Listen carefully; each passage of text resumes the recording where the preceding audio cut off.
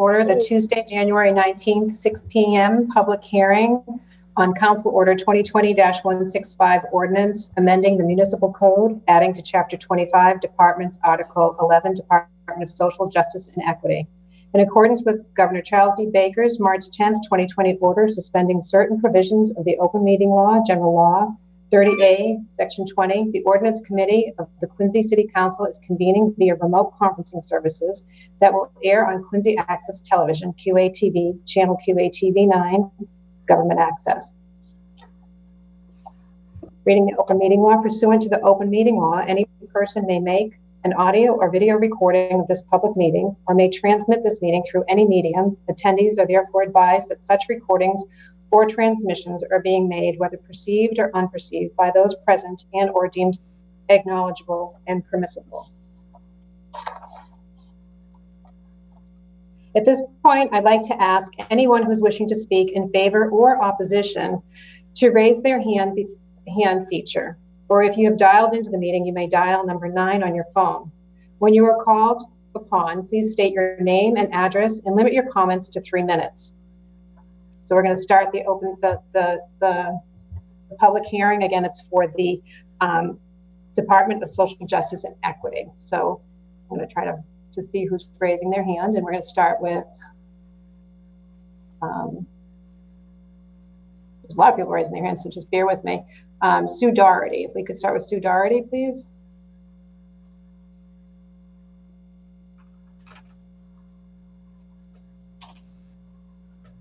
Hi, can you hear me? We can hear you, Sue. Hi, so my name is Sue Doherty. I live at 922 C Street in Howes Neck.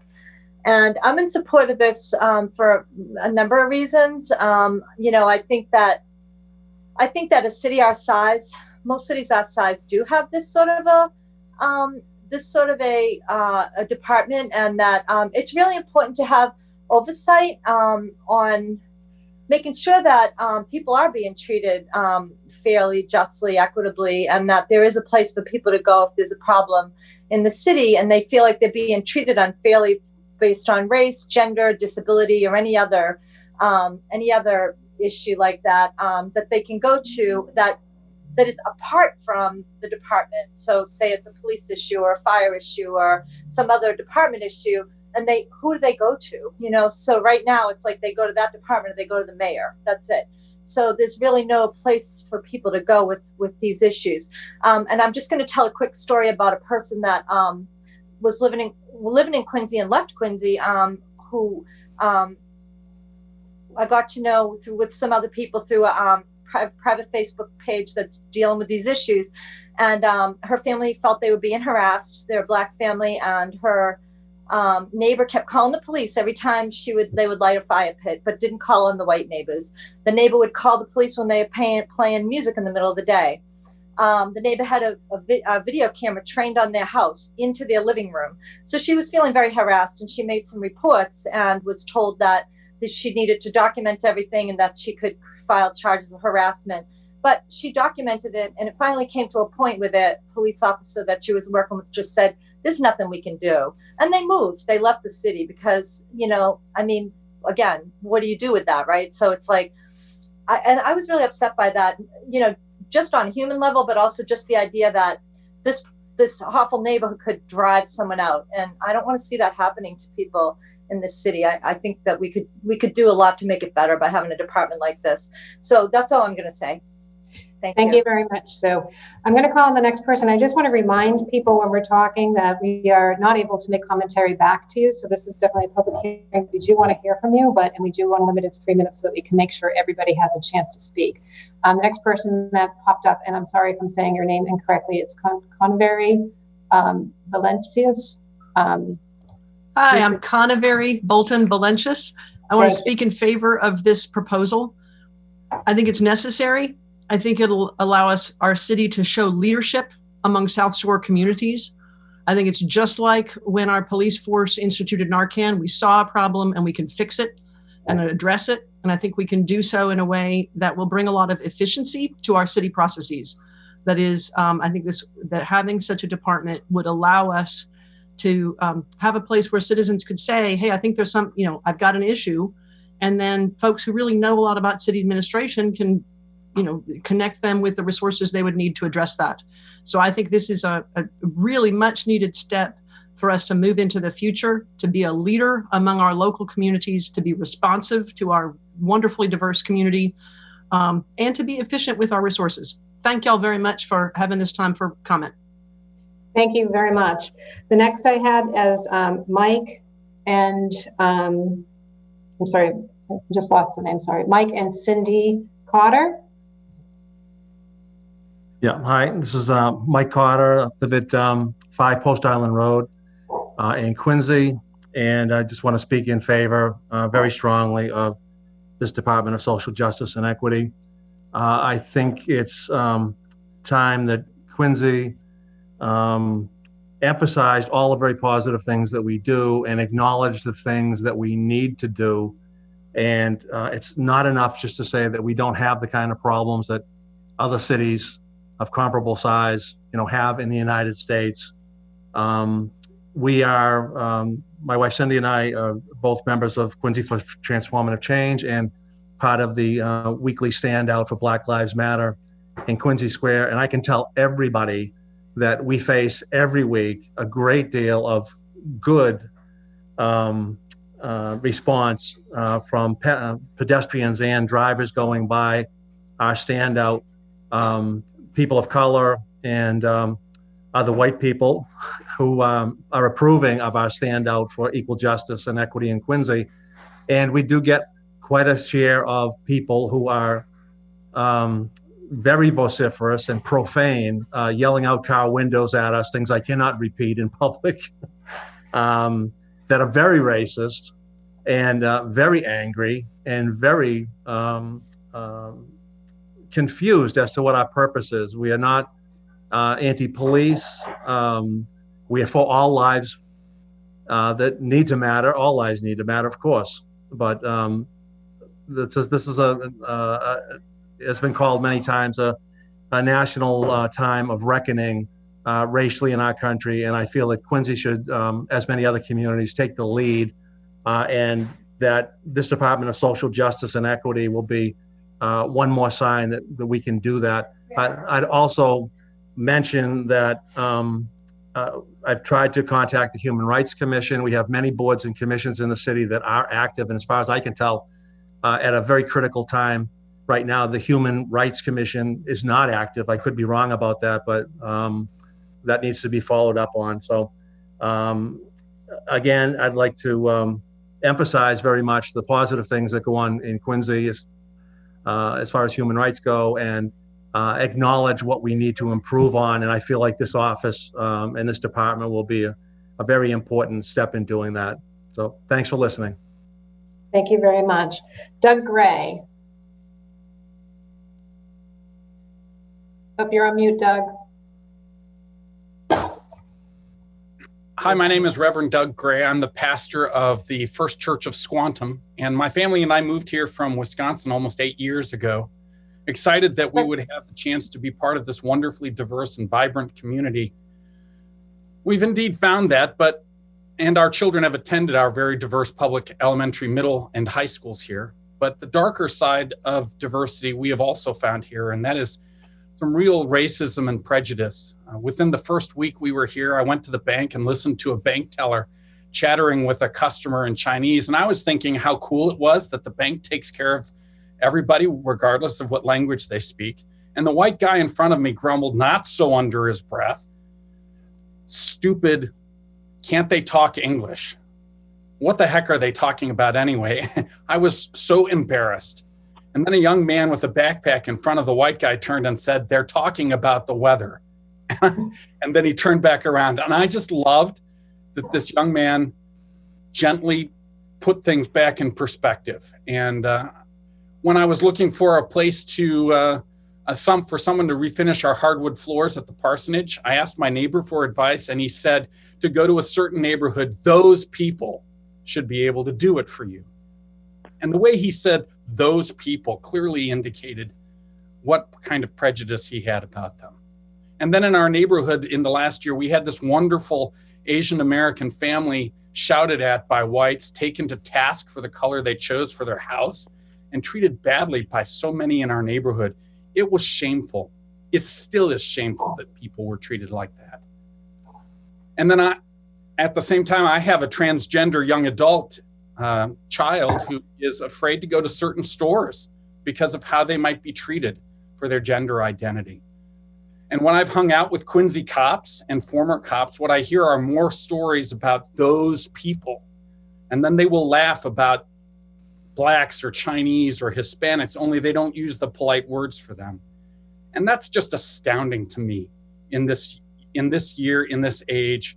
They're upstanding citizens, but I guess by some measures, that means the need for diversity training and the need for setting a different tone in our incredibly diverse community couldn't be greater. It's not enough for our leaders to say, I treat everybody the same.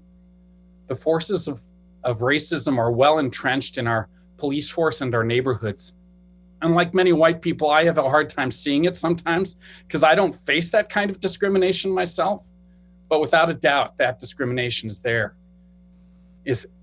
We need more diverse voices in our policing and our politics. In our Christian tradition, we find that every human is made in the image of God, regardless of their color or their gender identity or their sexual orientation or any other factor. So I asked the City Council to add the Department of Social Justice and Equity so that our city can more effectively recognize and honor the diverse voices of our community. It will take time to challenge the dark side of our diversity, but racism can indeed be confronted. I hope that the Department of Social Justice and Equity will be a good step on that journey.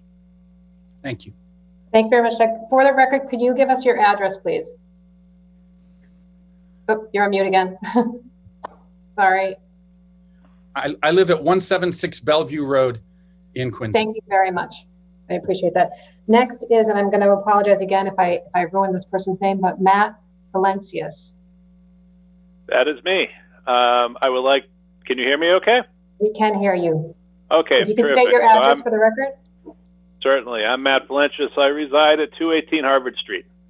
I'd like to thank the City Council for providing this open forum. Some of what I'm about to say will be duplicative, but I gather the purpose of this forum is to gauge where community sentiment is.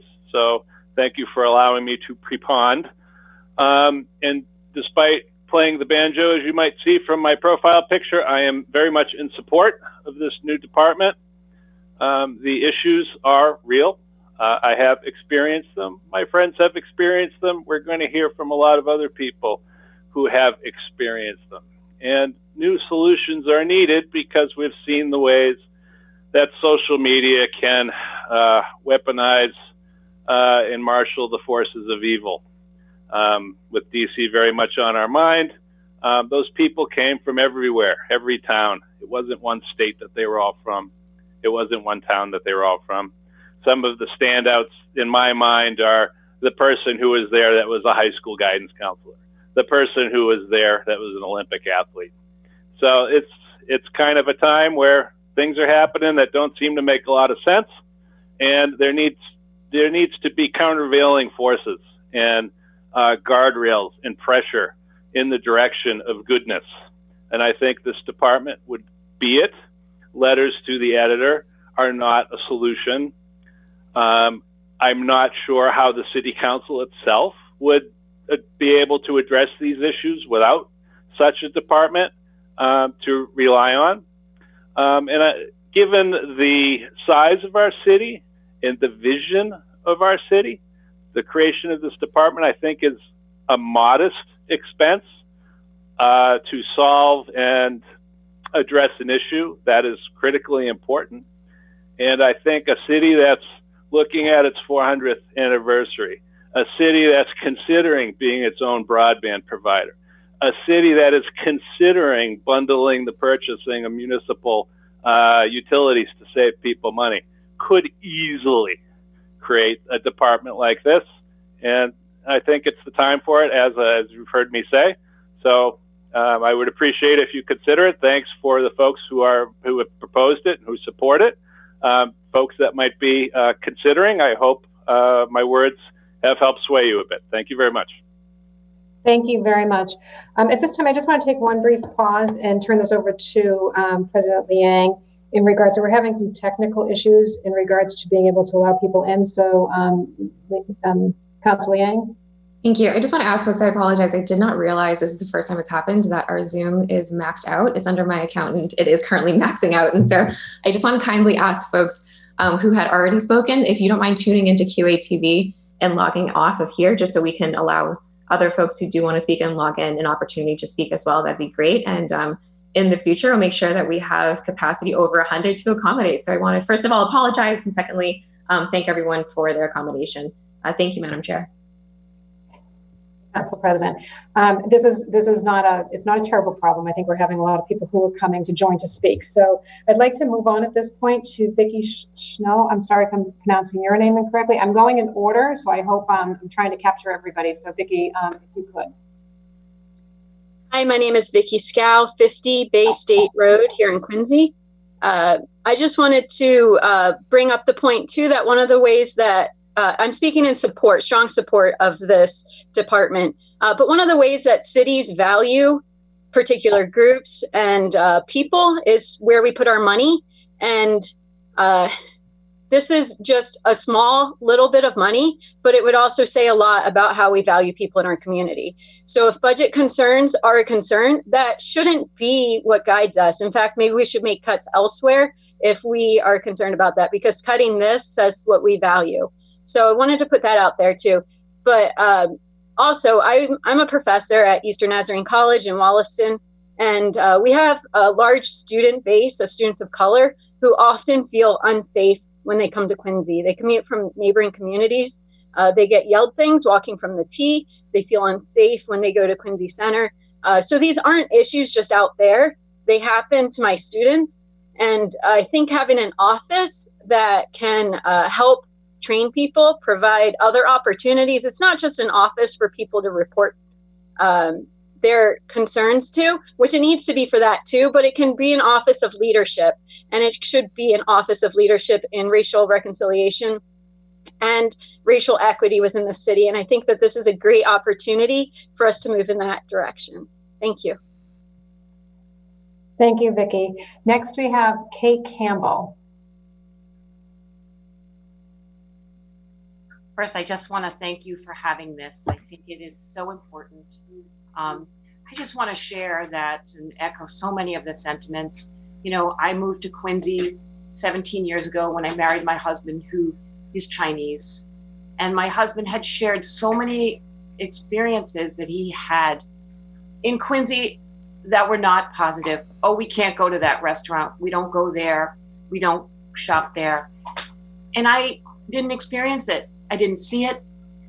And I was, I thought, I felt badly for him, but didn't take a lot of this on. And I have 3 children. I have a daughter who is 15, and for the umpteenth time, and it's very emotional to me because 3 weeks ago, maybe 4, she walked into Walgreens. I asked her to go into the store by herself, and she came out hysterical because someone chose to call her some very unkind words. And I think about this department so much because I had no one to call.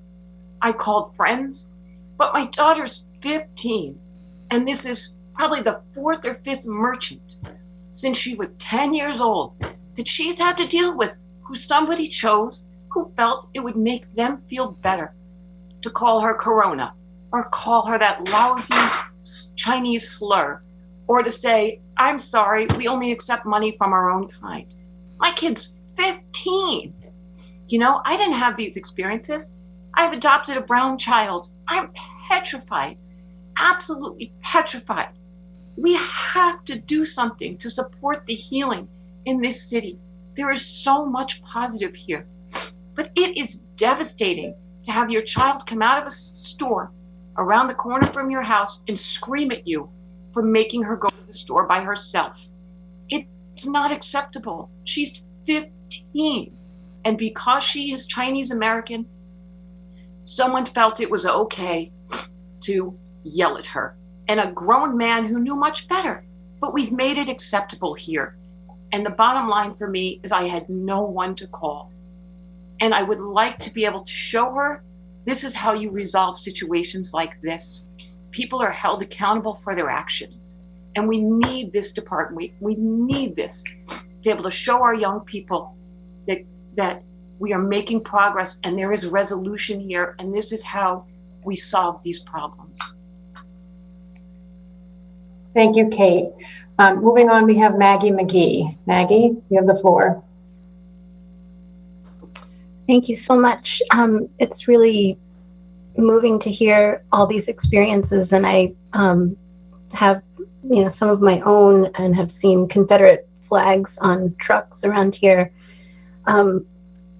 So I think that while it can seem far removed for some people who don't go through their lives experiencing this, I think it's really important to have this kind of department to look at these experiences that people are anecdotally telling, but also that the data shows, because I've looked into some education issues in particular and see that 56% of Quincy students are non-white, but only 5% of the teachers are. And that makes Quincy, puts it at the least diverse school system of all cities of similar size.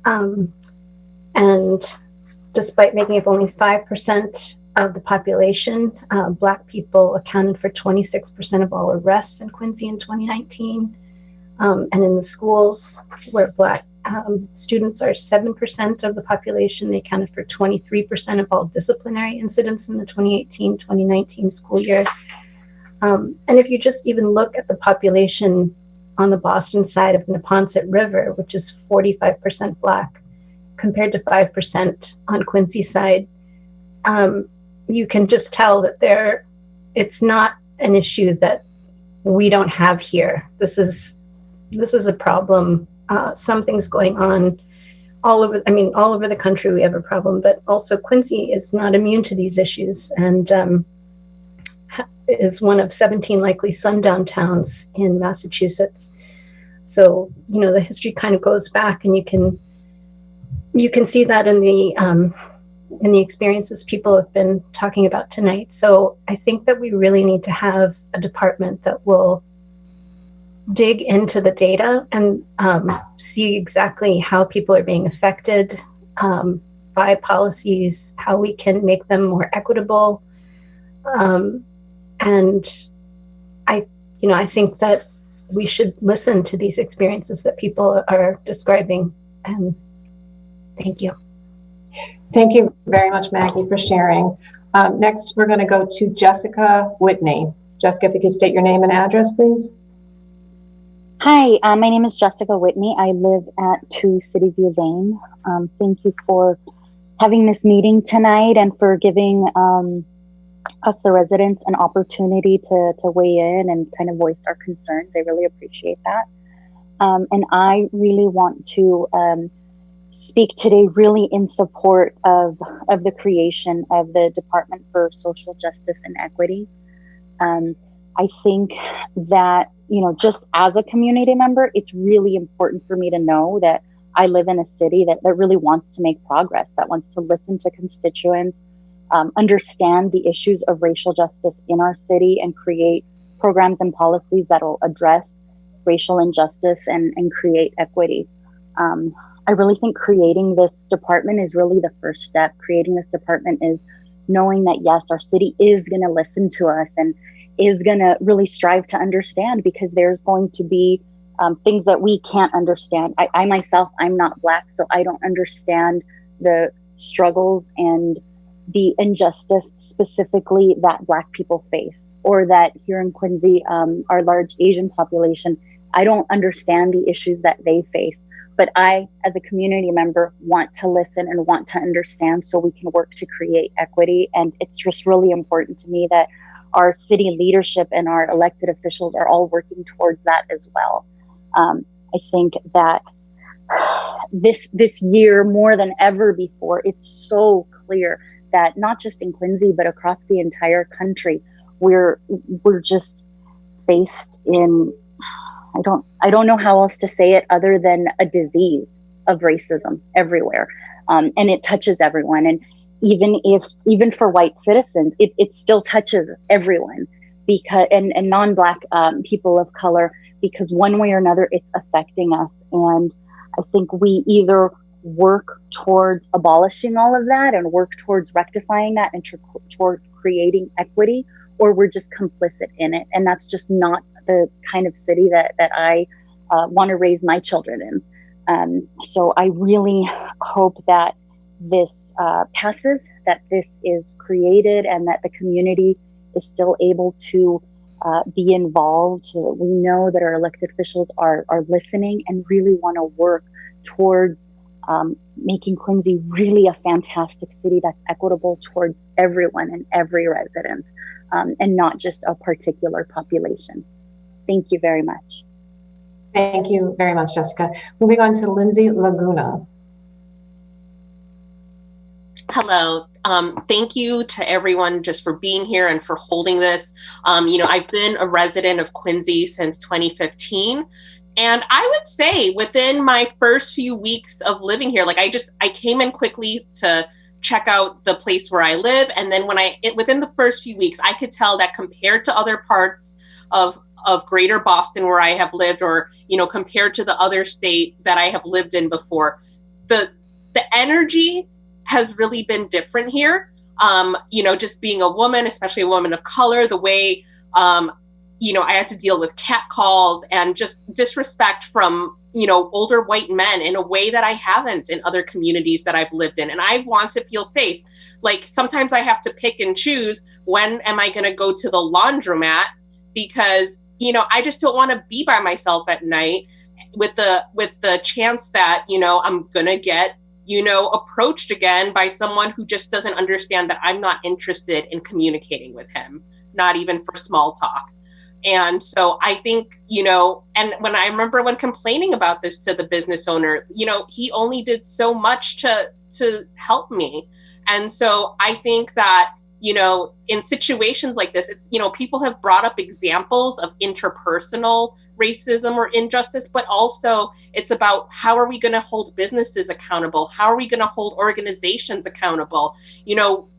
As we move through this pandemic and hopefully find ourselves on the other side of it, we want to be a leader in this area in making sure that we have a community where people can be healthy and thrive, and all of us collectively. If there's nothing else that no one has learned from this pandemic, it's that in order to be a healthy, happy, safe, successful community, because we're talking about businesses, right? And also, the collective safety of all of us, we all have to think about each other and not just our individual selves, and also not just our own families and our own friends. As far as this department goes, it's one of the holes that is missing in the puzzle. Ever since, George Floyd, we've seen a growth of, different organizations, or maybe some of them were already there and they're just becoming more active and more visible.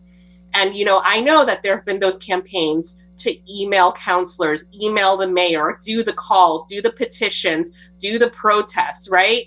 There's all of this energy across Quincy and beyond, clearly showing that collectively, we as a community, there's a critical mass of us, and we are fed up and we are ready for some type of change, and we want to do it institutionally.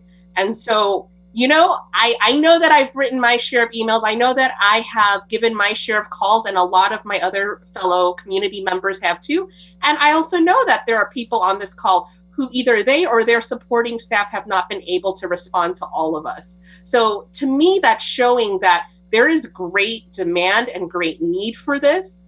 And so if the current structure of government isn't allowing for all of us not only to be heard, but also be responded to in a timely, respectful manner, in a way that each individual feels valued, and each group, I should say, then clearly we do need a department like this. So I am speaking in strong favor of this, and not necessarily as like the final step, but the first step of a foundation for further growth and improvement. And I would just say evolution for us to become, you know, a more advanced town in this area. Thank you, Lindsay. Could you provide your address for the record, please? 72 Beale. Thank you very much. At this moment, I just would like to take a moment to pause the public hearing just so that we can open the ordinance meeting, and then we'll come right back to the public hearing. So if we could just pause, and at this point, if we could open the ordinance meeting, because it was supposed to start at 6:05. And then for the record, this is open, and now we're going to go back to the public hearing. Does that work, Jen? Okay, so back to the public hearing. And the next person I had on my list on the public hearing was Albert Lee. So Albert, you have the floor. All right. Thanks to everyone for giving me this opportunity to speak. My name is Albert Lee. I live in Ward 1 at 23 Bailey Street. I'm very proud of the initiatives that have been taken by the city in the past to better support its residents, and I'm also thrilled by a lot of forward-thinking initiatives that we have taken, such as the municipal broadband project in particular, which is near and dear to me as a person in the tech community. And Quincy is a very different place than it was a few decades ago, and it's far more diverse and more welcoming than it's ever been. But it's time for our city to also reflect that the diverse communities that our residents live in, and acknowledge the different experiences that we have because of our identities. Our residents serve a city that has the tools to really identify and understand the issues that affect our communities, and to respond to those issues. Our city needs to be able to use that information in its leadership and in kind of meeting its commitment to provide equitable opportunities for everyone, all of our residents to thrive, no matter what communities they live in. And to this end, I support the proposed ordinance by Councilors Leung, Dibona, and Pamucci to create the Department of Social Justice and Equity. Thank you. Thank you, Albert. Moving on to Vanessa Lee. Hi everyone, I was born and raised in Quincy. I live in Germantown on 381 Palmer Street. Am I still unmuted? Sorry, I'm not sure if you guys can hear me. We can hear you. Thank you. Could you state your address, please? Yep, 381 Palmer Street. I've been a long time resident in Germantown. And so I've grown up in the school system, been here my whole life. And so, sorry, it's a little emotional for me. But I know, like, having this would be helpful just for the youth of Quincy. Because growing up, I've been hit with slurs similar to the ones that we've talked about throughout this meeting.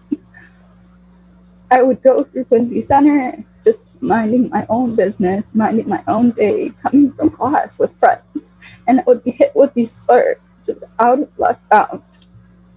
And I have never been able to forget that. And it hurts me to know that even with my parents still in Quincy, they're hit with these slurs. Even when waiting in the food drive line at the Germantown Neighborhood Center, I've heard stories in the past summer from my mom and her friends where they feel unsafe in those lines waiting for help because someone has yelled racial slurs. And because of how my mom's nature is, she's a very passive person. So she just took it and she went home. She didn't fight it. So me being here is a stance for her. And I hope that in the future we can have something that families, students, parents can rely on. So I'm very much in support of this. Vanessa, thank you very much for sharing. I know that was difficult, and I do appreciate you doing that. Moving on to Matthew Thomas. Matthew, you have the floor.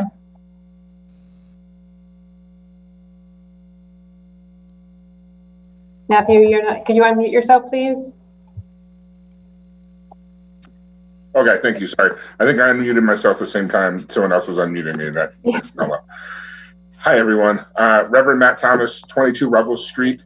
I currently serve at Bethel Church of the Nazarene in Germantown as the pastor there.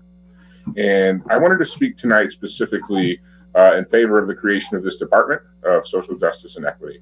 I recognize that often it is difficult for those of us who are white to understand that there are problems with equity and justice in our country, state, and even the city of Quincy. It's much easier for me to dismiss the experiences and the stories of Black and Indigenous people of color. It's much easier for me to dismiss those stories because it's not native to my own experience. It's much easier for me to get defensive rather than to actually listen. And so I appreciate you all listening this evening. However, during the last 17 years of ministering to and listening to the people of Germantown, I believe that we do have numerous challenges in regards to equity and justice within our city. It is my hope and my prayer that creating this department will allow us the opportunity to think creatively across our city in pursuing equity and justice for each and every single one of our residents. I support this proposal and believe it is one positive step towards moving beyond the "we don't have any problems here" toward making Quincy an anti-racist city that demonstrates hospitality to all of its residents, specifically our Black and Brown residents. To create this department is a necessary step to begin to listen to the stories and contributions of those in Quincy who have often been ignored and not had a seat at the table. Our police force is an example of this. Our city is 57% white, 31.6% Asian, and 6.2% Black, while our police force is 95.6% white, 2.7% Asian, and 1.3% Black. I understand that police hiring is tied to the civil service exam, and Chief Keenan and Mayor Koch have told us that they're looking into potential other ways to do more recruiting and hiring that is more equitable. Creating this department could help in areas like this in our city, like police hiring, that need additional support in being more equitable, that need additional support in being more reflective of the people within our community. This department could help us move beyond policies that claim to be colorblind towards a much more equitable system in which we value the contributions and experiences of Black and Indigenous people of color. The time is now for Quincy to lead, for us, the city of presidents, to demonstrate to the communities around us that we are opposed to racism, that we denounce white supremacy culture, that we are opposed to oppression and marginalization, and that we cannot stand hate and injustice. The time is now for us to demonstrate to communities around us that we are committed to justice, that we are committed to equity, and that we value the lives and bodies of Black and Indigenous people of color. The time is now that we, the city of presidents, declare ourselves on the right side of history. Thank you. Thank you very much. Moving on to Tim Lynch. Tim, you have the floor.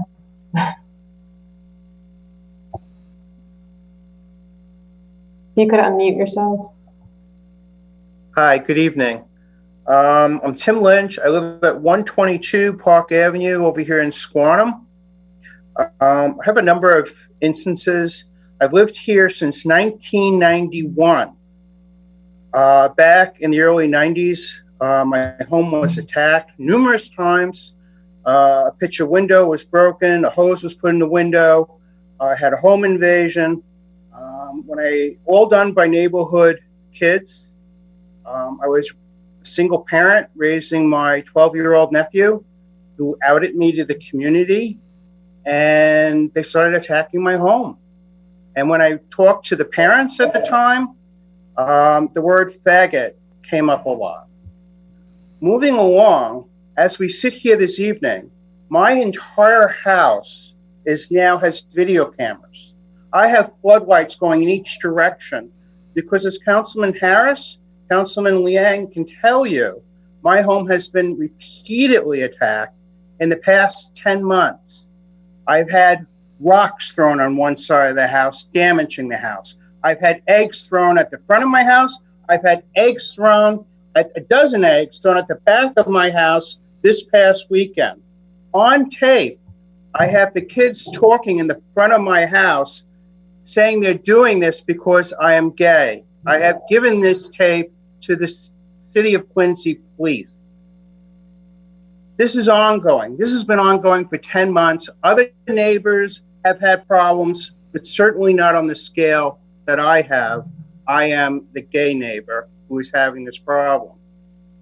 The city also has a problem where over the summer, my husband was accosted twice by city officials. He was doing yard work in the front of my house, in front of our house, excuse me, and city officials in a city truck came up and yelled at him as to where to put the yard waste. They then came a couple of weeks later, and when he put the yard waste where he was initially told to do it, they yelled at him for putting it there. My neighbor across the street, when I came home, came up to me and said, "Tim, you're not going to believe this." I was stunned because this big guy was towering over my husband, screaming and yelling at him to not where to put waste when my husband was trying to explain, "I'm only putting it where you told me to put it." He was abused because he's Hispanic. There's no question in my mind. And I'm an attorney. I jumped right on it. I let the city council know. I let the mayor's office know that I will sue because of this outrageous conduct by the city of Quincy. I immediately got an apology. The people who accosted my husband came to the front door, said they were wrong, and apologized. But you want to know something? I'm a lawyer. I was able to get that done. What about all the other people living in this city? What about all the people who are speaking tonight who aren't lawyers, who don't know where to go? That's why you need this department. You need this department to deal with systemic discrimination in the city of Quincy.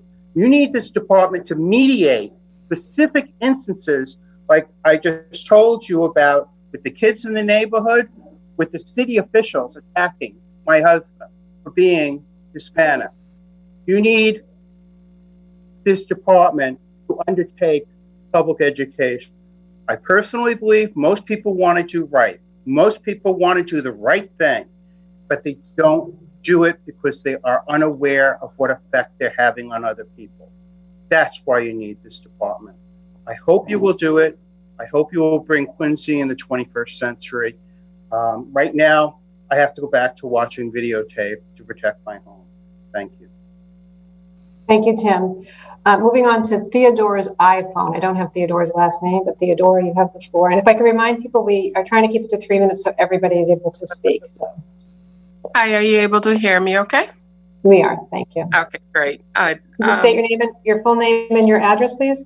Sure, it's Theodora Laptiste, 132 South Street in Quincy. I've been a resident for 21 years and I've raised two boys here. Both have gone to school. I am so in favor for this social justice and equity department to start because it is so important. I'm sitting here in tears listening to Tim and Kate and everybody else who share their story. We do need something. We need something like that to just oversee what's going on, to help people understand and educate people in the city. It's just all of this is just lack of education, really. People are afraid and scared and don't understand other people. And we just need to open up their eyes and teach them. So anyone, after hearing all of these other people talking about their experience, can ignore the fact that we need this program, could say we don't need it, that's shameful. So I'm hoping that all those that would oppose it is actually listening to this and understand. Because my son has been harassed when they were younger. As soon as they got old enough to be in middle school, the police would stop them, ask them where they live, question them for no reason. My sister, who bought a house, fixed it. It became so nice that it brought up everybody else's property in the neighborhood. But the neighbor decided that even though she did that, because her son fixing their car outside, they must, in their private area, they would call the police and tell the police that they're chopping up cars and they're legally fixing cars. The police would come and check and they would show them they own the car and they would leave. And again, the neighbor would call over and over again. And not one time did the police say to the neighbor, stop calling, that those are their car. But no, they just kept on showing until they got tired and stopped going. So we do need these type of things. So please, I hope this does happen. The department does get open. Thank you so much for listening. Thank you, Theodora. Next we have, and I apologize, but this is the name that's showing up, Narrow Gate. If that's not your correct name, I apologize, but if you could state your name, and if it's your correct name, it is, state your name and address, please. Sure. My name is Bob Wagoner. I live at 27 Shore Ave. Thank you for holding this open meeting tonight. People have said a lot of really powerful things, and so I don't want to repeat stuff, but I wanted to mention that yesterday, to celebrate Martin Luther King Day, I was a part of a group that read King's letter to from a Birmingham jail to people, and it's a very powerful text. If you've never read it, I recommend it. And when I think about what was said in that letter so many decades ago, it makes me realize that we still have a lot of work to do. You read the letter, and it's almost as if you're reading it for today. You know, the changes that still need to be made that Martin Luther King talked about so elegantly are still issues that we face today. And so I wonder, you know, what have we learned this past year? And it seems to me that we've had to face things in a more direct way. We've had to face that racism and white supremacy is all over. Some of it we know about, some of it we're not aware of. So we're still even learning about it. This is after over 400 years of dealing with it. So it's not going to go away quickly. But I think having a department says something about us and what we value, what we care about. You know, and I think about all the other departments in a city, right? We never imagined not having Department of Public Works. We'd never imagined not having a planning commission. You know, these are all things that help a city to function and to be healthy. And I see this as just another form of helping us to be a healthy city, you know, to take care of the things that need attention. And it's clear it's not just Quincy, it's all over the Commonwealth, it's all over the nation, that there are things that need to be healed, there are things that need to change to make us what King talked about as a beloved community. That in the end, we want Quincy to be a place that everyone feels safe and secure in, and feels like they respect who's living next door, and they welcome people who live next door. So I applaud the efforts here, and strongly support establishing a Department of Social Justice and Equity for Quincy. Thank you very much. Could you just restate your first name for the record? We're not sure. Sure, it's Bob Wagoner. Bob Wagoner. Thank you very much, Bob. Moving on to Kathy Groom-Nguyen. Kathy, you have the floor. Thank you. I want to thank you for holding this meeting, and thank everyone who's shared their stories and their comments so far. And my address is 27 Hilda Street. You know, in addition to seconding and not wanting to repeat the powerful comments that were already made in strong support of the foundation of this department, you know, I also want to highlight how all of the communities of color in Quincy are an asset to our city, and that we shouldn't take for granted that the communities of color in our city are an economic engine and attract people to our city. We need to continue to move things forward and develop these structural avenues for the members of our community who need to redress issues of equity and social justice. And we won't be able to maintain this special quality of our city without it. At the same time, I just want to point out that social justice and equity isn't a special interest issue. It is not for a particular individual community or group. It's for the whole community. It's for all of us. And the harm when we do not have justice impacts all of us. And justice benefits all of us. And justice and fairness shouldn't be up for debate. It's not a partisan issue. And we need to continue to move things forward. Thank you. Thank you very much, Kathy. Moving on to Judy Ram. Thank you, everybody.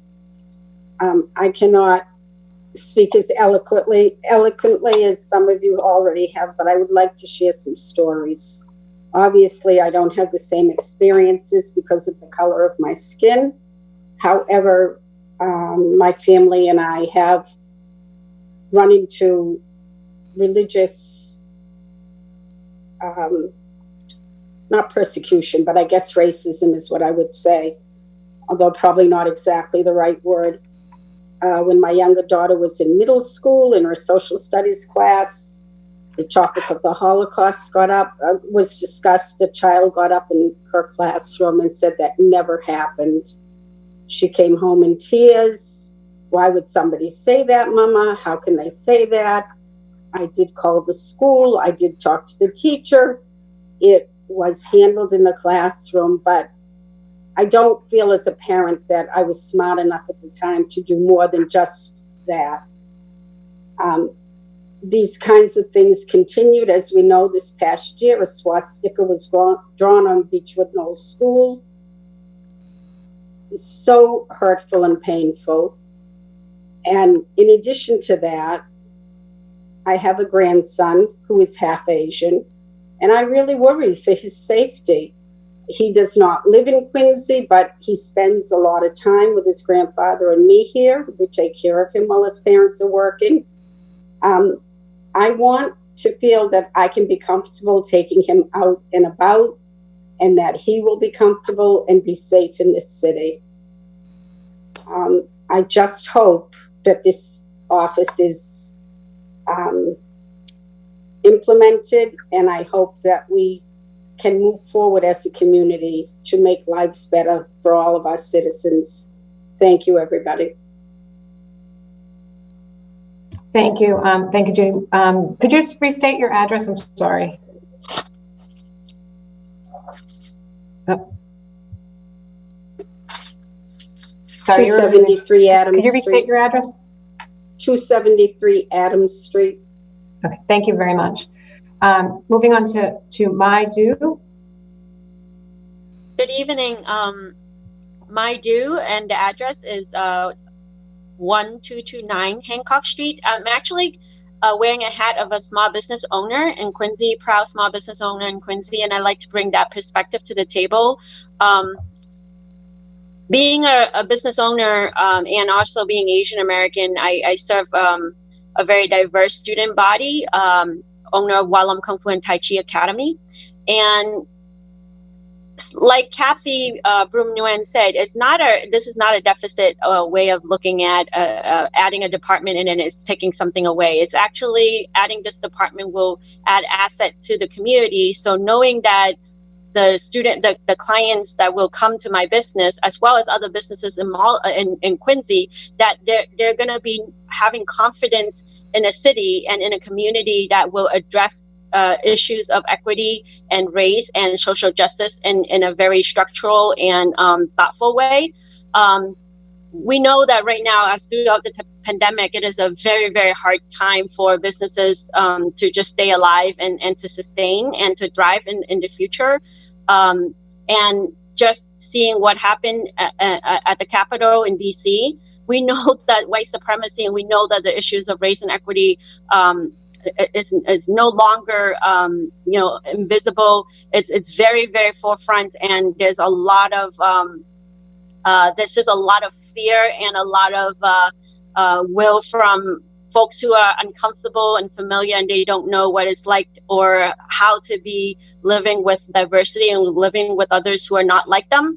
So having a structure in a city by the city says a lot, and it says a lot to us business owners that is worth it for us to invest in Quincy. It's worth it for us to put our life savings in a city, in a community that we know the government, the tax money will go to a place where it's going to not look out for the residents of the community, but it's going to look out for those who are going to invest in the city to help the community thrive as a whole. So this is not an issue of deficit, that if we have a new department that's going to take away anything else from other departments, it's going to add a lot of value.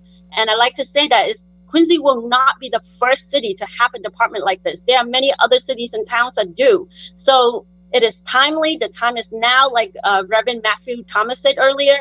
The time is now, and it's from a business perspective, it only adds, and how hard the businesses are suffering right now with this department being added into the fabric of the government of Quincy, it gives us so much more confidence to know that not just that the residents are supporting us to try to help us to fight on and sustain ourselves, but that the city is really looking at all aspects of business life, community life, what's healthy, what's positive, and what's equitable for a proud city of President. So with that, I really truly urge the committee here, and thank you for all the counselors and those who really brought it up to this point for Quincy to be looking at this in a serious way. And from the bottom of my heart, as a business owner, as someone who's really proud, and as an educator that serves diverse students, we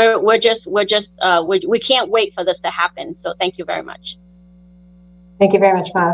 Moving on to Yvonne Lamothe. Hi, I live at 25 Jordan Street. Can you hear me?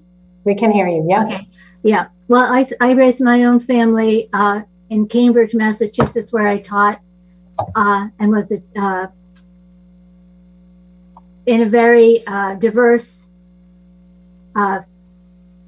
setting.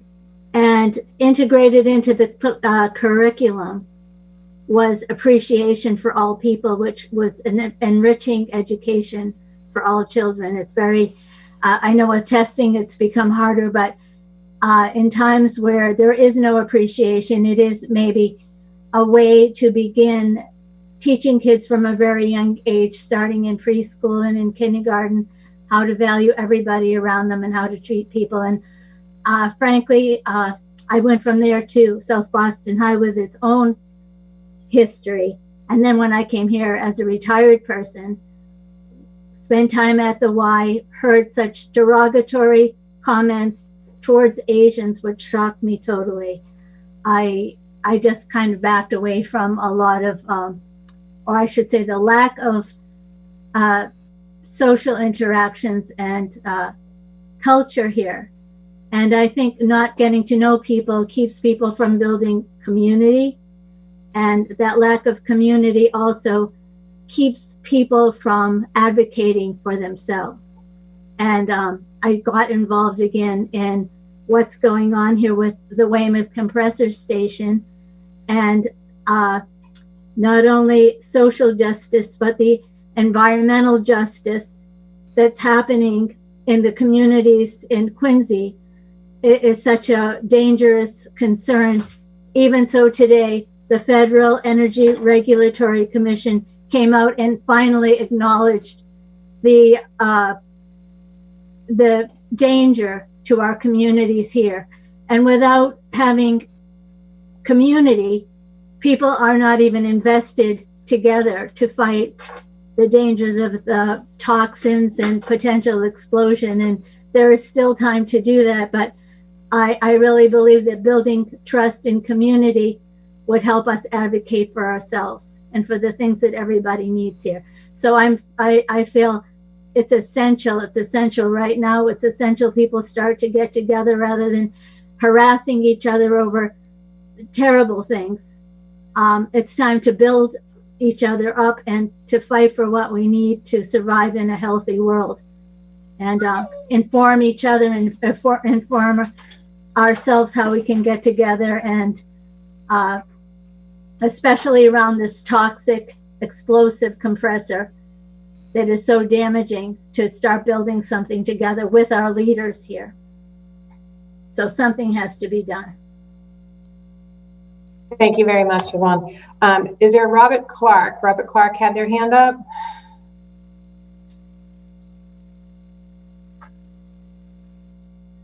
Robert?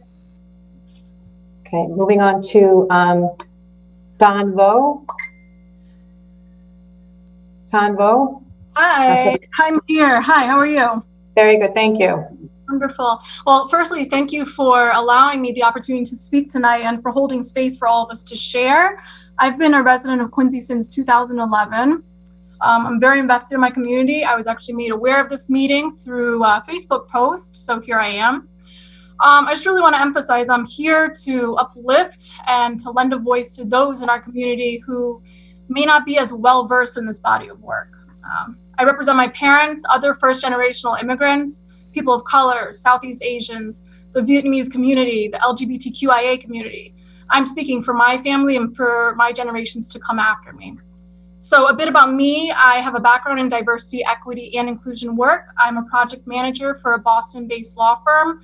I'm involved in a number of DEI-focused initiatives, and in my experience, far-reaching and long-lasting impact to uplift and support underrepresented communities is best achieved through a strategic investment, backed by financial support and with visible leadership commitment. So I'm making this comment to share that I sincerely hope this proposal, if passed, will be supported and its foundation is rooted in those aforementioned factors. I personally support the creation of this department and favor the proposal to designate a DEI officer to oversee the agreed upon responsibilities. I feel very hopeful looking out at this audience of about 86 of you tonight. I see this as a unique opportunity for Quincy to take a more proactive leap on this journey for racial equity. And more personally, I feel that our community has a way to go before we're truly inclusive towards our neighbors. I really appreciate the examples that some of you have shared, those that spoke before me. They were very vulnerable, very raw, very telling, and I'm truly sorry you've had these unfortunate experiences. I'll just close in saying we absolutely need this department to deal with the systemic racism we've witnessed and we've heard tonight. The examples we've heard are actually just symptoms of a deeper sickness that's plaguing our community, our country, our nation at large. So this proposal is an absolute first step in the right direction to address the needs we've heard. I will reiterate and emphasize these needs. I've heard the need of safety for our children, for our extended relatives, the need for equity across and between identities and intersections, the need for inclusion, and most importantly, the need to educate others on the importance of all of these factors we've mentioned here tonight. Thank you so much for your time. Could you please state your address for the record, please? Absolutely. I'm at the Avalon Apartments, 2 Avalon Drive in Quincy. Thank you very much for sharing. Moving on to Julie Melozzi. I'm sorry, I'm not saying her name incorrectly too, but Julie, you have the floor.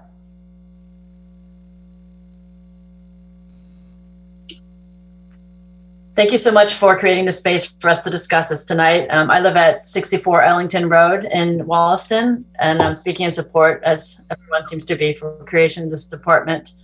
I also want to thank others for sharing their individual stories, many of which are painful, and for sharing the data about why this is very important for us to create this department.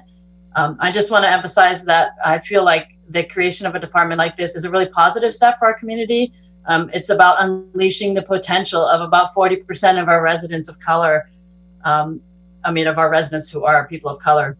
And I feel that it's really not just about responding to individual acts of racism or discrimination, but it's not about pointing fingers or something like that and naming names and calling people racist. It's really about dismantling systemic racism.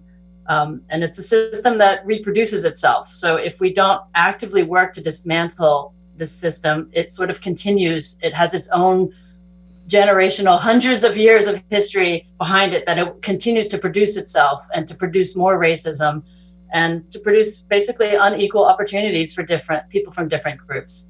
So I hope that after listening to all of these stories and all of this information, that you will vote to approve. Thank you very much, Julie. Moving on to Fida Aid. I'm sorry if I'm saying your name incorrectly, but Fida, you have the floor. Hi. Can you hear me? We can hear you. If you could state your name and address for the record, please. Yeah, my name is Fida Aid, and is it okay if I do not say my address for safety reasons? Or we are people of color in Quincy, and I don't know if this is public or not. This is public, so okay. I can message you. Thank you. Firstly, I'd like to thank all the counselors in Quincy that have put this forward. I think these discussions are necessary in Quincy and long overdue, as we are hearing. I'd like to share a little of my story and experiences growing up here in Quincy. My parents immigrated here in '82 from Lebanon during a time of civil war. And they raised me and my siblings all of our life here. Along every milestone of my life, I can speak to a moment where I experienced discrimination based on my ethnicity as an Arab and as a woman who also covered my hair and practiced my faith as a Muslim. Some of my most traumatic experiences have happened here in Quincy. I'd like to take a moment and thank all the students of Quincy High and North Quincy High that have come forward on other occasions to share their experiences, which really drew me to want to share my experience here. When I was in high school, a boy approached me after school and told me, I have a knife and I'm going to protect my country. And I was a very shy student. I didn't know who this kid was. So it was a shock for me and continues to be a point of trauma for me. My younger brother in school, he came home one time and said, oh, my friend didn't want to come over because his parents said we were Muslim. You know, and just walking down the street with friends from my community, we've heard racial slurs of towel head, sand, N-word, many other things just screamed at us just walking down the street.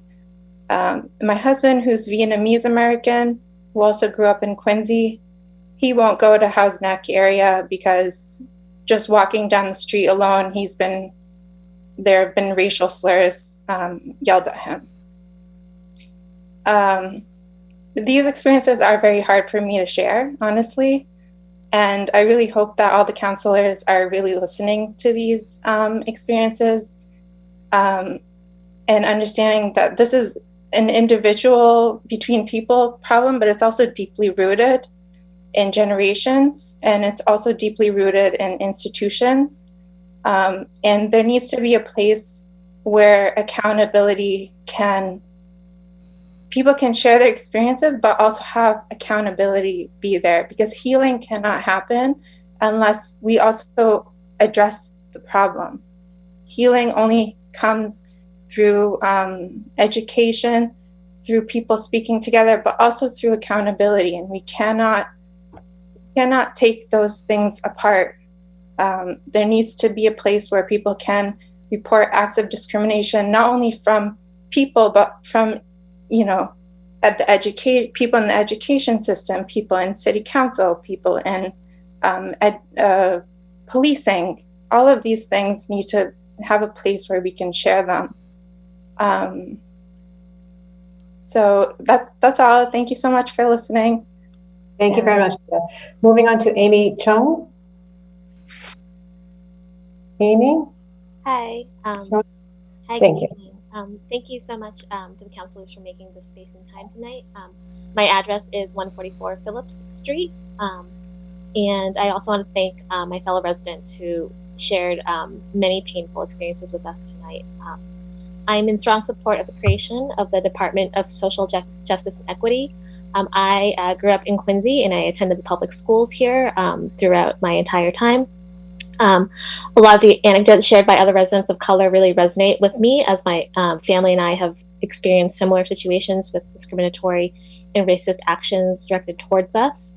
A couple of examples from my own history that still stick with me today include my mother being screamed at by a police officer when she was in a traffic incident with another car, and when she tried to clarify an error that the officer had made, he told her to be quiet, that I'm speaking, and yelled at her. And I still remember my mother feeling so humiliated and coming home, and for weeks afterwards wondering what she had done wrong and why her person, who was she to have deserved this from a police officer. I am realizing as I speak that I haven't shared these kinds of situations with other sort of members in Quincy, and sort of feeling unexpectedly emotional, even though these are things that we talk about with our own friends and family. But in a public context like this, it really brings kind of a new weight. In high school, I sat through an entire assembly to commemorate veterans in the Korean War, where the speaker, who was a former school official, repeatedly referenced the so-called Red Chinese, and said it was such vitriol. For 45 minutes, I felt like those who are of my same ethnic background were just targeted, and no one ever said anything afterwards. No teacher approached me. It has stuck with me literally for decades now. To feel that again, that kind of humiliation in public. And I think what ties these two incidents together, my mother's incident with a police officer, my incident in school, is that this kind of action was these actions were things that we sort of experienced with institutional agents, so members of institutions in Quincy. And so what I want to say, like others have before me tonight, is that the sort of advantage of this kind of department is that it sends a signal that there are sort of structural problems that we want to address in a systemic way. And I think the advantage of having a department like this is that it allows for a professional to lead the efforts around diversity, social justice, and inclusion as their primary responsibility, someone who's able to look across departments and sort of see what's going on at kind of a more macro level. And while I think issues of social justice should be part of the work of all public servants in administration, I think the reality is that only when this work is elevated to that kind of specific role does it get the attention that it needs. I also think that this sends a message that the city's commitment to diversity, social justice, and equity is not just lip service by making this investment. It is a public commitment. So thank you, and just want to emphasize my strong support again of this department. Thank you very much, Amy. So we're running close to the end of, before we have to open up the council meeting, we have about 5 more people. If we can keep it to 3 minutes, and hopefully we can get through everybody. Val McLaughlin, you are next. Val. Hi, everyone. My name is Valentina McLaughlin from 10 Pembroke Street, and don't let the last name fool you, I am Hispanic. And I want to just say that I'm very proud to say that I grew up in Quincy, despite some of my and my family's experiences with racism and bigotry. This initiative makes me feel hopeful, and overcoming our own opinions and prejudices for the greater good is really hard in any circumstance, and it feels like there's never a good resource to go to when you see or experience it, or when your friends or family are impacted. And I think that this department can be a stepping stone towards a better future for our community, especially at a time when it feels like our nationwide political environments have empowered and bolstered racism and bigotry. So I just wanted to publicly support this initiative. Thank you very much, Val. Moving on to Elizabeth Speakman. Elizabeth, you have the floor. Hi, my name is Elizabeth Speakman. I live at 129 Marymount Road. I'm also speaking in support of this department. I want to thank the city councilors, elected officials, and city employees who are here tonight and put a lot of work into making this happen.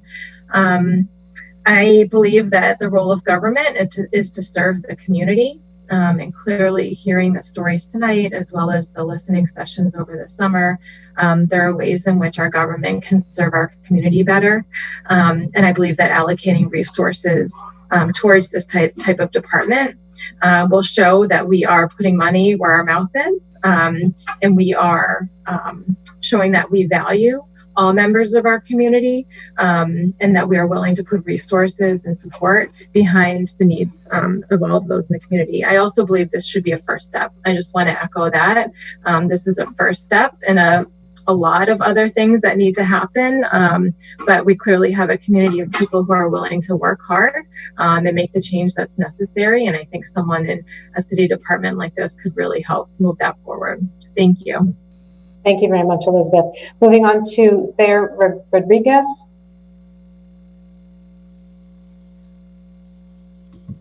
Hi, my name is Tere Rodriguez. My address is 6th House Road. I'm here as a resident, as a parent, and as a person of color in full support of an initiative like this. Definitely, as I hear the painful, I have lived in Quincy for over 15 years already. It's painful to hear, the different stories that have been shared here, and I appreciate everyone who,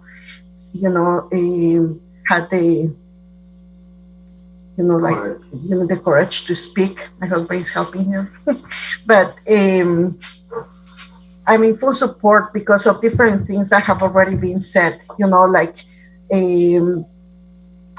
We need accountability. We need an oversight for these very, very important topics, which are, elevating our own diversity, which is, a very great asset for the city of Quincy. This can only create a competitive advantage among many, cities in Massachusetts. We're known, across the country for being the first on many levels.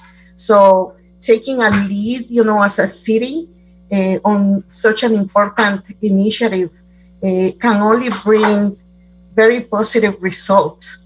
And that's all I wanted to say. Thank you. Thank you very much, Terry. Moving on to Juan Lee. Quan Lee. Hello, my name is Quan Lee. I live at 238 Farrington Street. I'm 20 years old, so I'm going to be on the younger end of tonight's meeting. I am for the creation of this department. Having gone through the entire Quincy public school system and being a graduate of North Quincy High School, I have gone through my own racist experiences as an Asian American. I really do hope this department will give the younger kids that have experienced racism in schools and our community. Even though I graduated from North in 2019, I still wish the younger generation can talk about racism in a way that I was never able to when I was in school. While I am excited for such a department, I cannot be wary of it. I'm worried because the promise of such a department will give the everyday person complacency. There is a series of racist systems in place, and one department will not solve it. Systems like police brutality and the gentrification of our neighborhoods. I do not expect a singular department to fix and solve these issues and systems. And I think it was Tom that said it. I hope by this one department forming, other departments will just stop caring. We'll just stop caring about social issues. However, I hope this department does not mask the systems in place people of color still face. Again, I hope the creation of this department does not mask the racist systems in place people of color still face. We have to keep such a department accountable. Thank you. Thank you very much, Juan. Moving on to, I think we have John Rodefeld, and then we're on to Shauna Thomas. So John. Mute myself. Awesome. Thank you for letting me speak tonight. John Rodefeld, 62 Grunwall Road, Quincy, Mass. I'm just going to start out. I have 3 minutes, so you can stop me when I'm at 3 minutes, okay? I want to just say that I think we do a great job in the city of Quincy. I love the city of Quincy. I think the police do a great job in the city. I grew up, I went to Montclair. You could say I'm an older white man. I'm kind of a little bit offended by some of the people who spoke a little bit earlier. I love the United States of America. And, I also love our president. I love Donald Trump. Okay. And what I really don't like, I don't like people coming up here and saying bad things about the police and saying bad things about the people that work for the city, because it's not about people being racist, about people being nice. And we have some of the nicest people working in the city of Quincy, and we have some of the nicest people working on the city council, and Mayor Koch is one of the nicest mayors in the history of the city. So it's about everyone being nice to each other, okay? Life is not fair, okay? People are mean. We have to have thicker skin. I'm against this department. What I'm for justice for all, okay? I think we need we need more people in the constituent services department. What we need is more people to help Jen Manning in the city councilor's office. We need people to answer the phone. When you call a city councilor, you need someone to answer the phone. You need people to answer the phone and say what the problem is. That's what we need. We need more constituent services. And if people have trouble about different problems that they have, that's fine. I mean, when I was younger, people would make fun of people all the time. It wasn't as diverse as this, but you know, I can remember people would make fun of someone. You're right. If they were Jewish, I can remember growing up in high school, people would be mean to someone if they were Jewish. I can remember when I was in the 3rd grade, I went to Jamaica. I came home. I was so dark. They made fun of me for weeks. We were studying about Aborigines. It was not fair, but that's what life's about. So I just want to say that I'm against, you know, because honestly, I go to meetings all the time. I record all these meetings. And if anyone's interested, you know, all I ask is everyone to be nice, okay? The Irish people, be nice to the Italian people, be nice to the Polish people, be nice to everybody. You can't say... John, you're at 3 minutes. John, okay. you're at 3 minutes. All right, thank you. Thank you. Moving on to Shauna Thomas.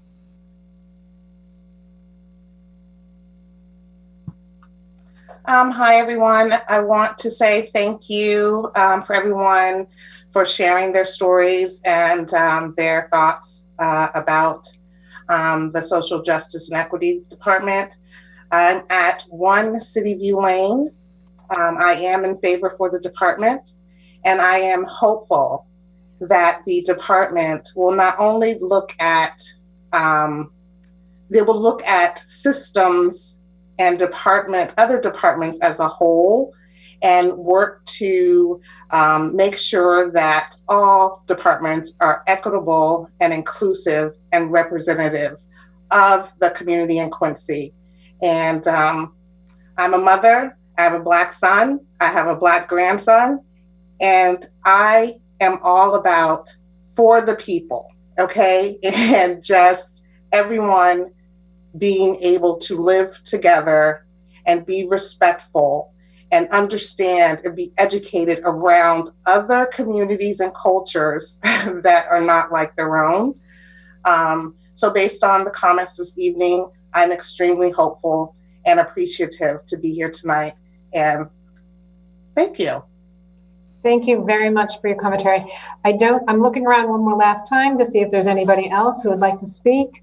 And we have Faye Strigler and Irene Flores. We may have to pause to go into council meeting. We have about 6 minutes. So if we could, Faye, you have the floor.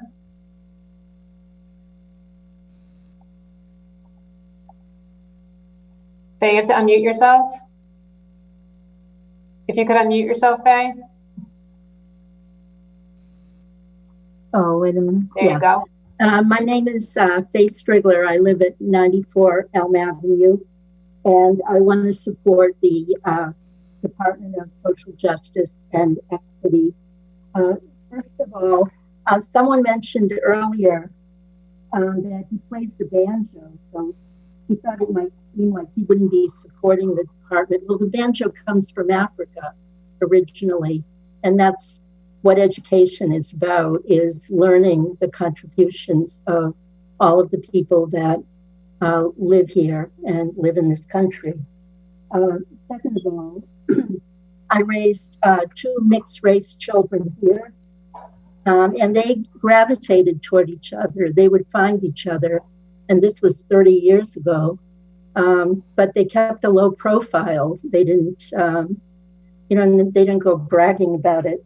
But my daughter told me that she had a teacher who would spend the whole class berating the Asian American kids, and how distracting that was. So that's something else to think about what it does, not just to the kids that are being attacked, but also to all the other kids, that they're learning that they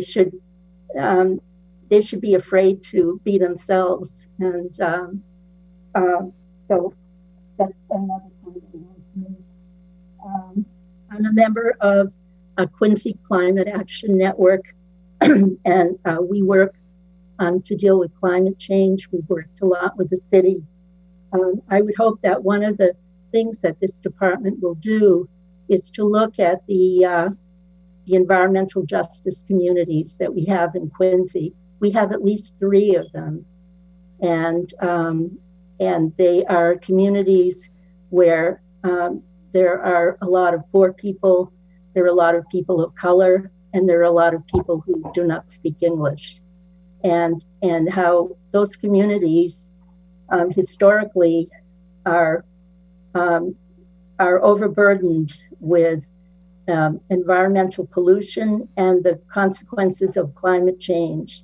And I hope that this department will happen, and that part of what it does is to pay attention to these communities, Germantown, Quincy Point, and South Quincy, and work up data, find out what's really going on there and how it's affecting the citizens of those communities.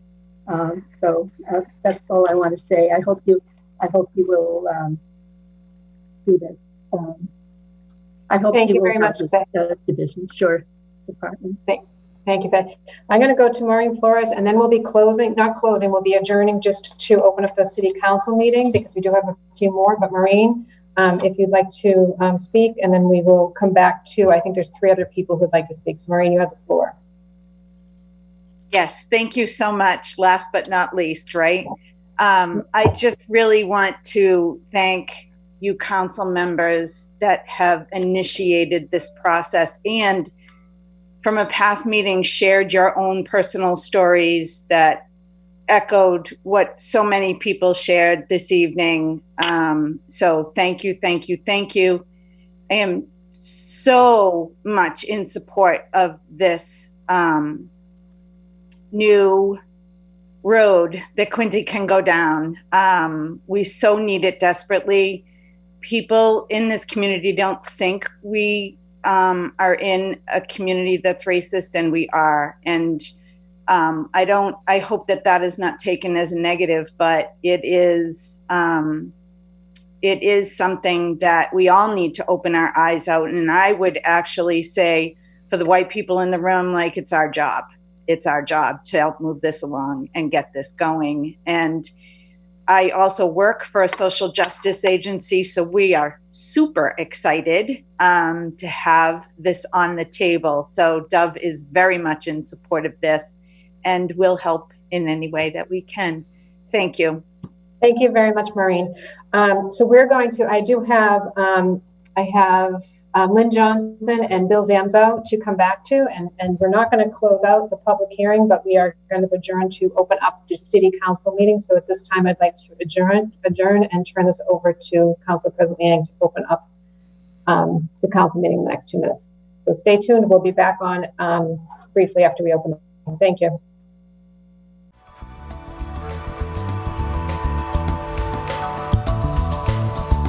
Okay, good evening, everyone. I'd like to call to order the Tuesday, January 19th City Council meeting. Madam Clerk, could you call the roll, please? Councilor Kane. Present. Councilor Kroll. Present. Councilor DeBona. Present.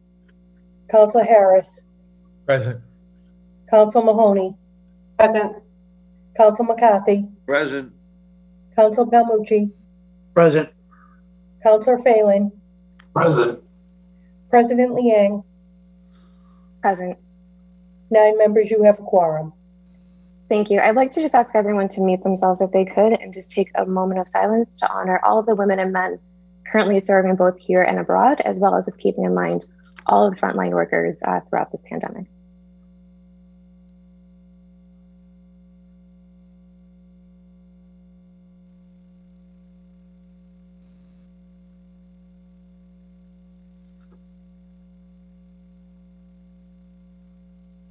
Thank you, everyone. Madam Clerk, could you read the open meeting law, please? Oh, Madam Clerk, I'm just going to unmute you. One moment. There you are. Pursuant to the open meeting law, any person may make an audio or video recording of this public meeting, or they may transmit the meeting through any medium. Attendees are therefore advised that such recordings or transmissions are being made, whether perceived or unperceived, by those present and are deemed acknowledged and permissible.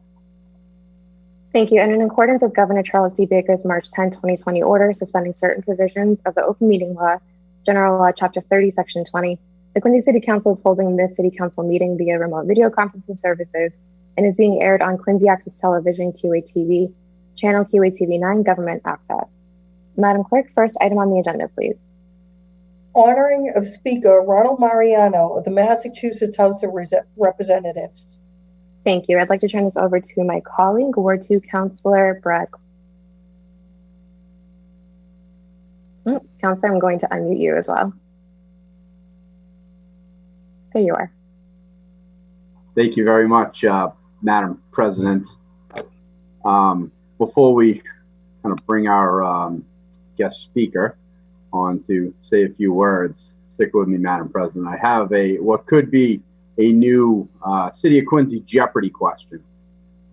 So prior to now Speaker Ron Mariano, who was the last Speaker of the House to hail from the great city of Quincy? No, Madam President? I didn't.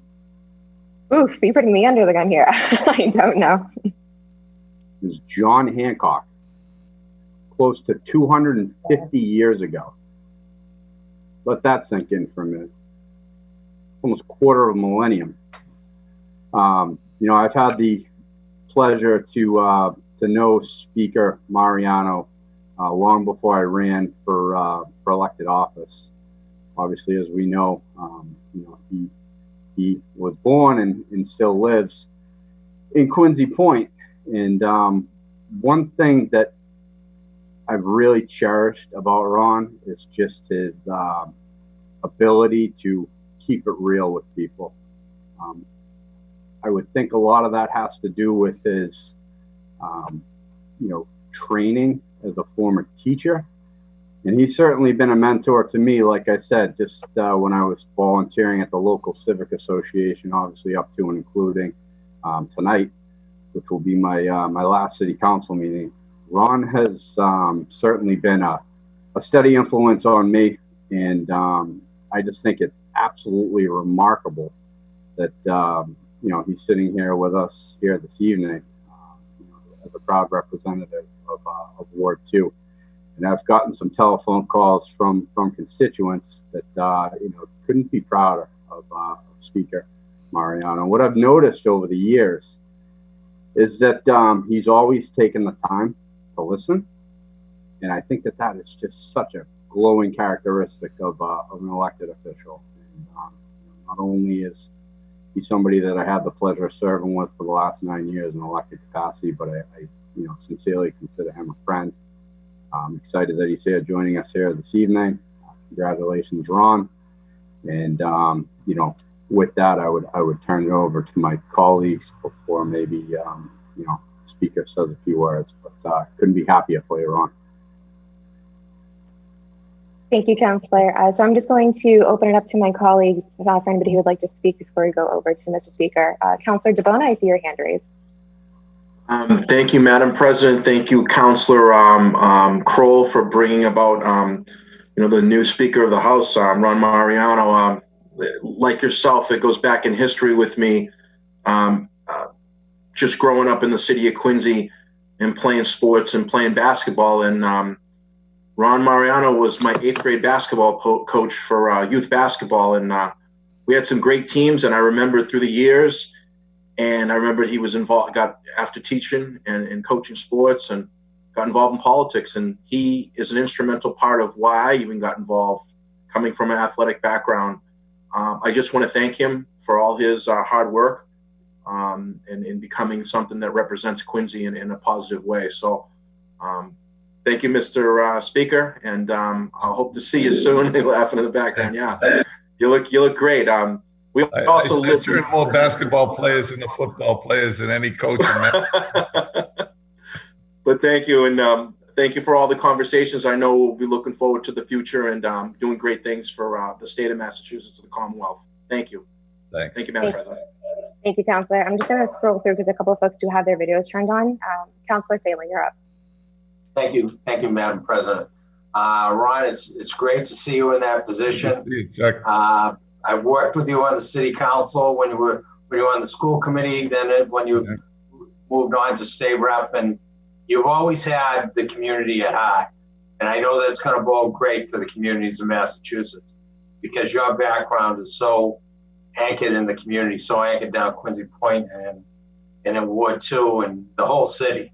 You've always been there for the city, and the stuff you brought back to the city has been absolutely tremendous.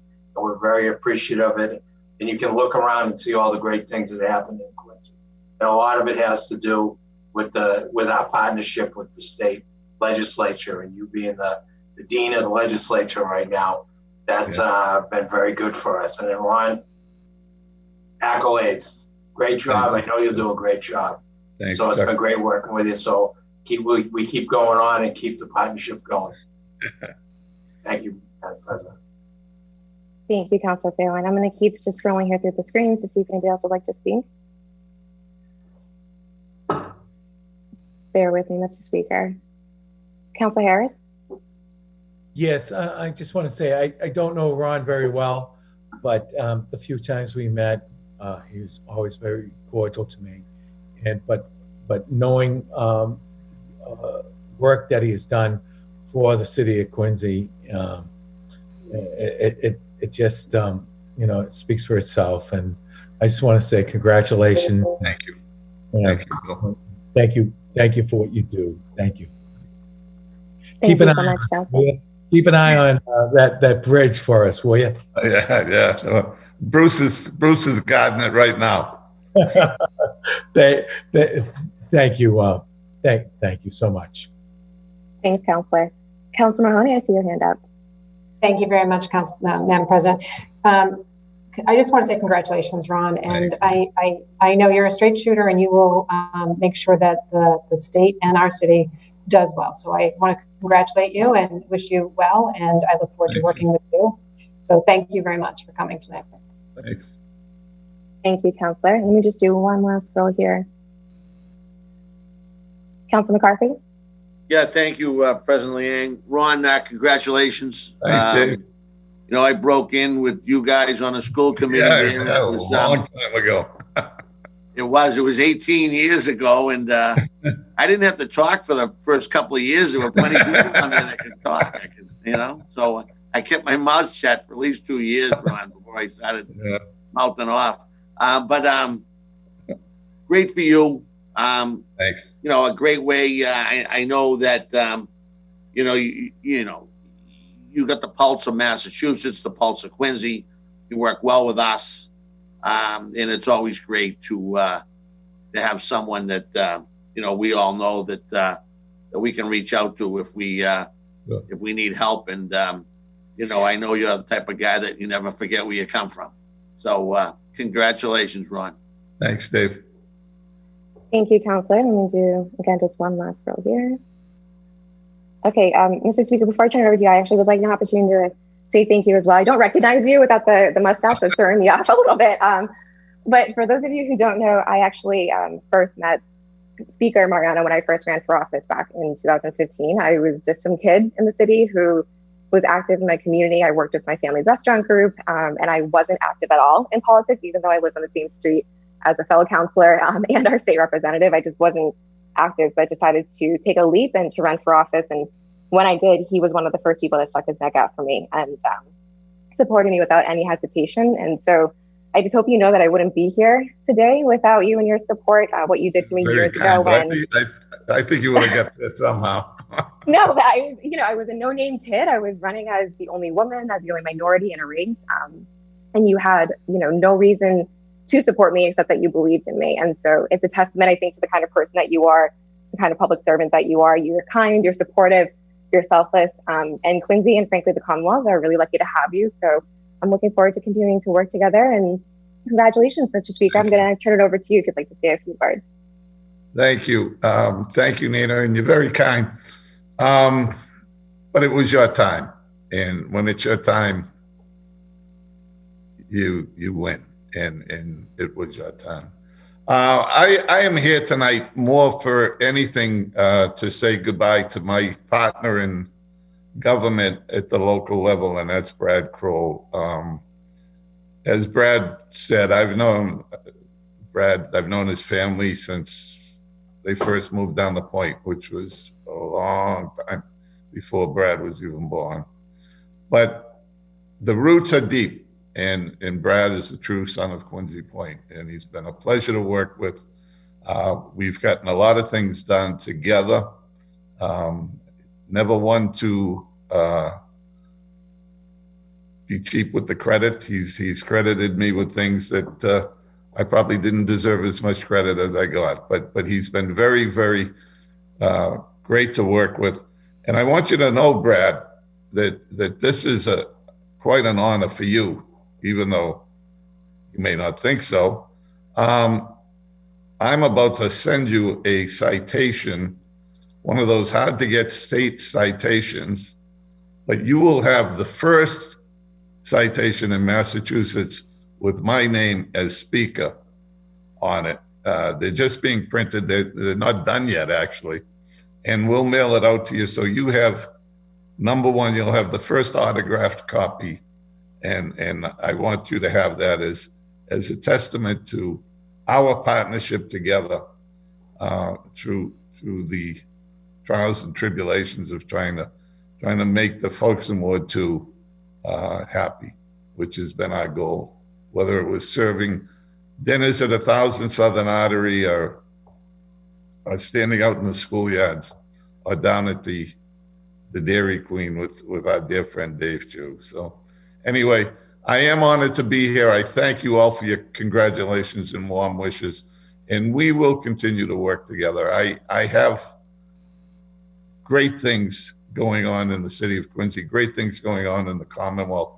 I'm very, very fortunate to be in the position I'm in now. I think that we are going to bounce back from this pandemic stronger than ever.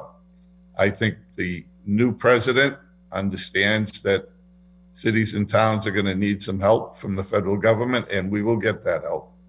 So I'm optimistic as I can be sitting here today as we are about to begin a new presidential term, and having just arrived in the speaker's office myself. And so I look forward to continuing to work with the mayor, the city council, the school committee in Quincy, which has always been my home, my first love, and will continue to be. So again, thank you to everybody. Thank you so much, Mr. Speaker. And from all of us on the City Council, congratulations again, Council Kroll. Thank you so much for giving us this opportunity to formally thank Mr. Speaker. And please grow that mustache back as soon as you can, because it really is throwing me off. It's kind of freaking me out a little bit. I have to have my picture taken in here, so I'll grow it back before I have the picture taken. Well, thank you so much. We're really excited for you. And again, we all look forward to continuing working together. Thank you. Thank you. Thank you so much. Thank you again, Councilor Kroll, for that opportunity. Madam Clerk, next item on the agenda, please. Honoring of COVID-19 heroes, Health Commissioner Ruth Jones. Thank you. I know that a number of my colleagues have some things and some parting words to say as well, but I wanted to take this opportunity. She came in front of us last week to give a sort of 2021 New Year update with everything that's going on with COVID. As everyone knows, this is continuing to develop day by day, and this is unknown and uncharted territory for everybody at every level of government. And I just think that for the past year, I personally feel as though I've been very lucky, and we've been very lucky here in the city to have somebody like Ruth at the helm of this to really juggle so many different moving parts, and so many different collaborations between nonprofits, small businesses, residents, the state, the federal government. Just numerous balls up in the air. And I think that she's done it well, considering, again, that this is uncharted territory. And so I think folks do know, and if they don't know, this is her opportunity to sort of formally acknowledge that she will no longer be with us, unfortunately. And it is a very upsetting time for me. I think I'm going to try to figure out how I can get her to stay and rein her in and keep her in the office. But I wanted to bring her on this evening to just formally recognize and thank her profusely for all of the work that she's done. I think she's done a tremendous job in leading a department, leading all of us as a city, really. And so, Ruth, if I actually could just turn it over to you first to say a few words, and then I'm going to turn it over to my colleagues to say a few words as well. So, Ruth? Thank you, Madam President, and thank you, counselors, for this honor. It definitely has been an unprecedented year that really brought the significance of sound science and public health really to the forefront of everything. I'd like to, obviously, I didn't navigate through this pandemic alone. And I'd really like to recognize the entire staff of the Quincy Health Department. And I'm talking about our food inspectors, our housing inspectors, our sanitarians, our administrative staff who worked side by side with our 2 public health nurses. They've worked tirelessly to not only investigate cases, but to trace contacts, and they've done it with compassion and patience that really is unparalleled. These were very trying times. They continue to be very trying times. And I'm so proud of the Quincy Health Department staff working 7 days a week, sometimes 10-hour days. And they continue to work these type of hours to hopefully get us to some point where we can have some sort of normal type of life down the road. I'd also like to recognize a few other people. Rita Bailey and the Quincy Public School nurses. They assisted us in the beginning of COVID. If you remember, everything was closed, schools were closed. Quincy Public Health was in the midst of the beginning of the pandemic and starting to do contact tracing, and it evolved very quickly for us. The Quincy Public School nurses volunteered on their own tremendously to come in to help us. They learned how to do contact tracing, and Rita Bailey and her nurses did a fabulous job for us. We obviously couldn't have done it without them in the beginning of the pandemic. And they continue to really partner with the health department now that school is back in session to ensure the safety of the community, the school community, the teachers, and everybody involved in Quincy Public Schools. So I'd like to commend them for the amazing work they do. I'd also like to express my appreciation to all the other city departments that we've all kind of navigated through this together. Our community partners, particularly Manat Community Health Center, who always stood up and came full force to help us whenever I asked. So Cynthia Sierra, Dr. Lily Young, they are amazing people. And lastly, but not least, the residents of Quincy who either sent a card, emailed me, called, and said, I'd like to volunteer when we get to the point that we're going to do vaccines, or sent an email saying, you're doing a great job, called, spoke with the staff and said, thank you. Those may have seemed like little things to them, but they were huge to my staff and myself. And honestly, they did not go unnoticed. And lastly, President Liang, you were a huge supporter of the health department through the pandemic. And I appreciate all your support, all your help, all the support of the counselors, the support of the licensing board. We're all in this together, and it really took all of us to even manage and navigate through this point. So thank you very much. Appreciate it. Thank you so much, Ruth. If you could, I just want to, again, give my colleagues an opportunity to say a few words as well. So Councillor Phelan, we'll start with you and then go to Councillor DeBona and Councillor King. Councillor Phelan.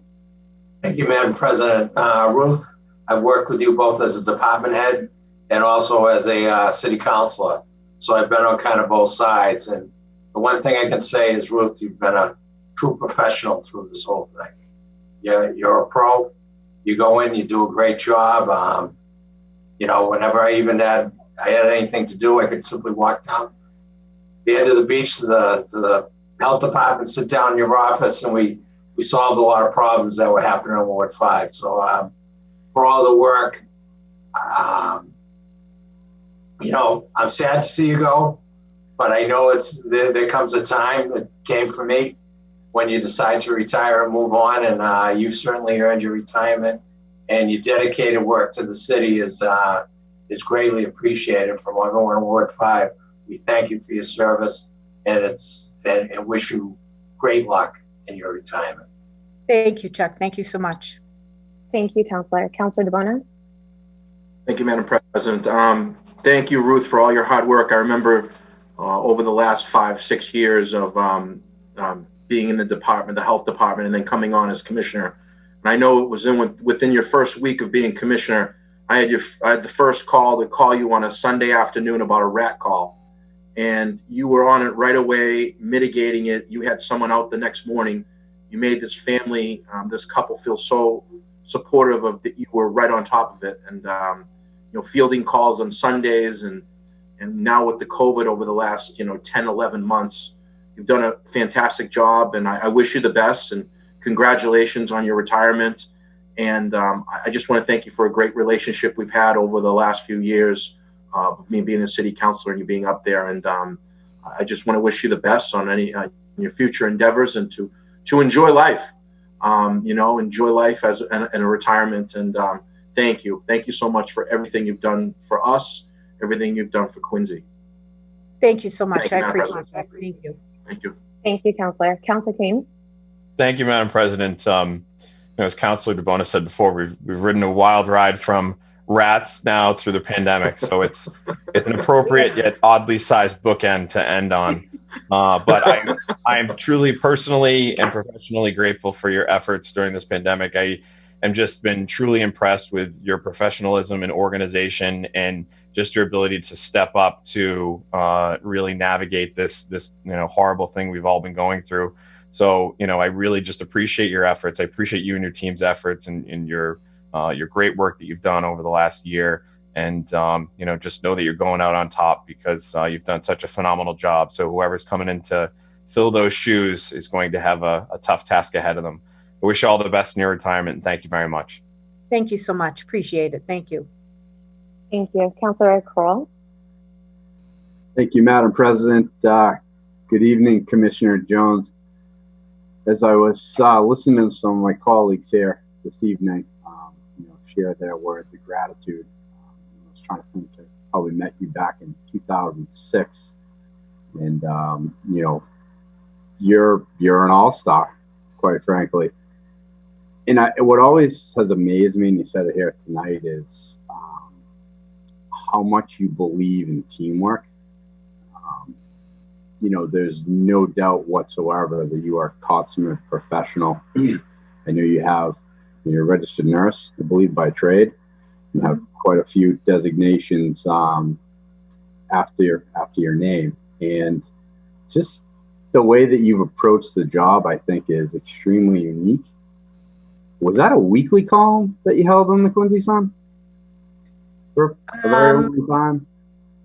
Yeah, it was weekly, I think. Yeah, that we did. In the beginning, it wasn't, but then it was a weekly column. So. A weekly column.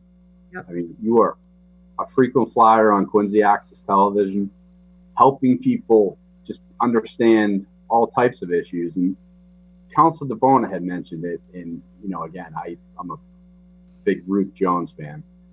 But I remember, right as the pandemic was starting to happen, so everyone was in, panic, pandemic, what is this going on? And I had received a inquiry from one of my constituents, and I remember this it's clear as day.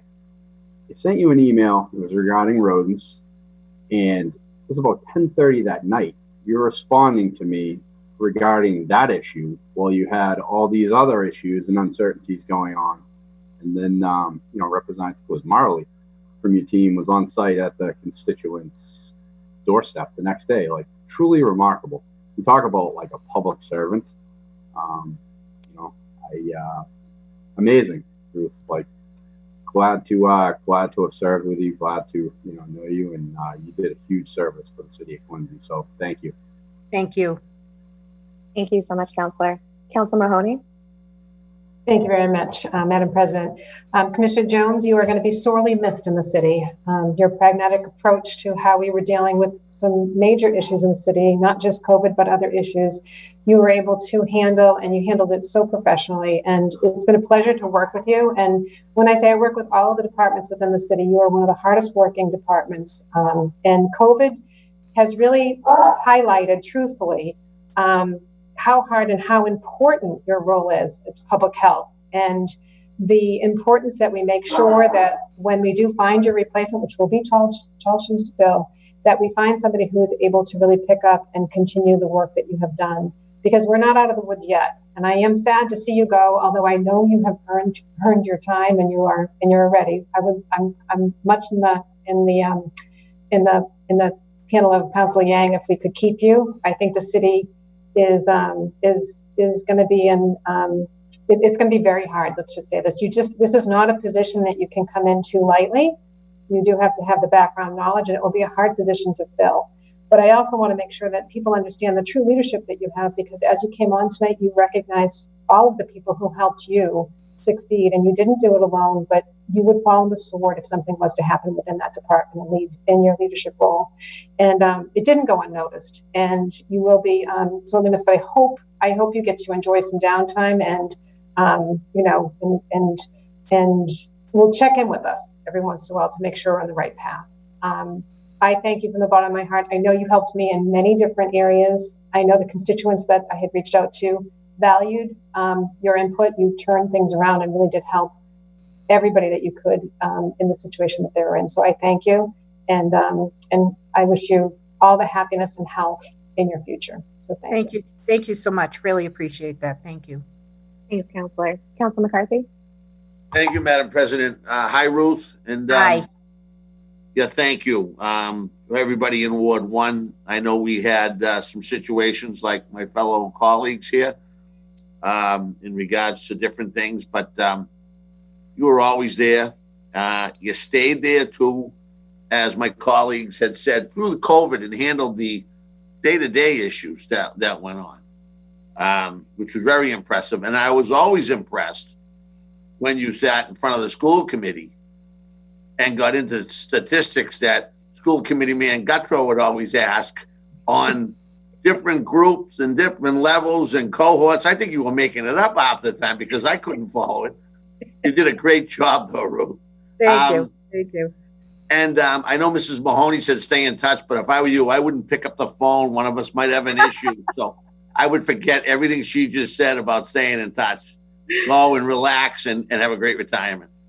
Thank you so much. I appreciate that. Thank you. You're welcome. Great job. And the department, too. Like you said, you included those guys and those girls down there. They did a great job. The nurses and Billy DeCarli and Paul Anderson and that whole crew all the time. And I know it was tough to go into our establishments and tell people to shut it down or, whatever. But that's a tough thing to do in your own city, but did a great job protecting everybody. Thank you. Thank you so much. They are a great crew. Thank you, Councilor. Councilor Palmucci? Thank you, Madam President. Good evening, Ruth. Just wanted to add my well wishes and thank you to you as you embark on your latest journey. We couldn't have done as well as we did as a city without your leadership and your professionalism during this crisis. You were doing some of the most important work in our city, making life or death decisions, and you did so with, again, professionalism and the kind of leadership that we are all very lucky to have had. So thank you very much. Enjoy your retirement. Enjoy your family. You've certainly earned it. Be well. Thank you so much. You also. Thank you. Thanks, Councilor. Councilor Harris? Ruth, I just want to say I can remember there was a vote that I was hoping to support additional help for you at one point, and you needed it. And I just want to say that what you've done, I wrote down one word, and it's strength, right there, strength. And thank you for everything you've done for the people of Quincy. God bless you and have a great retirement. I'm looking forward to it.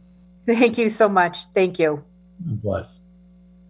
Thank you, Councilor Ruth. As you can see, obviously you've had a huge impact on the city as well as all of us on the council. You know, I think all been very lucky to have been able to work with you through this pandemic. And, you know, please reconsider if you do, let me know ASAP. But in all seriousness, you and your department did a phenomenal job. And we wish you the best of luck. Congratulations. Thank you. Thank you very much, everyone. It warms my heart to hear that we have made a difference and that the health department will continue with the staff there to make a difference. And we appreciate all the nice words and all your help and all your support. Thank you again. Thank you so much, Ruth. Enjoy the rest of your night. Thank you. You too. Thanks. Good night. All right, folks. So with that, I'm going to recess the regularly scheduled council meeting, go back into ordinance, and then when we wrap that up, we'll come back to finish the items here. Madam Chair.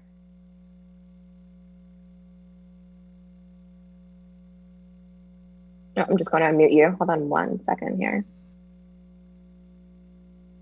I was on mute that time. Thank you very much, Madam President. I'd like to reconvene the public hearing at this time. And we have Bill Zamzow followed by Lynn Johnson. So Bill Zamzow, you have the floor. Thank you, Ann. Am I coming across?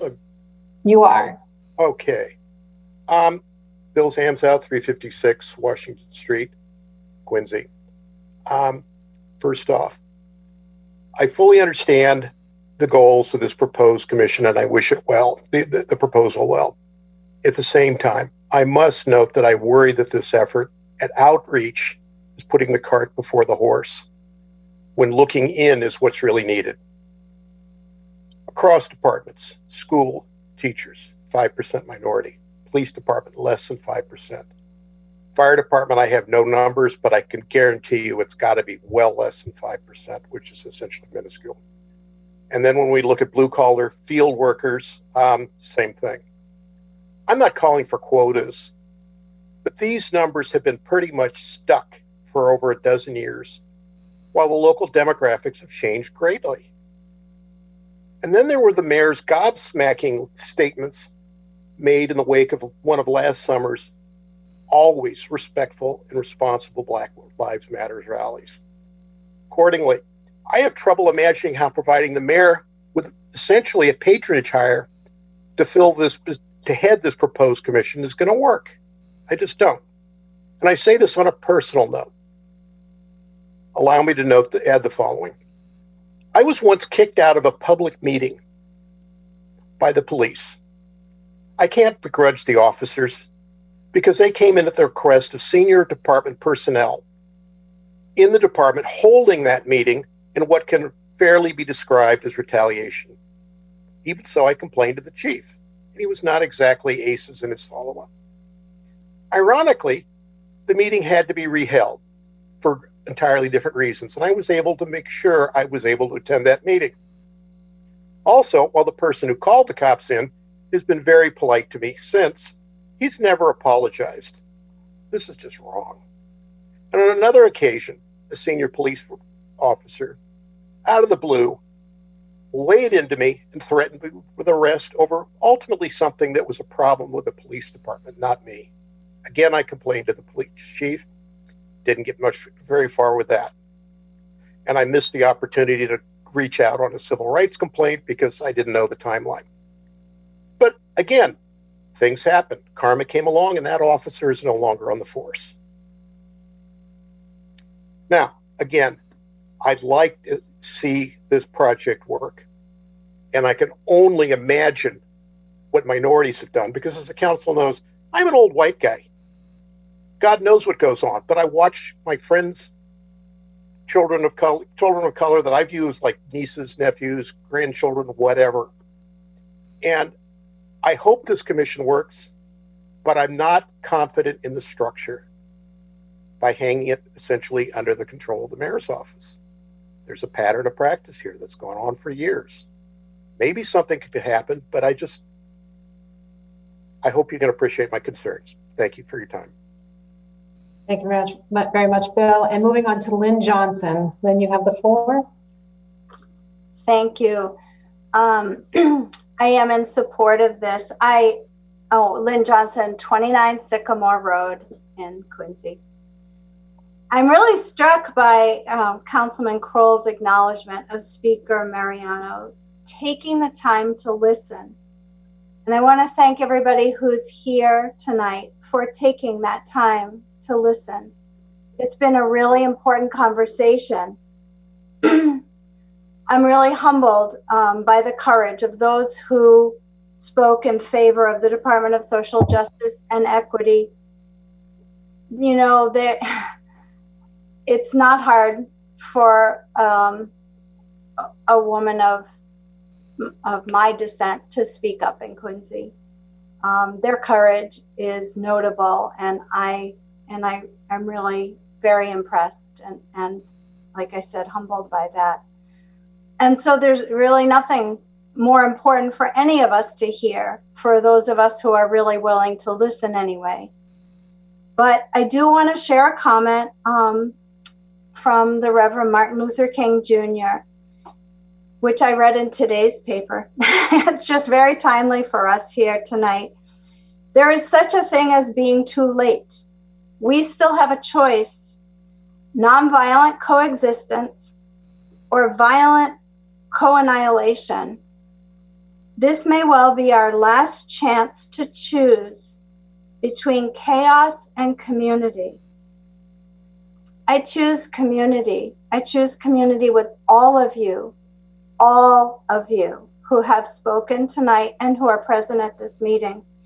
And I can't think that there could be any better investment of my tax dollars in Quincy than to foster that community. And I think that this Department of Social Justice and Equity is a really big, important step towards that. Thank you so much.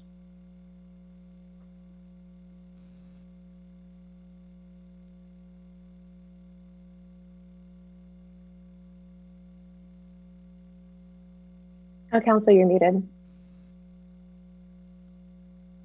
It's okay. What I was saying is I'm looking to see if there's anybody else with their hands up, and I'm not seeing anybody.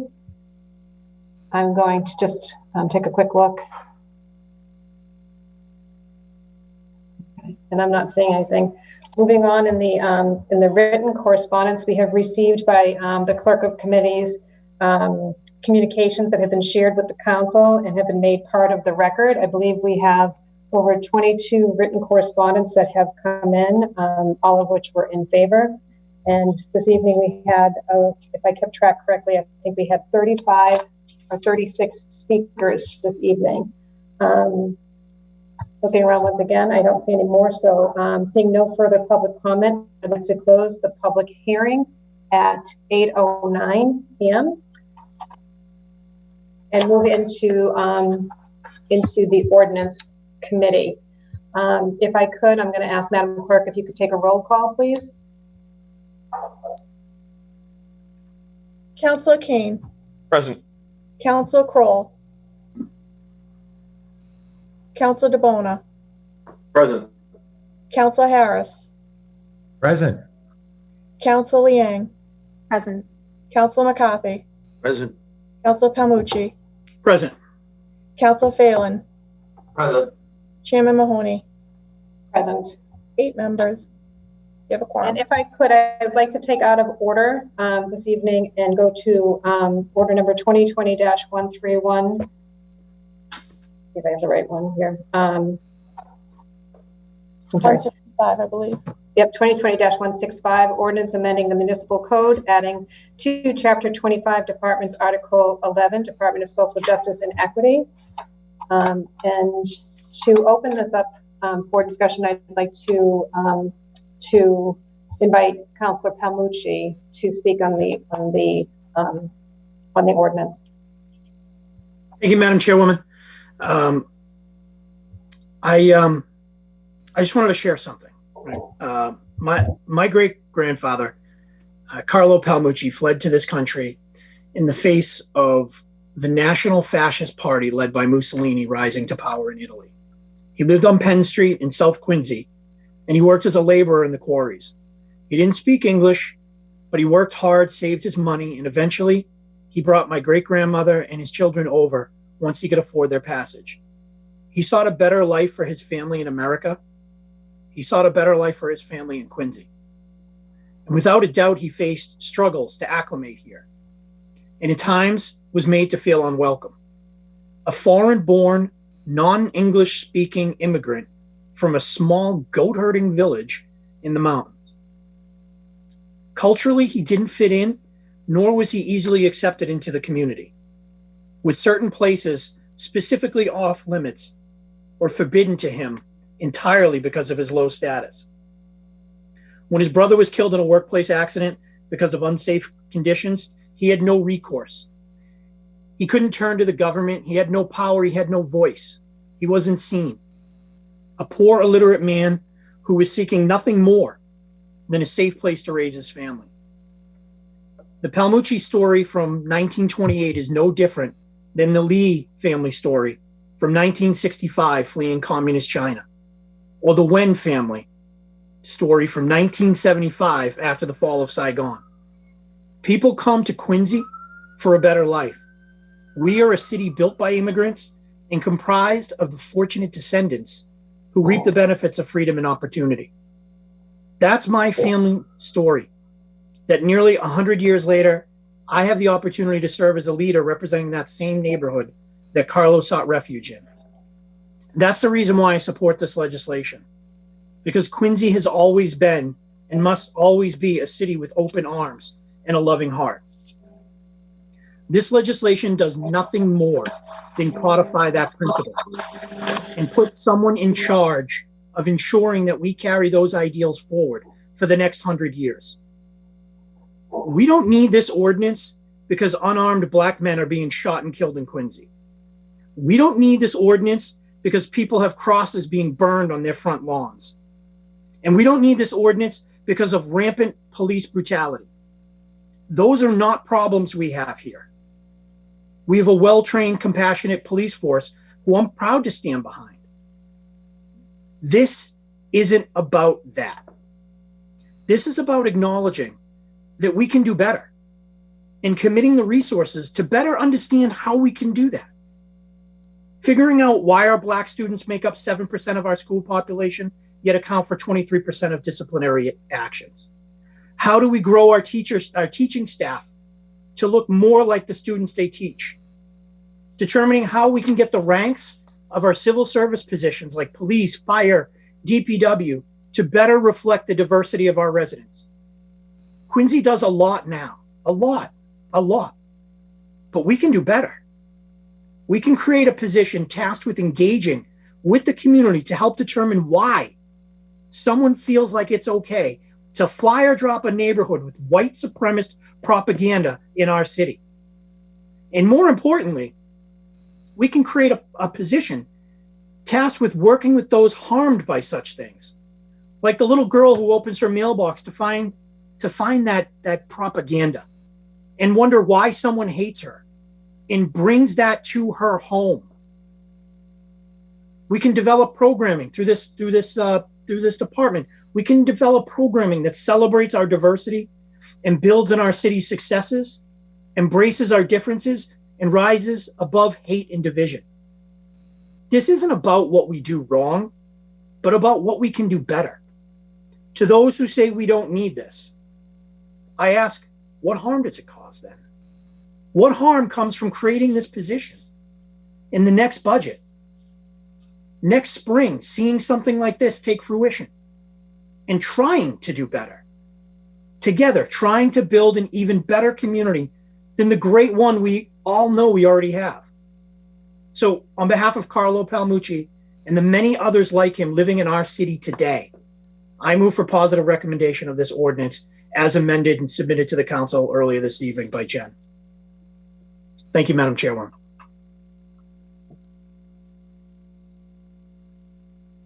Madam Chair, I just need you to unmute yourself. I am having a hard time unmuting now. So thank you very much, Councilor Palmucci. I really do appreciate the introduction to this and the positive recommendation. I'd like to see if there's anybody else on the committee who'd like to speak. The floor is recognizing Bill Harris. Bill Harris, you have the floor. Thank you very much. And I want to thank everybody who's everybody who's put this together. You know, I'm gonna read something that my wife, who is my conscious, that little angel over my shoulder, said, you know, as a white male, I learn something new every day about something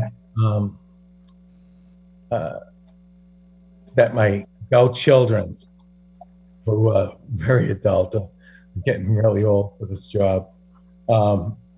Every day, my adult children talk to me and tell me, and they enlighten me about what is going on in the world today.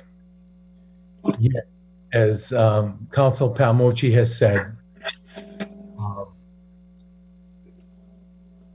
there may not be a problem right now in I believe in Quincy as we speak. It's maybe dormant, it's maybe quiet, it's maybe behind the scenes, which I don't think that it really in this day and age can actually you can get away with. But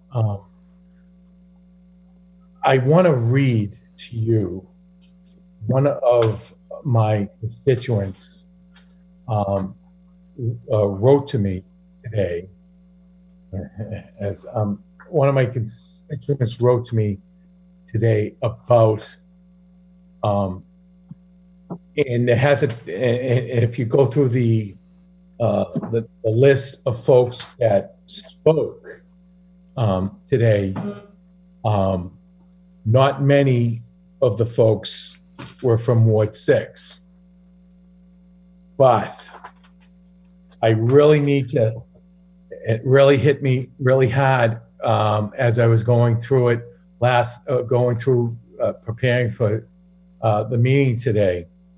And I'm just going to take it, I'm not going to mention who the person was. Such an officer dependent in, sorry, there's a little bit of noise. I want to make sure this can be heard. Such an officer/department can work on inclusion and equality in all facets of our city, not just racial equality, but taking into account such issues as equality for those with illnesses, including cancer, disabilities, those in the LGBTQ plus community, social status, and more. It is only good for our city to have a department like this. That hit me, and there was not a lot of folks that have submitted things from Ward 6. But that hit me very, very right on the money. And I believe that I am going to support this. I would like to make sure, I would like to make a real friendly amendment. We have chairmen of all these different departments, from public works, to public safety, to forestry, to libraries. We need to make sure, I'd like to add that if this passes, we make sure that we have a person on the city council as the chairman of this department, because this is that important. And obviously it's been made that important. So with that, I just want to say thank you for everybody indulging me in but I'd like to make that as a friendly amendment that Madam President, you appoint folks to this as the chairman of this department. And for the rest of this term, I volunteer, but if somebody else wants it, that's okay too. No ego involved in this. There's no ego involved in this. This is a great thing. I would say that I would love to be part of it. If not, that's okay too. No hard feelings. But if you could, Councilor Harris, if you could recommend as to where you are putting that friendly amendment into the ordinance, what section, and where do you see that fitting in? Well, it would be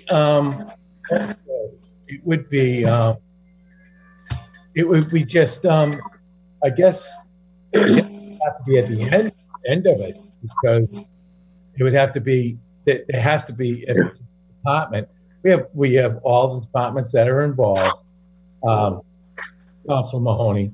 There are a lot of, like I said, all the different departments. This is very important. There should be a chairperson for this council, so we can actually question whether or not what we're looking for in the department. And there's nothing that I know from your perspective about questioning the departments and what they're doing to make sure that everything we're looking to achieve. Okay, if I could, I'd like to. I'm gonna go to the author, which is Councilor Palmucci. If you could, Councilor Palmucci, I understand what Councilor Harris is asking for, and in this particular ordinance, what we're talking about is establishing a department under the municipal code, and I think he's looking to extend it with a committee. But maybe you could. Sure. Yeah. No. Thank you, Madam Chairwoman, and thank you, Councilor Harris. It's nice to know that I'm not the only one who relies upon their better half to be their moral compass. I appreciate your support for the position. If I may respectfully suggest that what Councilor Harris is suggesting, I think, is of the utmost importance, and I appreciate his sentiment. It's something I would like to be a part of as well, and I think several other councilors probably would too. There has been some discussion, I know, from some of the folks who reached out to us today about public role and a public process in this department, the creation, I wouldn't say oversight, but participation in with the department. So if I could perhaps respectfully request that Councilor Harris withdraw the amendment, and then he and I can work on a separate piece of legislation to create something that would put his vision into place, apart from this particular ordinance, but in support of this ordinance in its execution. Absolutely. I withdraw I withdraw my amendment. And we can work on something. I think we can work on something and get exactly what you're looking for. And I appreciate that. I look forward to doing it. We have a list, the book that they gave us. Yeah. Thank you very much. Thank you. Thank you, Councilor Palmucci. And Councilor Harris, Councilor Harris has withdrawn. And if you're all set, Councilor Harris, I'd like to move on to Councilor Pardon me? Absolutely, Chairman Mahoney. Thank you. Thank you very much. Moving on to Neil Lang, you have the floor. Councilor Lang. Thank you, Madam Chair. So each of us on the City Council come from different backgrounds and different experiences, I think, with issues of injustice, of inequity, and diversity. And I really do strongly believe that that representation also is reflective of the residents in the city and their range of experiences too. I've heard from a number of folks who have never had a bad personal experience with racism, and I think that that's valid, and I think that's a great thing, and that's not being put into question. I just want to reiterate that. And I've also heard from folks who have had bad personal experiences with racism, and I'm one of those people as well as all the folks that had spoken here tonight. And I think that's important to recognize that, to say that there isn't an issue with race in the city based solely on just some experiences is, it's not, I think, indicative of the truth, you know, and I do truly believe that in a city as large as this, that two things, you know, can exist at once and two things can be true. I think this was made very clear with the series of community meetings that we held over the summer. And, you know, I think it was an amazing opportunity to hear from a number of residents, again, from different backgrounds, what they've personally experienced or witnessed, all of the bad and frankly, all of the good. And let me be clear, for me, this department is not solely in response to just those meetings, but rather a culmination of what came out of those meetings, as well as all the incidents that we've had happen here in our city, many of which we've heard tonight. And I do just want to pause and thank everyone who came into this space to share their very personal and very vulnerable experiences with us. And, you know, what I think about when I hear those stories are all of the incidents that are not being shared with us, all of those experiences that are not being reported, folks who are feeling alienated, and folks who even feel like they just have to move out of the city as a result. And that's what I'm constantly thinking about when I hear these stories. And I think that efforts to create an equitable access to all residents, it has been going on for quite some time, actually, in the city and across all of the departments.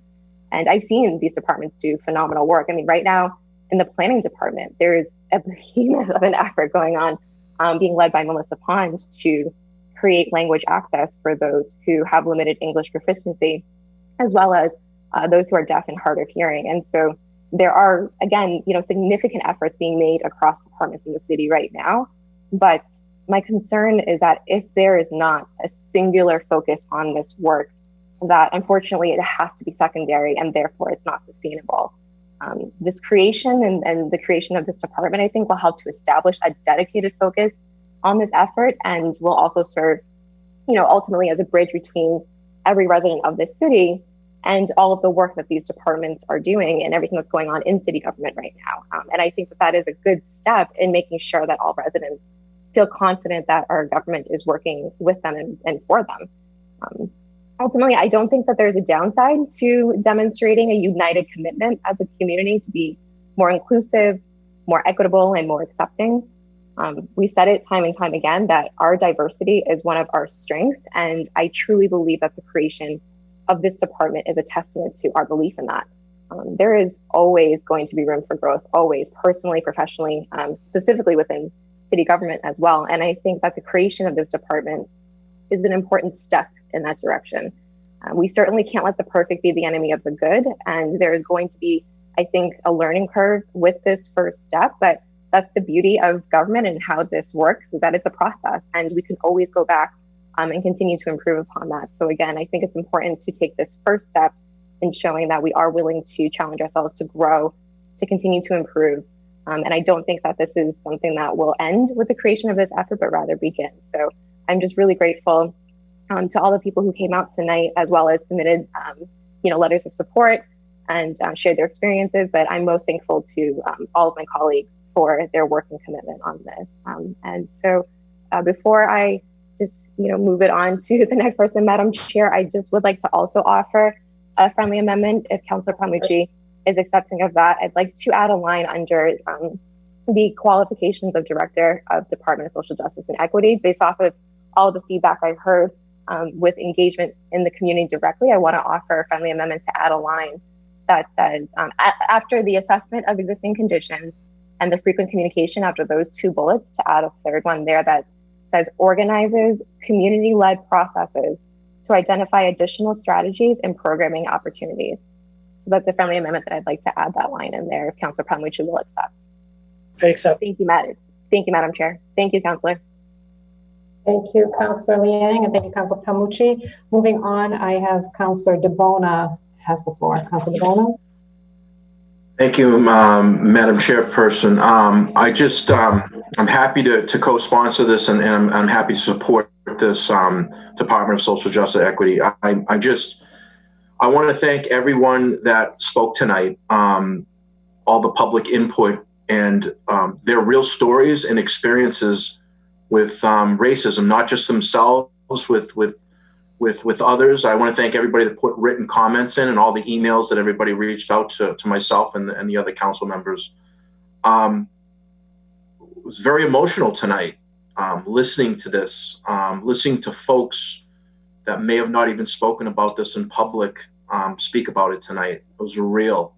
I think the biggest thing that struck me the most was the stories about children.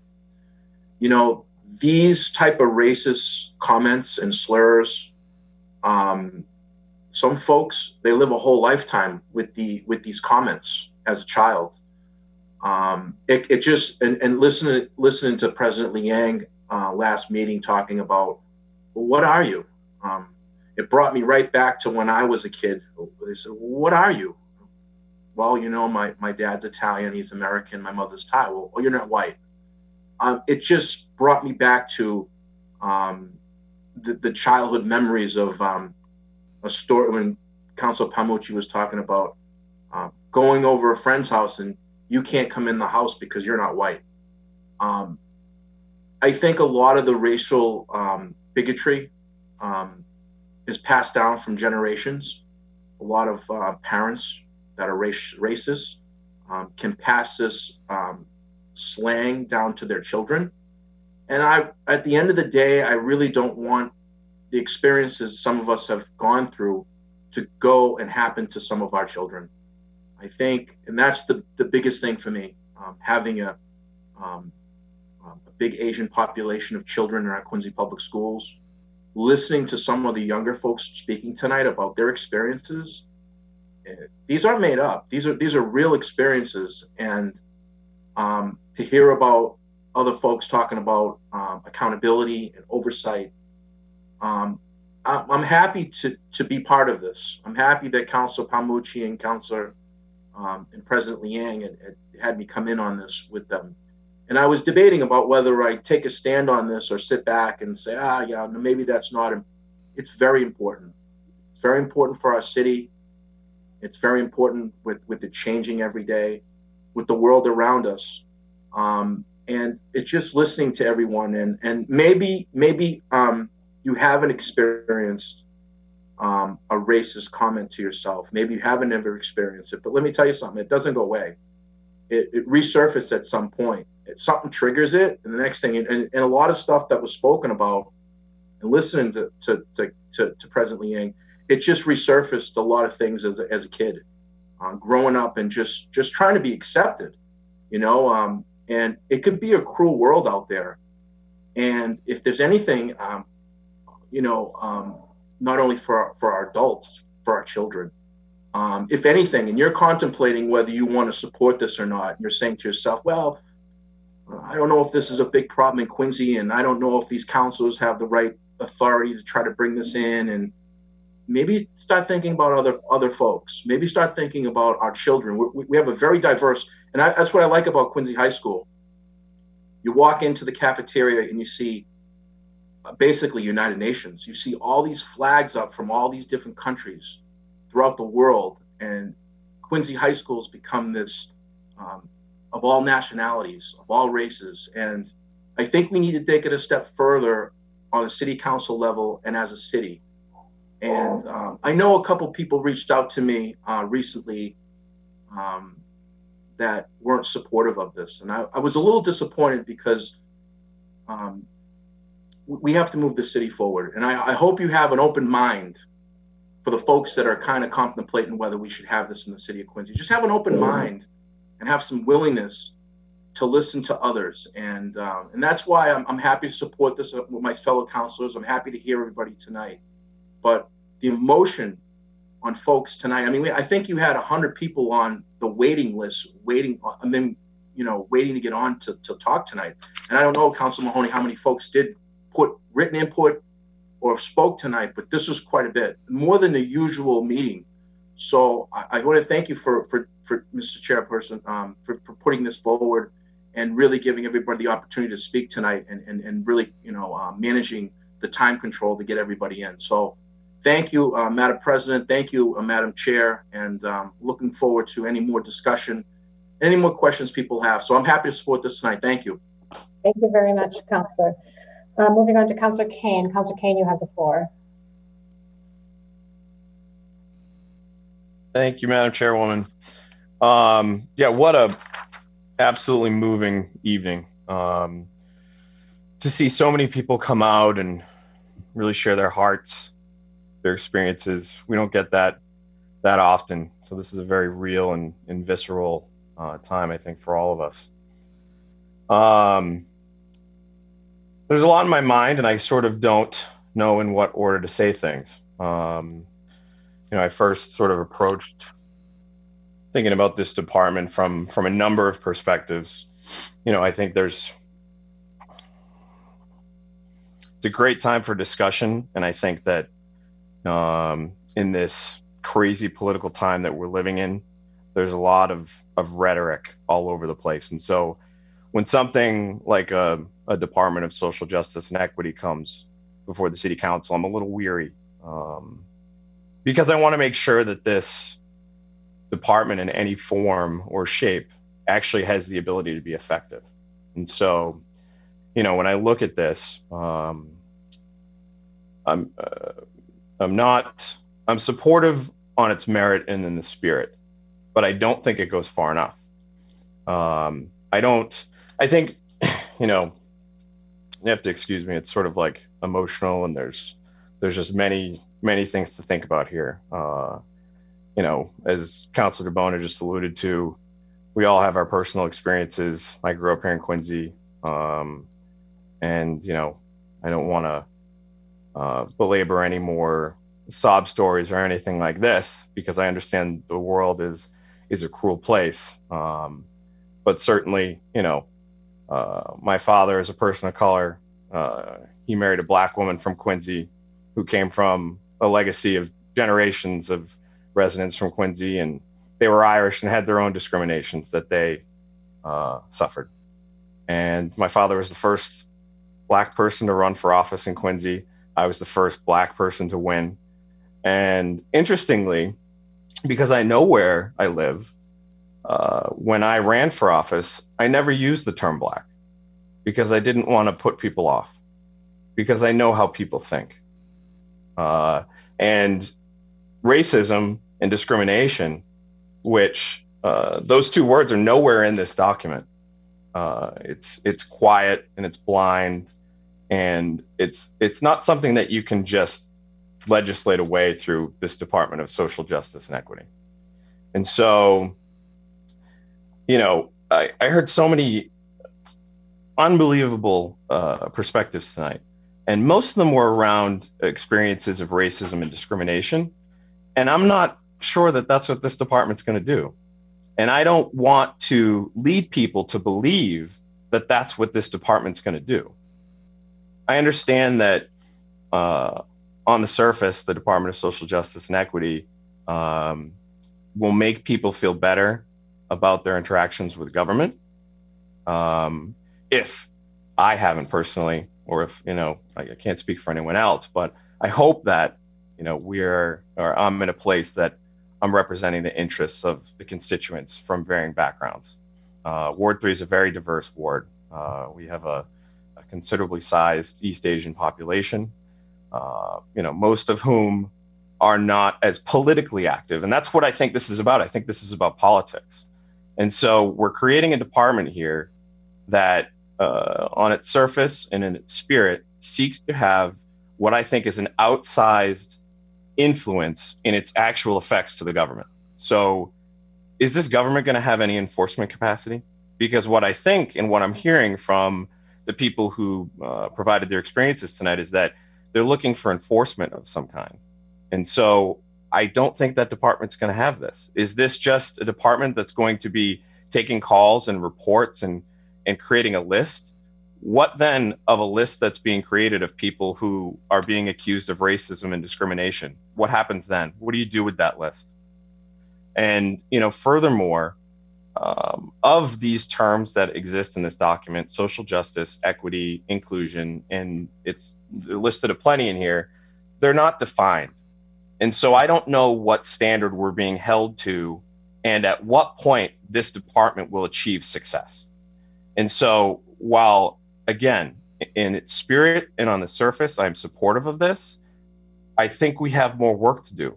Because if we're just putting forward some flowery piece of ordinance here, I don't think we're doing the job that any of my colleagues here who have promoted this document have sought to achieve.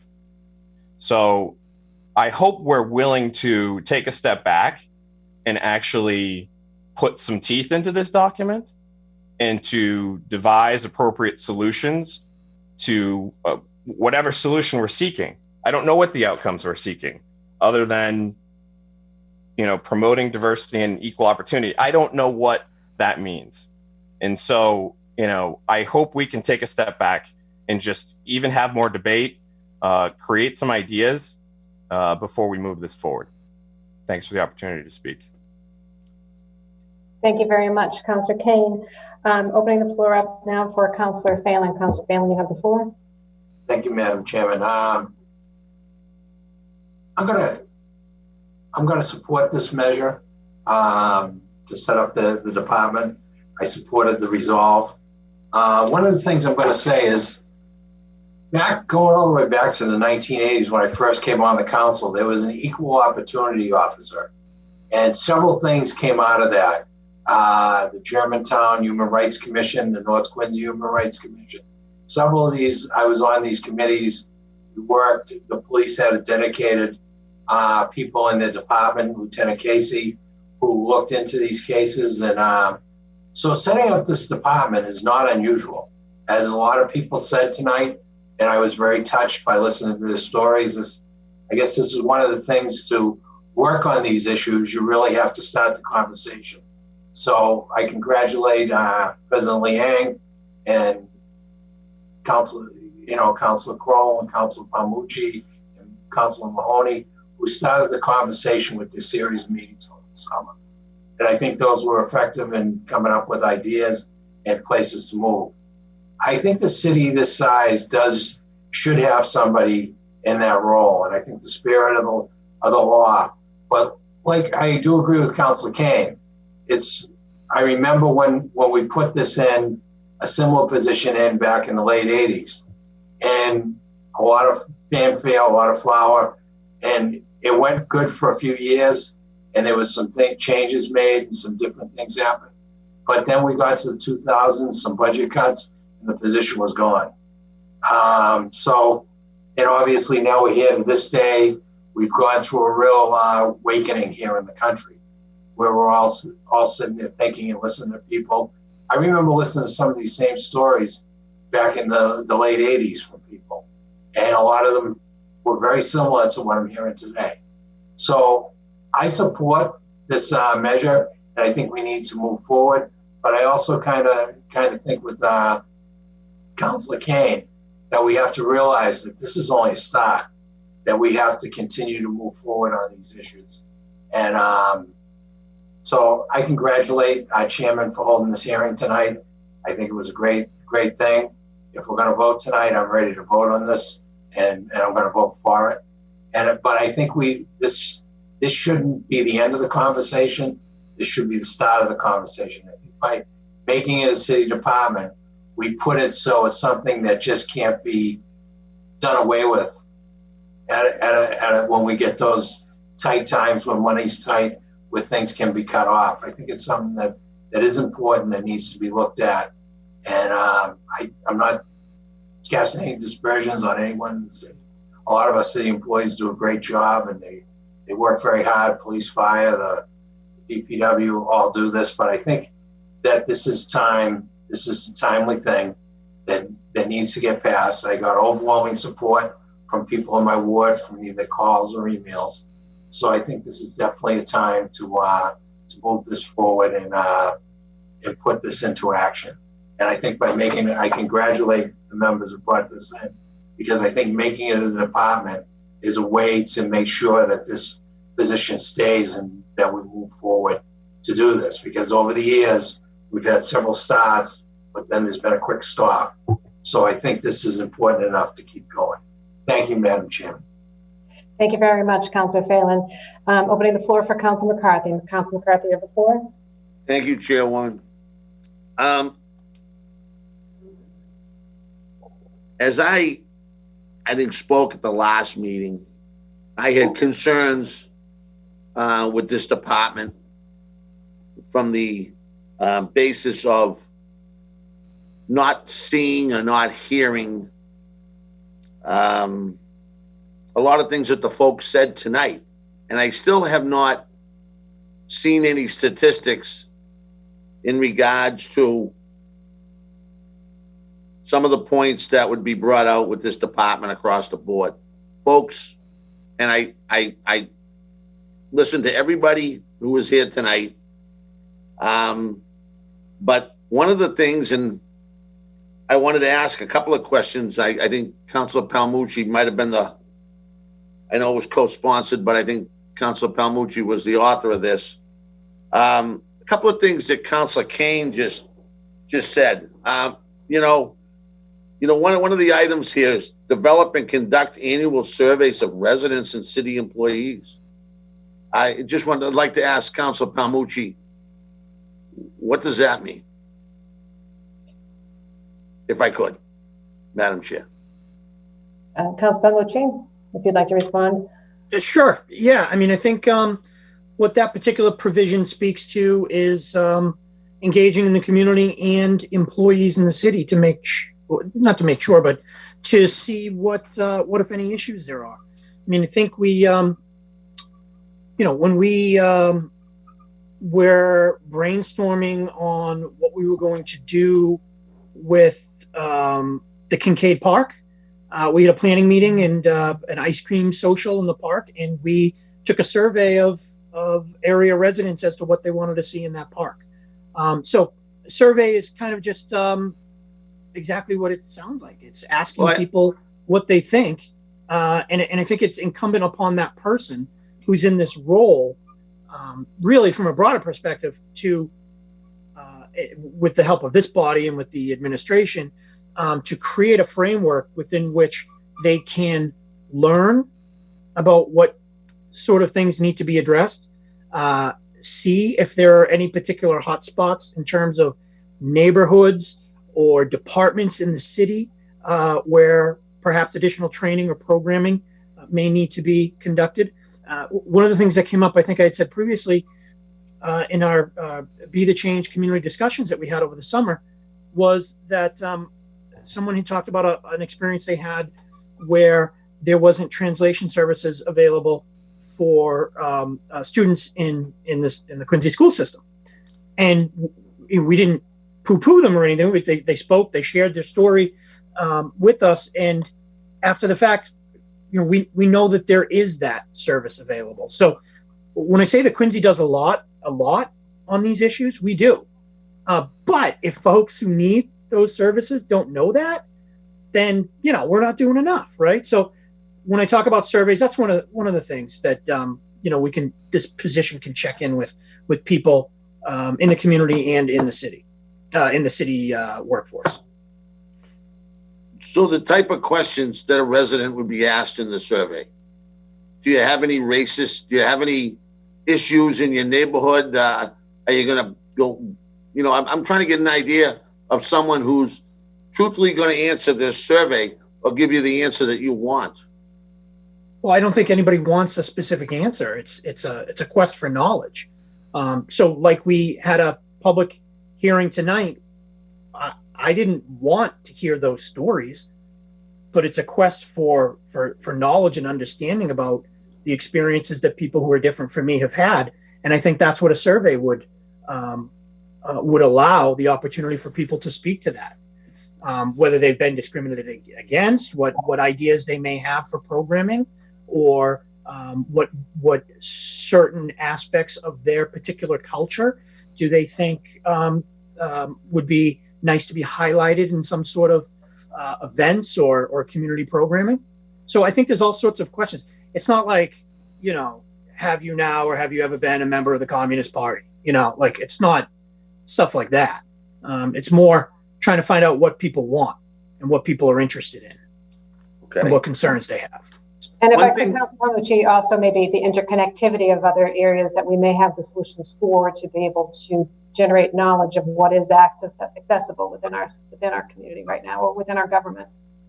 Right. If you look at I believe the Council on Aging does this. I know the library does it. They do surveys every year among their clientele, their patrons, as to what programs they're using, what programs they'd like to see added, and what programs can be improved upon.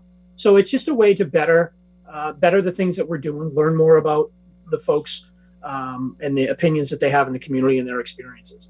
Well, the other thing I wanted to ask, so we talk about a department, we talk about a year where we know we're going to struggle, and I know one of the folks that spoke tonight said it shouldn't have anything to do with money. We should move forward and take care of this.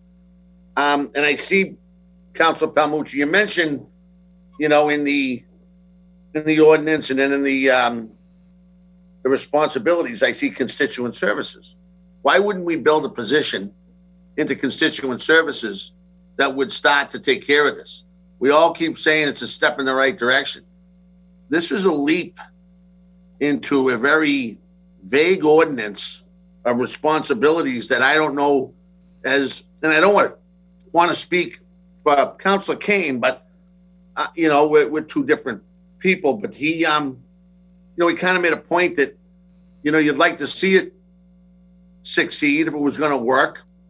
And we got constituent services. I always thought constituent services would get the phone calls with complaints about anything. Somebody did something to me, and I think it's going down this path, and we would respond. So why wouldn't we build a position in that department, or try to, with the administration, to get it off the ground? I mean, we're talking department. We're also talking about working with employees, department employees, training and supervision of. We haven't even gotten there yet with the department, and we're talking about employees of the department. I guess, I don't know. It's very there's no reference to employees of the department. The intent of this is for it to be a one-person department, and the reason why we chose that it be a department level is because similar to like a cabinet position in a presidential administration, the mayor has department head meetings on a weekly basis, right? If it's an under department head position, they don't have that access to the mayor. They don't have that level of being on the same level as other department heads across the city. So, and we didn't put a salary in there because that'll be commensurate on experience. And that's up to the mayor's discretion as to how much money he spends on that, on what we get, right? You pay for what you get.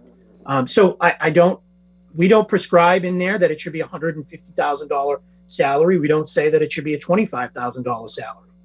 What we expect, I think, what the intent is that the mayor will hire someone who can live up to the ideals that are set forth in that ordinance, and it's not going to be a budget buster.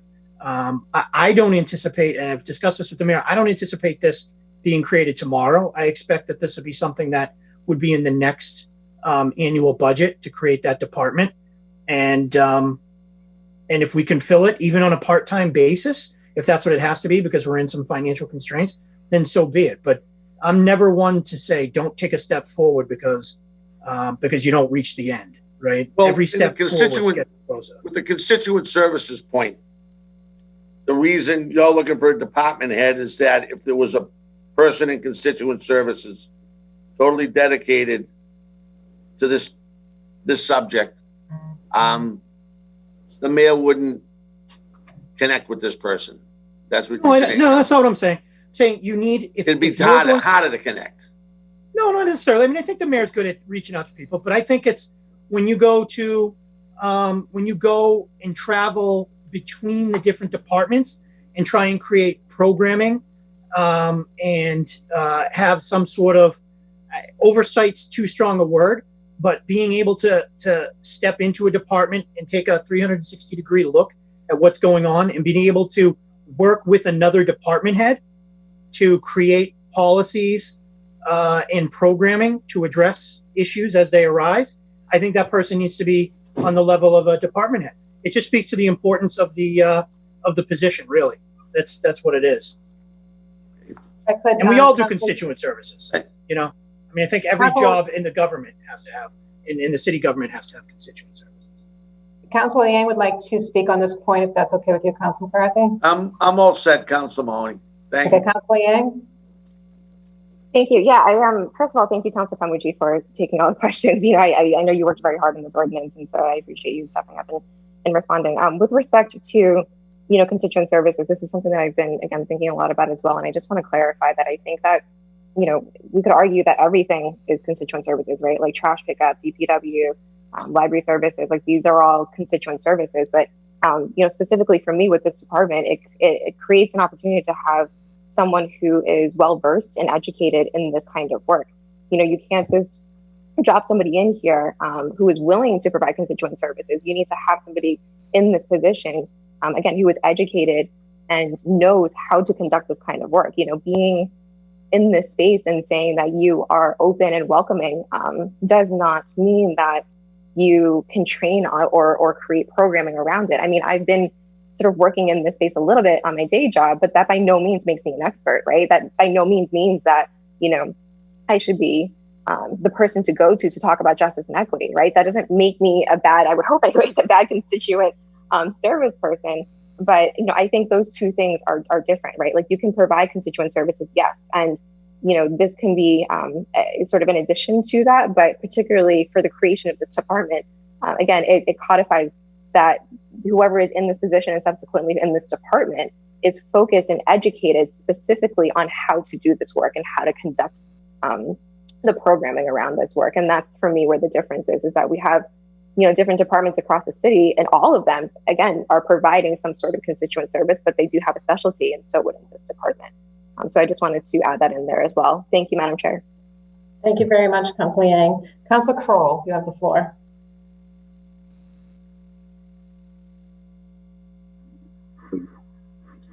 Madam Chairwoman, good job running that public hearing too. It's takes a lot of work. You're very well organized, and was blown away.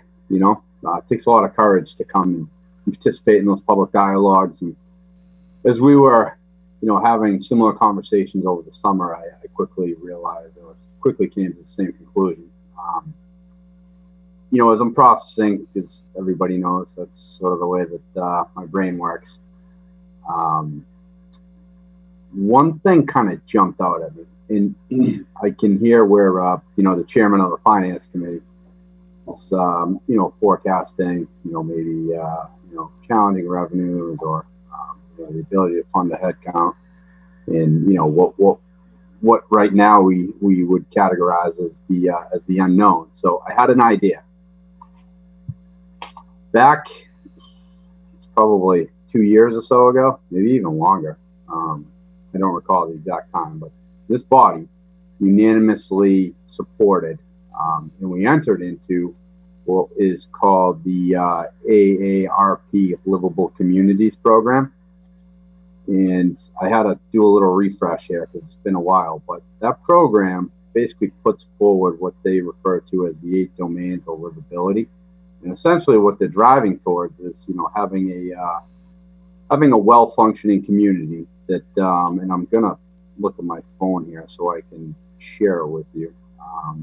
Just a couple of the tenets that they believe, well-oiled communities exhibit.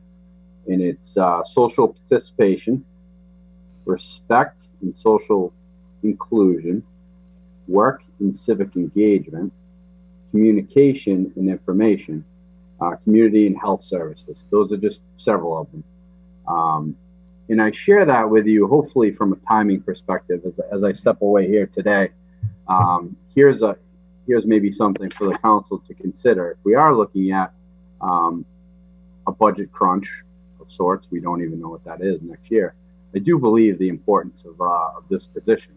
Now, what I just laid out to you, the Mass AARP Livable Communities has a foundation, the Tufts Foundation. They accept grants based on the ability of the community to want to further their progress in those 8 domain areas. Maybe this is something that we simultaneously, submit in terms of a request to the foundation, and who knows, right? You miss 100% of the shots you don't take. I see the importance of this. So if it does come down to, a monetary decision, which I don't think this really should, That may be an alternative revenue source that is not directly correlated to the taxpayers' base. And again, it's that's a program that this body has unanimously supported. And I also know that the mayor was kind enough to sign up on. And my understanding is, I don't know exactly where it is because I lost track once the pandemic hit, but there was a survey process initiated through the Council on Aging. So this, we should be underway in the process, and hopefully in a position where, we could maybe identify an alternative money source. Just an idea. I don't know how it plays out, but I just wanted to share that with everybody. That's all. Thank you. I appreciate that very much, Councilor Crowell. Councilor Harris? Yes. Again. Thank you, Councilor Harris. Thank you. This is the best thing about having dialogue with councilors and hearing the different opinions. And then all of a sudden, you think you're there, and it says, this is what I think is right. And then you doubt yourself. And after hearing Councilor Kane, and I think that I would like us to take a step back. That's my opinion, and that's all I have to say about that. I think that we can't go forward unless we have specifics, and everything that has to be put in place from, and not to know how much, it's irresponsible not to have a dollar value of what this is going to cost. And, and a lot of things is if right now in Quincy, to jump ahead right now at this moment, if it was a big problem, and it really, I don't know what the problem is behind the scenes, if we don't know what's going on, but all I can say is that I'm unfortunately, I'm going to step back, and I'm not going to support any vote this evening. I hope, but let's get a grip of how it's going to be done, and let's get it right. And thank you. That's all I have to say. And when the whole, and I might get some bad emails from my children, and like I said earlier, but it's okay, because I'm going to make sure I'm going to do the right thing and make the right vote and make sure that it's right. And I thank everybody. This is, I think everybody's on the right page. Everybody wants the right thing. And that's where we're at. So thank you. Thank you, Councilor Harris. I believe everybody had the opportunity to speak, and I'd like to have just a moment as well. I want to thank everybody who came to the public hearing for this evening. It's important that we hear from the community as we're moving forward with this. This department is not going to be the end all be all and the solution for everything, but it is a start, and it's an important start. I know that there's some concerns. The mayor is who gets to appoint the position, and it's important that we have and we continue the conversations, and we build out that community base where we're able to bring people together, whether it's with counselors, but also people within the community, to make sure there's some checks and balances within the department that we're creating. But I'd also like to mention that, during the summer, we did have opportunities to hear and listen to the community. And one of the things that we did learn during that time, and everybody was encouraged to join us. And I know Chris Walker was there to hear that there were things that people did not know that we were already doing here in the city of Quincy. And it's our opportunity with this new department to create the interconnectivity that we need, so that we're able to communicate out to the public what there is and how we can move forward. Now, that doesn't mean that we're going to be able to solve everything with one department head, but it does start the conversation. I think it's an important one. we do as a council have to follow up and make sure that we're creating some form of committee that's going to be able to also open those doors for those conversations. And I know that we currently have an ordinance that's in play to make sure that we're opening up the job opportunities that are happening here in the city of Quincy as well. There is a lot of work ahead of us, but at the same time, we have an incredible city and a credible community that we need to actually represent. And it's not good enough just to represent some. We have to represent all who live here because it is what makes us unique. And our government has that opportunity. So I'm worried that we don't have enough teeth in it, but I have a belief that we can move forward and find a way to make this work. And if it doesn't work, well, there's an ordinance that will be on our books in the city of Quincy so that future leaders can make it work. So I look forward to that. At this current time, we do have a motion to accept with the amendments this ordinance. We do not need a second at this point. So I just want to clarify, Councilman Mucci, that you did accept the friendly amendments, correct? Councilman Mucci, correct? Sorry, I did the video, not the, yes, I accepted Council Liang's friendly amendments. Okay. And it looks like we do have Councilor McCarthy has his hand up, so I want to recognize Councilor McCarthy. Thank you, Madam Chairwoman. Usually when we've gone through this with an ordinance, if a councilor or councilors wanted to relook at it, we voted out of committee, but we'd hold off on the final vote. Is that what we're going to do? Because I don't want to speak for Councilor Kane. He's got his hand up.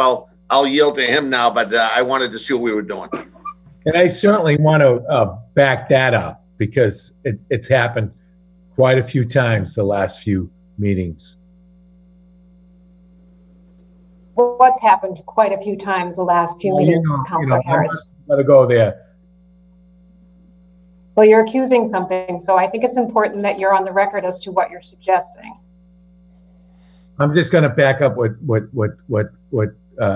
Council McCarthy just said. Councilor Kane, did you have your hand up? I did, yeah. Thank you, Madam Chairwoman. I don't want to be on the perceived wrong side of this, so I'm actually making a request that if we're going to do this, why don't we do it right? Again, I appreciate the spirit and the substance of this, but we're not there with this. And so I would like to request that we continue to debate and make this what it should be, as opposed to just making a declaration tonight. With that, you would have to request that Councilman Mucci withdraw his recommendation, his positive recommendation, and amend it with the amendments. Is that what you're asking, Councilor Kane? Yes. Councilman Mucci? May I, through you, Madam Chairwoman, to the clerk of committees, Jen, can you tell me the date that this ordinance came in?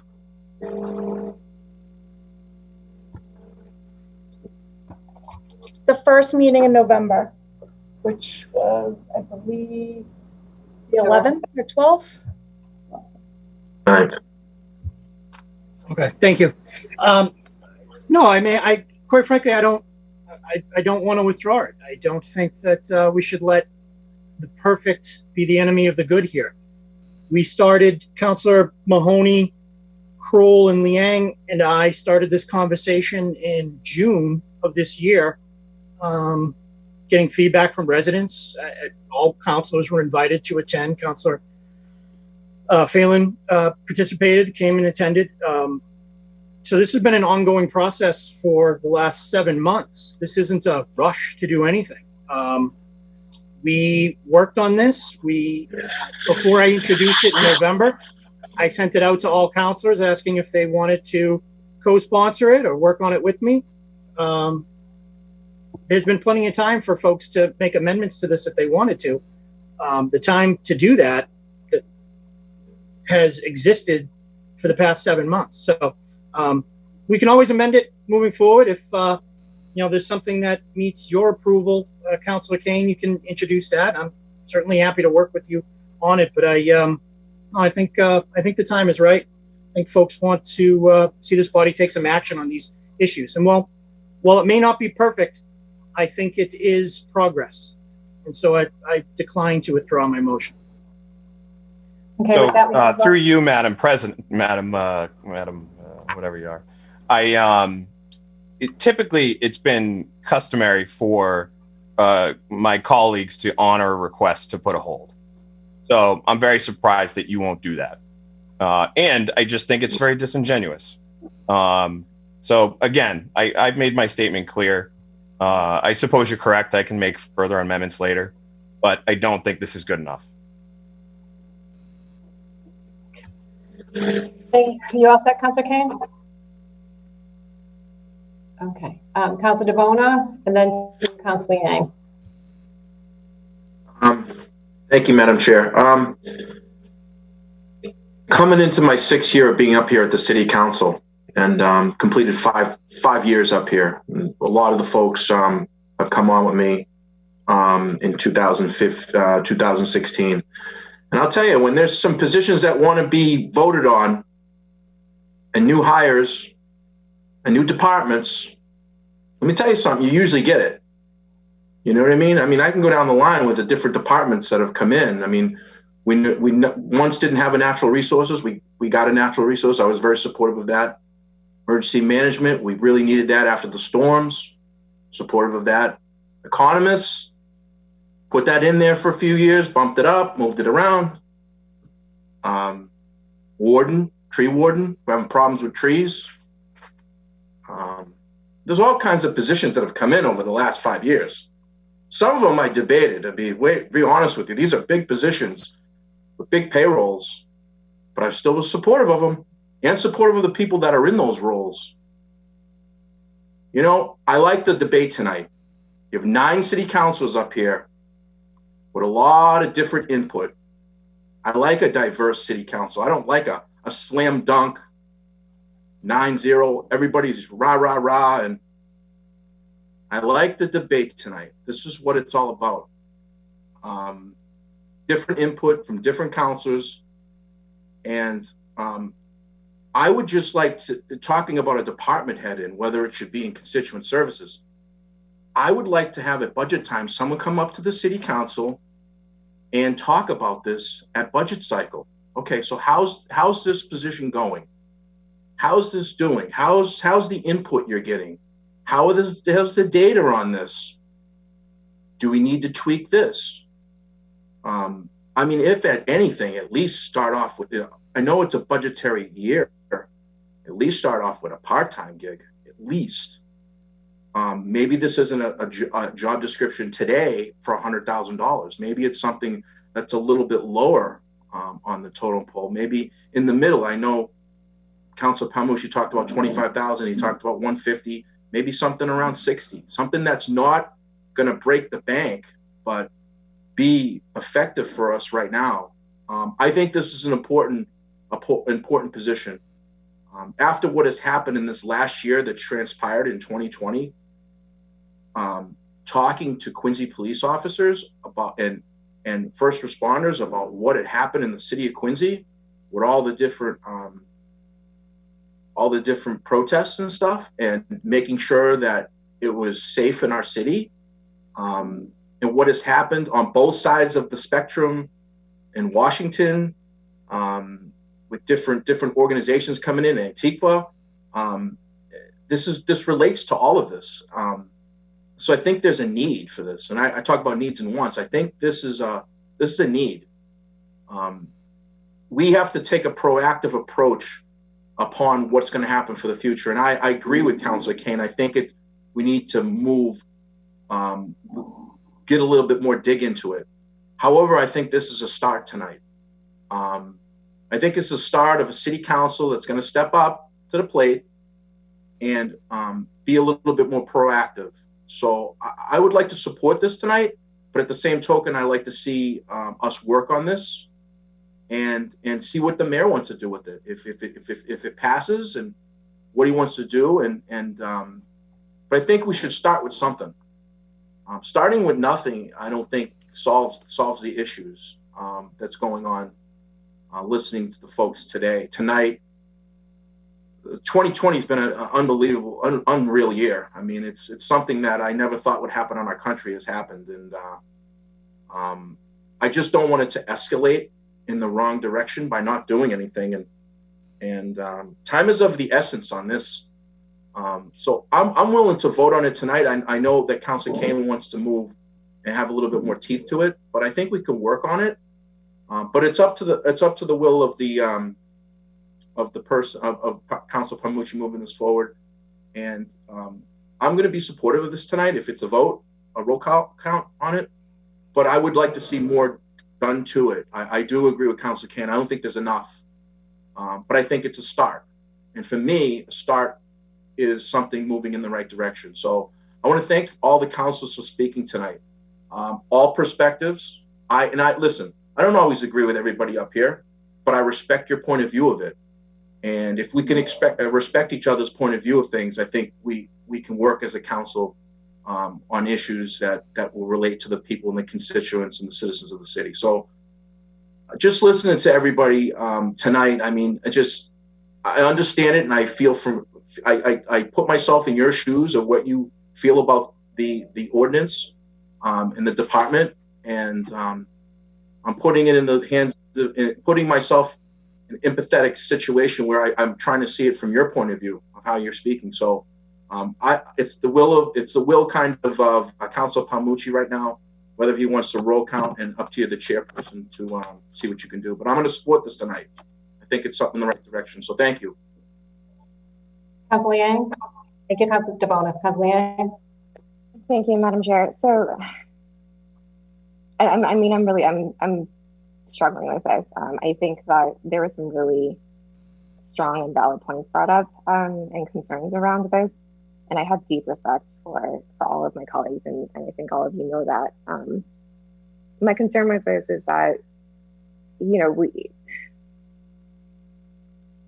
we have opportunities to, and I said this earlier, and I don't mean it as a service, is that we do have opportunities to come back and do things better as we move things forward. And I want to personally move on this because I want to see that it's progressing, that this effort is progressing. And, you know, getting this started, you know, can call for the process to begin, you know, to bring somebody in, again, who is educated and well-versed in this kind of work, specifically around diversity, equity, and inclusion work, you know, to take a look and do an assessment, to see what may or may not need to be done across the city, to see what can be, you know, highlighted that's already being done in this city.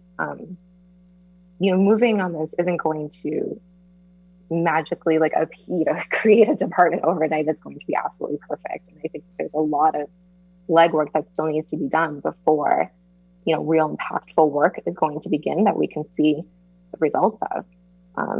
But I see this step just as a step in that direction. And again, I think that, you know, taking this step will lead to the next one, which is, again, you know, that search process to bring somebody in to take a look at what this kind of work actually entails, to take a look at what this work, you know, needs to be done specifically here in the city, not in other communities, not in other places, but specifically here in Quincy. And again, to me, you know, I really do believe this is a step in that direction. I do also truly believe in how government works, that we can come back to this, and that we'll have multiple opportunities to hear from whoever it is that we bring on, to hear from whatever it is that they propose for the kind of work that needs to happen here. Whatever that proposal may be, whatever the cost of that may be, I expect that that's going to come back in front of us, and that we can continue to be part of that process as it develops. I don't think that there's going to be, again, a slam dunk solution at any point in time. Even if we have the most well-versed and well-educated expert come in on this, I think that it's going to be a continued dialogue. And so, again, for me, I think that this is a step, and it's deeply important to me that we take this step. So just wanted to have the opportunity to weigh in on that. Thank you, Madam Chair. Thank you very much. I'm going to move on to Councilor Harris and then back to Councilor Phelan, and then we're going to try to move to where we're sitting with this ordinance. So Councilor Harris, quickly. Yes, thank you, Chairman. I'm just going to say real and I'm looking at the highlighted when I first mention that I'm for, and I am 100% for what we're trying to achieve. But it's like a rush to judgment, a rush to why does tonight, and all of a sudden, and I've been criticized because I rushed to other things during this ordinance committee in the past. It doesn't make sense. This is bigger than anybody even. I'm 60 years old. From the 60s, I saw the early 60s all the way. Dave McCarthy saw a little bit more than me, about a month or two. But from the 60s, we've seen what we're trying to achieve. And I'm 1,000% all in. But if it's not right, it's not the time. We need to make sure that, and I've said it before on many things, it has teeth. Everything is right. Please. I cannot at this time, after being all in, and after again, this is the great thing about, we're not in the great hall, and we're not hearing each other. We're not talking to each other, and hearing something that just all of a sudden just changed my mind about not saying that it's not going to go through, but maybe it just doesn't have to happen right now. Thank you, Councilor Harris. Thanks for jumping in. Councilor Phelan, and then we're going to move to the motion to accept with the amended friendly amendments is on the table. So, Councilor Phelan, please. Yes. We're putting this thing forward tonight, and this is by no means the end. This is I look at it as the start. And this is going to go to the mayor, and he's going to have to decide to fund it. It's not, and we'll be looking at it in the next budget cycle anyways, is when we're looking at it. So I don't see the problem with moving it forward. I agree that we can put amendments on it, because this isn't going to happen tomorrow. This has to go to the mayor's office, and he has to decide how he's going to fund it, how he's going to put it into the budget structure. So amendments and things can easily be added on to it.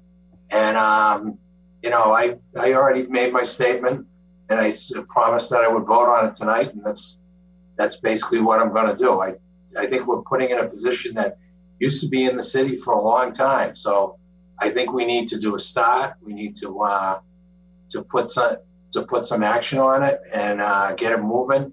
And then we can come back and make changes, because it's not going to happen like next month or anything like that. It will happen when we go into the budget cycle, and that's what this is all about: getting this into the budget cycle and getting this so it is a funded position, and we're moving forward with the city. So I respect my colleagues, and I'm not trying to say anything, but I think we're not making a decision tonight, and we can easily make amendments and put things onto it. So I came prepared tonight to vote for it, and that's what I'm going to do. Thank you, Madam Chairman. Thank you, Councilor Phelan. Councilor Kane, you had your hand up, and then we'll wrap it up with you. We'll move on. No, I don't want to belabor anything else. This is getting tired. I understand, where we're going here. So, if I have to support it, I will. But please know that I still think this is the weakest version of whatever is possible. And so I look forward to, moving this forward with, some real stuff forward. Thank you. Thank you, Councilor Kane. And I do believe that, I believe if we work together, we can make it stronger as we move forward. We do have a motion on the table to accept with the amended language. Madam Clerk, if you could call the roll, please. Councilor Kane. Yes. Councilor Kroll. Yes. Councilor DeBona. Yes. Councilor Harris. Yes. Councilor Liang. Yes. Councilor McCarthy. No. Councilor Palmucci. Absolutely yes. Councilor Phelan. Yes. Chairman Mahoney. Yes. 8 members, positive recommendation. Thank you. Thank you very much. I just want to make a note of the time. It's 9:26, and we do have 2 more ordinances that are on this agenda. And we're going to move forward with 2020-131 ordinance amending Chapter 196 licenses and permits, Article 2, business licenses and fees, adding Section 196-15 for trespass towing and regulations. We have Assistant City Solicitor Steve Durkin, and I believe we have Officer Plant with us to expand on this. Hi, Steve Durkin here. Hi, Steve.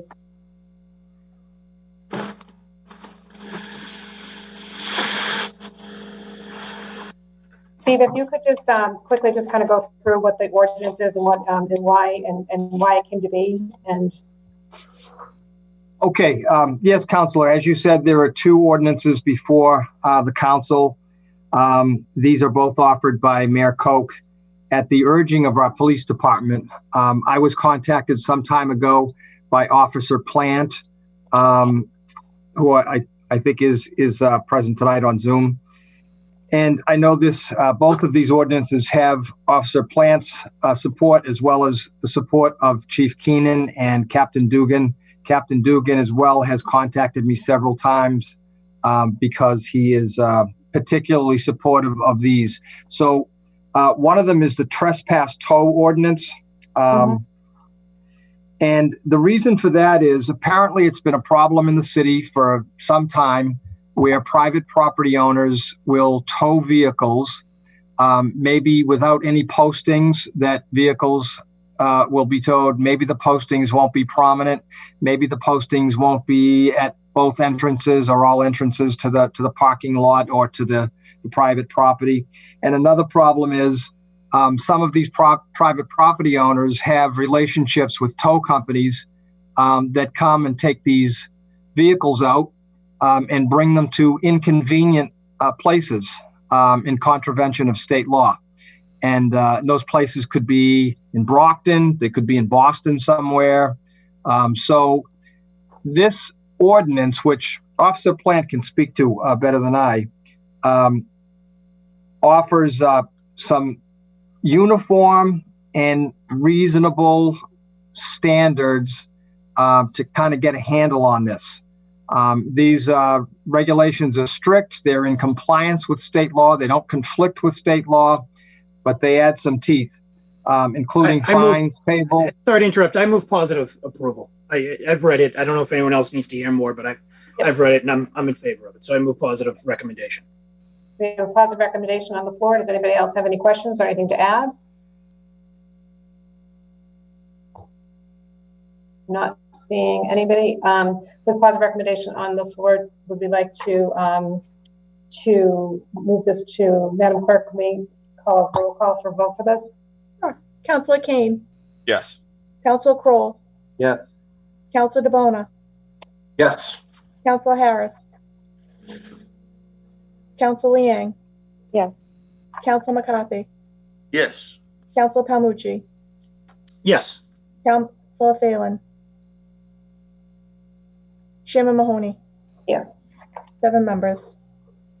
Moving on to order number 2020-132, ordinance for fingerprint-based criminal records and checks. Again, Solicitor Durkin, if you'd like to speak to it. Okay, thank you, Counselor. Yeah, this is another one that was brought to my attention by the police department.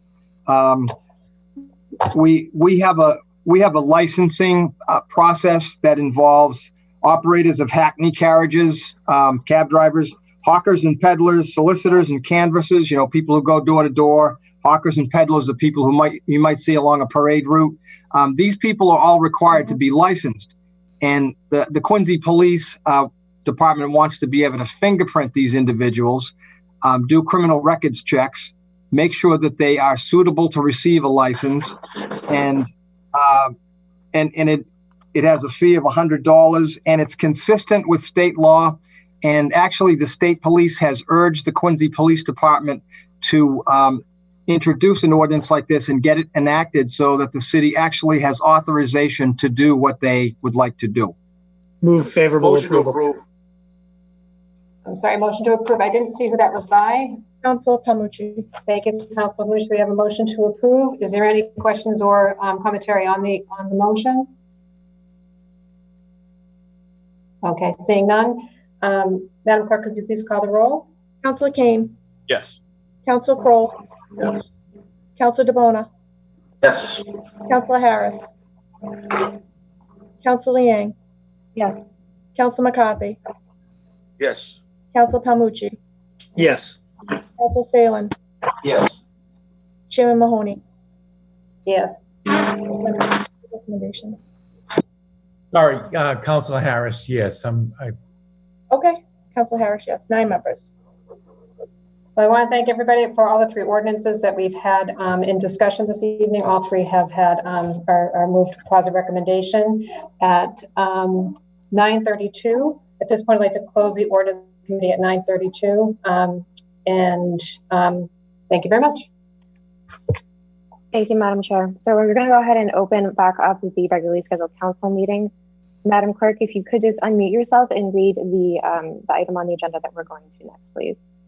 Thank you. Number 1 on the agenda, 2021-006, an order for Wollaston Center Urban Redevelopment Plan. Thank you. And I believe we have Mr. Rob Stevens from Planning here, so I will turn it over to him. I also see Mr. Fatsis and Mr. Walker as well, so I'll turn it over to the 3 of you.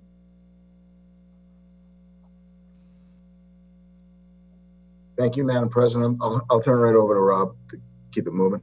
Okay, great. Thank you, Madam President Liang, through you to the council.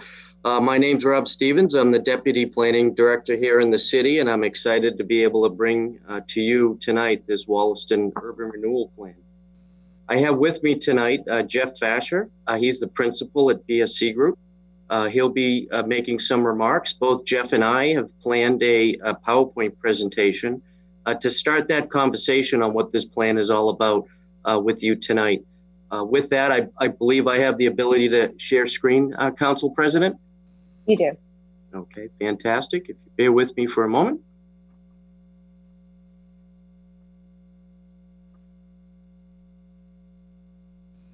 Okay.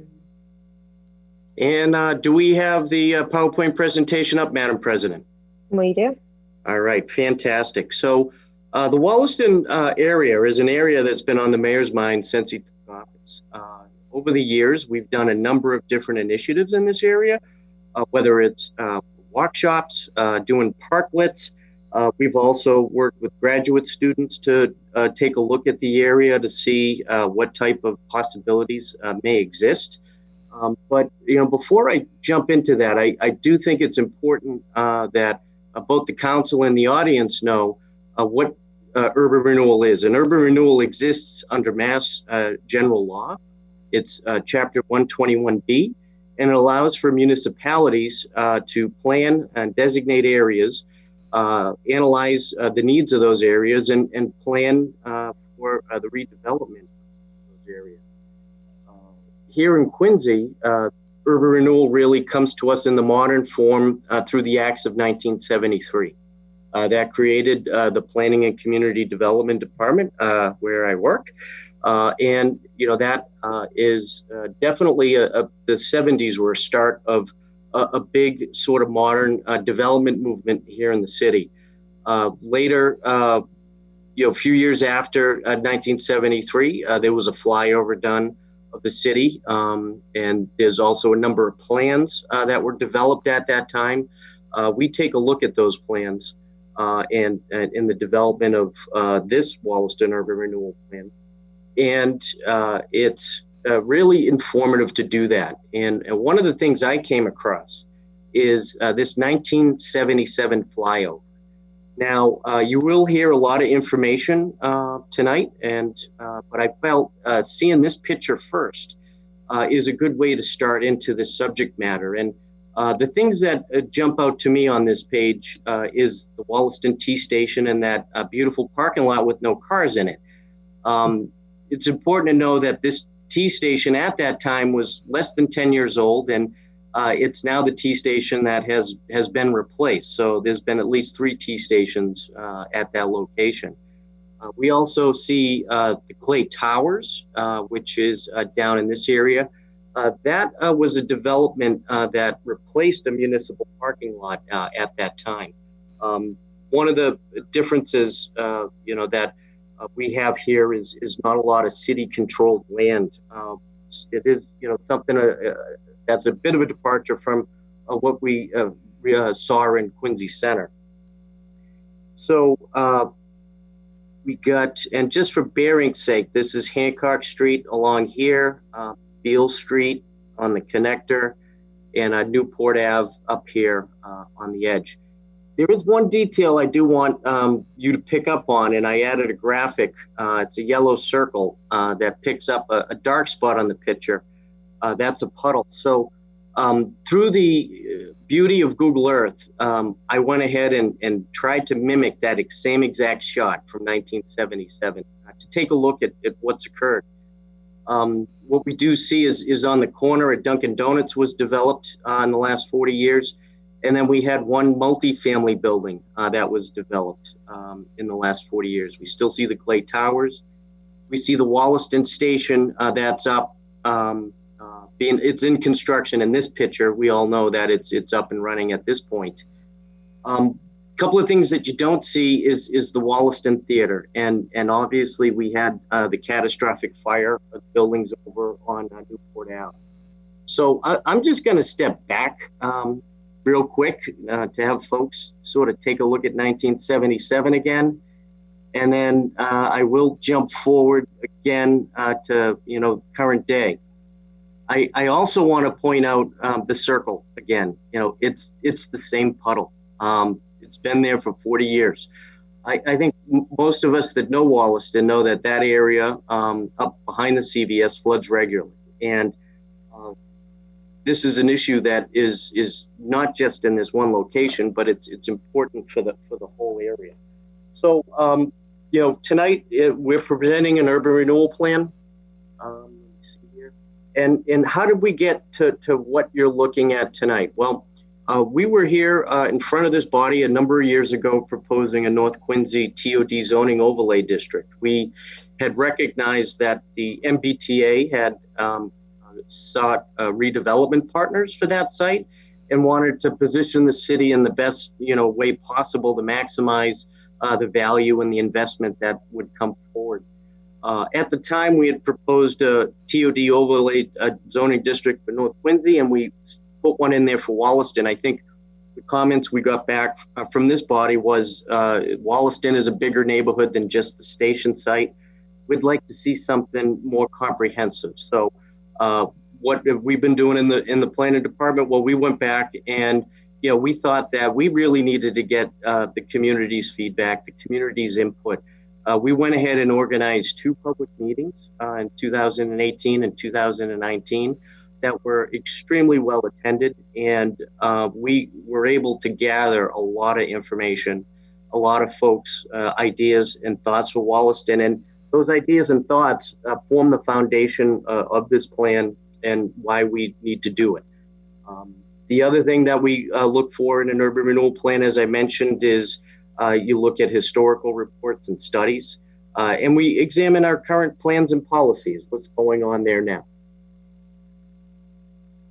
So once you sort of go through those stages of understanding and diagnosing some of the problems, an urban renewal plan allows you to, then project some actions, urban renewal actions, to address some of those issues. And, here it's proposing economic and community development strategies to stimulate growth. We've identified areas of interest, of redevelopment interest. Those could be surface parking lots or empty sites where there's opportunity.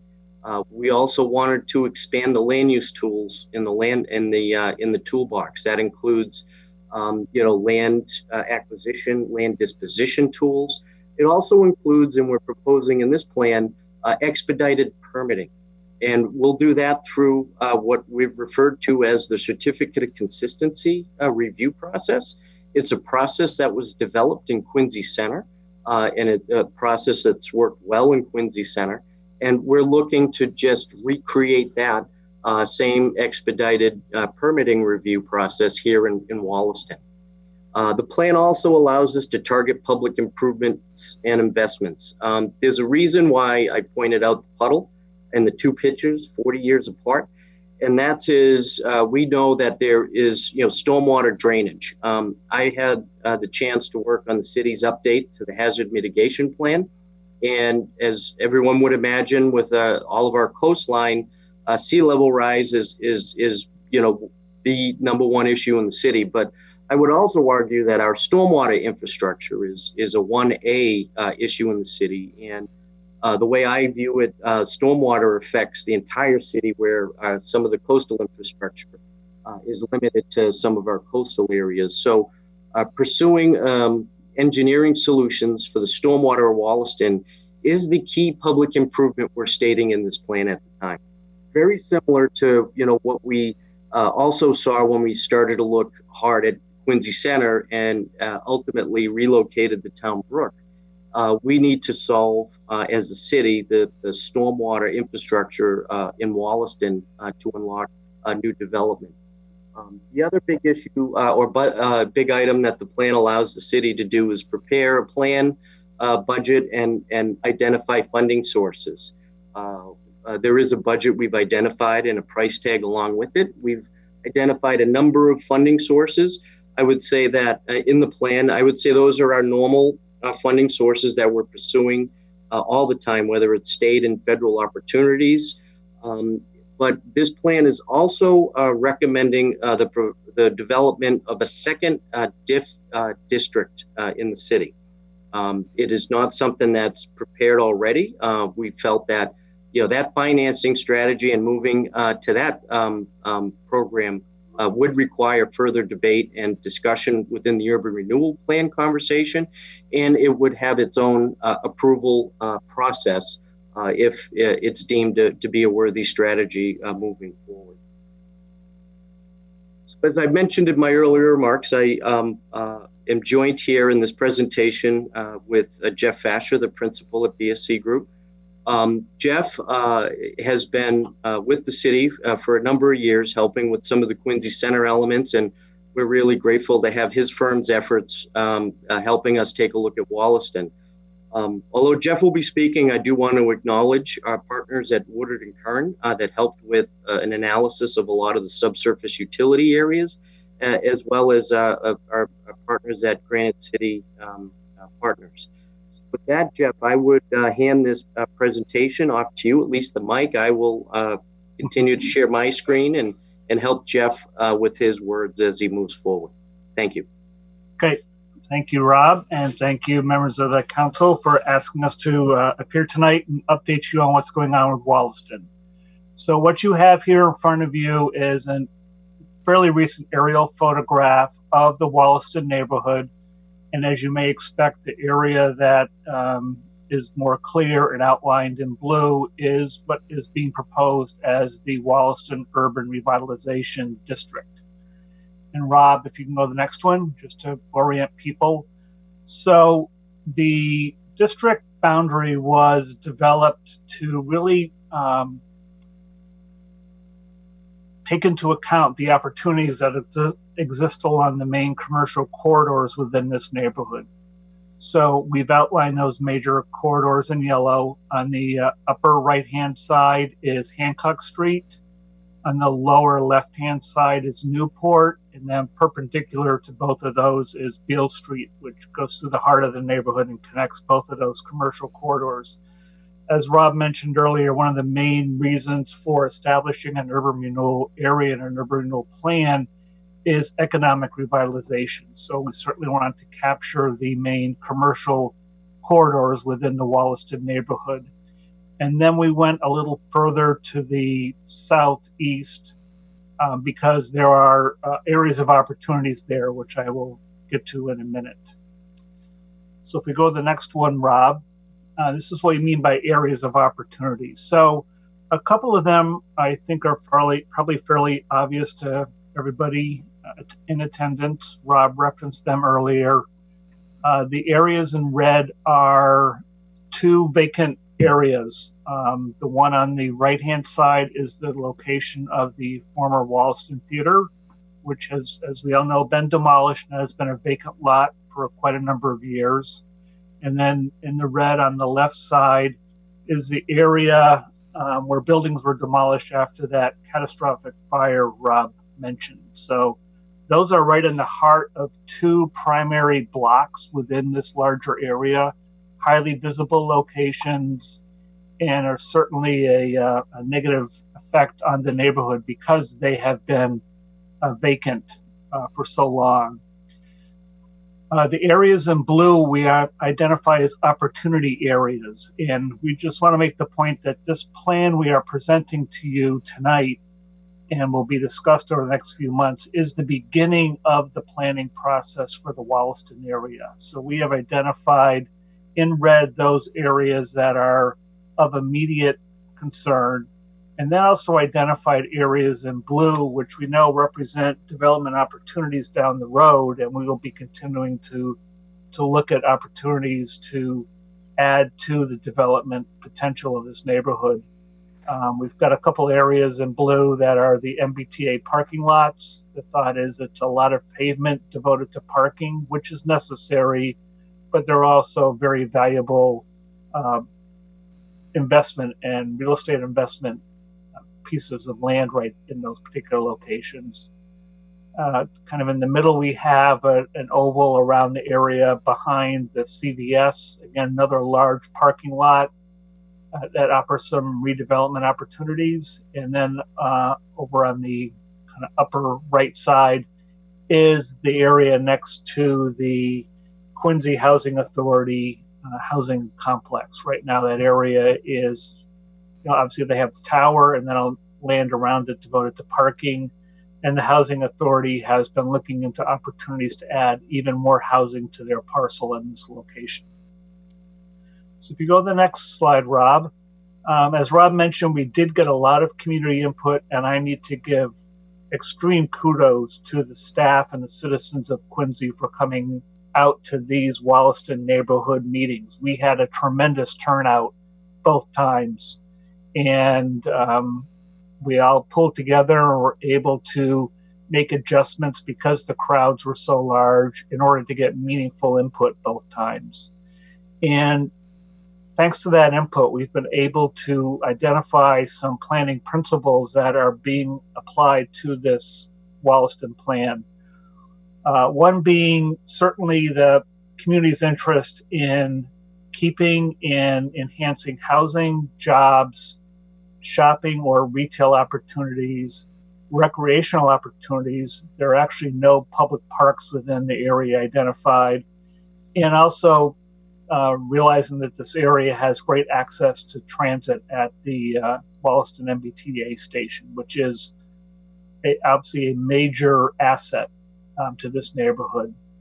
At the same time, there was a real clear message that the members of the neighborhood wanted it to enhance its walkability, keep it as transit friendly, and keep it as a diverse neighborhood. In other words, they want improvements made that are going to benefit the people that have been living there for quite a while, people who recently have moved there. This is their neighborhood, and they really want to retain the character of their neighborhood while making improvements in key areas. And that overall, in the bottom bullet or bottom box here, the intent is to revitalize the neighborhood, keep current businesses that are important and help them thrive, attract new businesses as appropriate, encourage mixed-use development, which we have seen in the new residential, in some of the new investment in the area, and certainly building off that access to transit that, one, helps people living in the neighborhood get to jobs and other destinations, but at the same time can help people come here if they have a job in this neighborhood. Rob? As part of the urban renewal process, which is a state-designated program with its own regulations, guidelines and rules. An area must be meet certain criteria in order to be identified and approved as an urban renewal district. And the state gives 4 different criteria within which an area could be designated under. And we have found that the criteria of decadent is the one that applies to most communities. It's very rare that other criteria are used, and decadent is here on the screen, and you can see we've checked off the different subsections of that decadent criteria that apply to the Wollaston neighborhood. And I'm just going to quickly go through those in the next few slides. So one is buildings that are out of repair or deteriorated, maybe unfit for human habitation, etc. So there are a number of buildings in the area that are, about 85% of the buildings are 50 years of age or older, which may not seem like a long time ago, but from a DHCD perspective, and they're the state agency that approves these plans, 50 years is kind of a cutoff for them, wanting to understand how many buildings are 50 years or older. 75% of the buildings are 80 years old or older.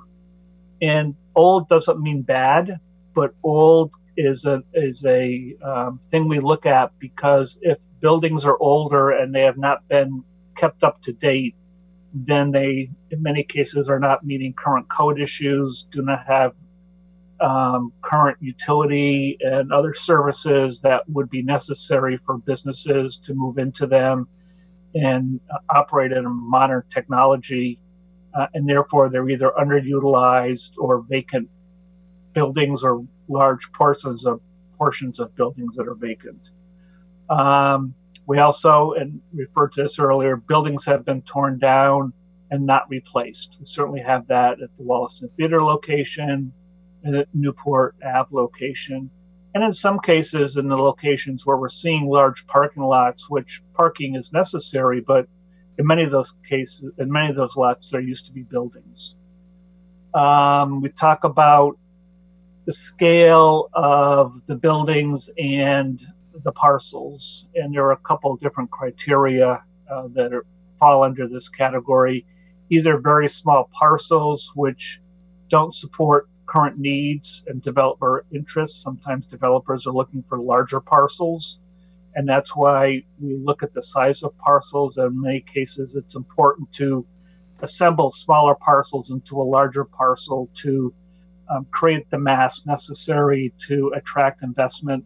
And that does not mean they have to be gigantic, but a lot of the parcels are a third of an acre in size as an average. And in many cases, that's really too small to really attract new investment into the area. And then we talked about, again, underutilized parcels. Kind of falls into some of the buildings haven't been replaced. A substantial change in business or economic conditions. And Rob showed you images from years ago. We can see that even though we know the economy has changed, there's been new technology, new ways of doing business. The neighborhood has not changed a whole lot, which in some cases could be okay, but we're finding that a lot of the underutilized or vacant property is not being put back into productive use. And it's partly because overall there hasn't been the evolution of the neighborhood to meet current needs. Excessive land coverage, I'll show you a map in a minute, but a very large part of this project area is covered by what we call impervious surfaces. Parking lots, roadways, which are necessary, building rooftops, which are necessary. But as you see from the map, I think we want more building rooftops than we want the amount of parking lots that we're seeing there now. And again, we talked about irregular lot sizes, street patterns, just making it easier to circulate through the neighborhood. And that does require some roadway improvements, but it is more in this neighborhood in the form of pedestrian and bicycle accommodations that are really going to help the neighborhood. Next, Rob. And again, kind of building off of what Rob showed with an earlier photograph, this was a plan that was done by firm Sasaki back in 1979. And someone in Rob's office found this in the archives, which was great because in this plan, Hancock Street is going up and down. It's on the right-hand side. Beale Street goes through the middle of this plan. And they talk about the need for pocket parks. You can see the amount of parking areas shown. At that time, surface parking lots were considered good, but they were there. They were proposed then. They're still there now.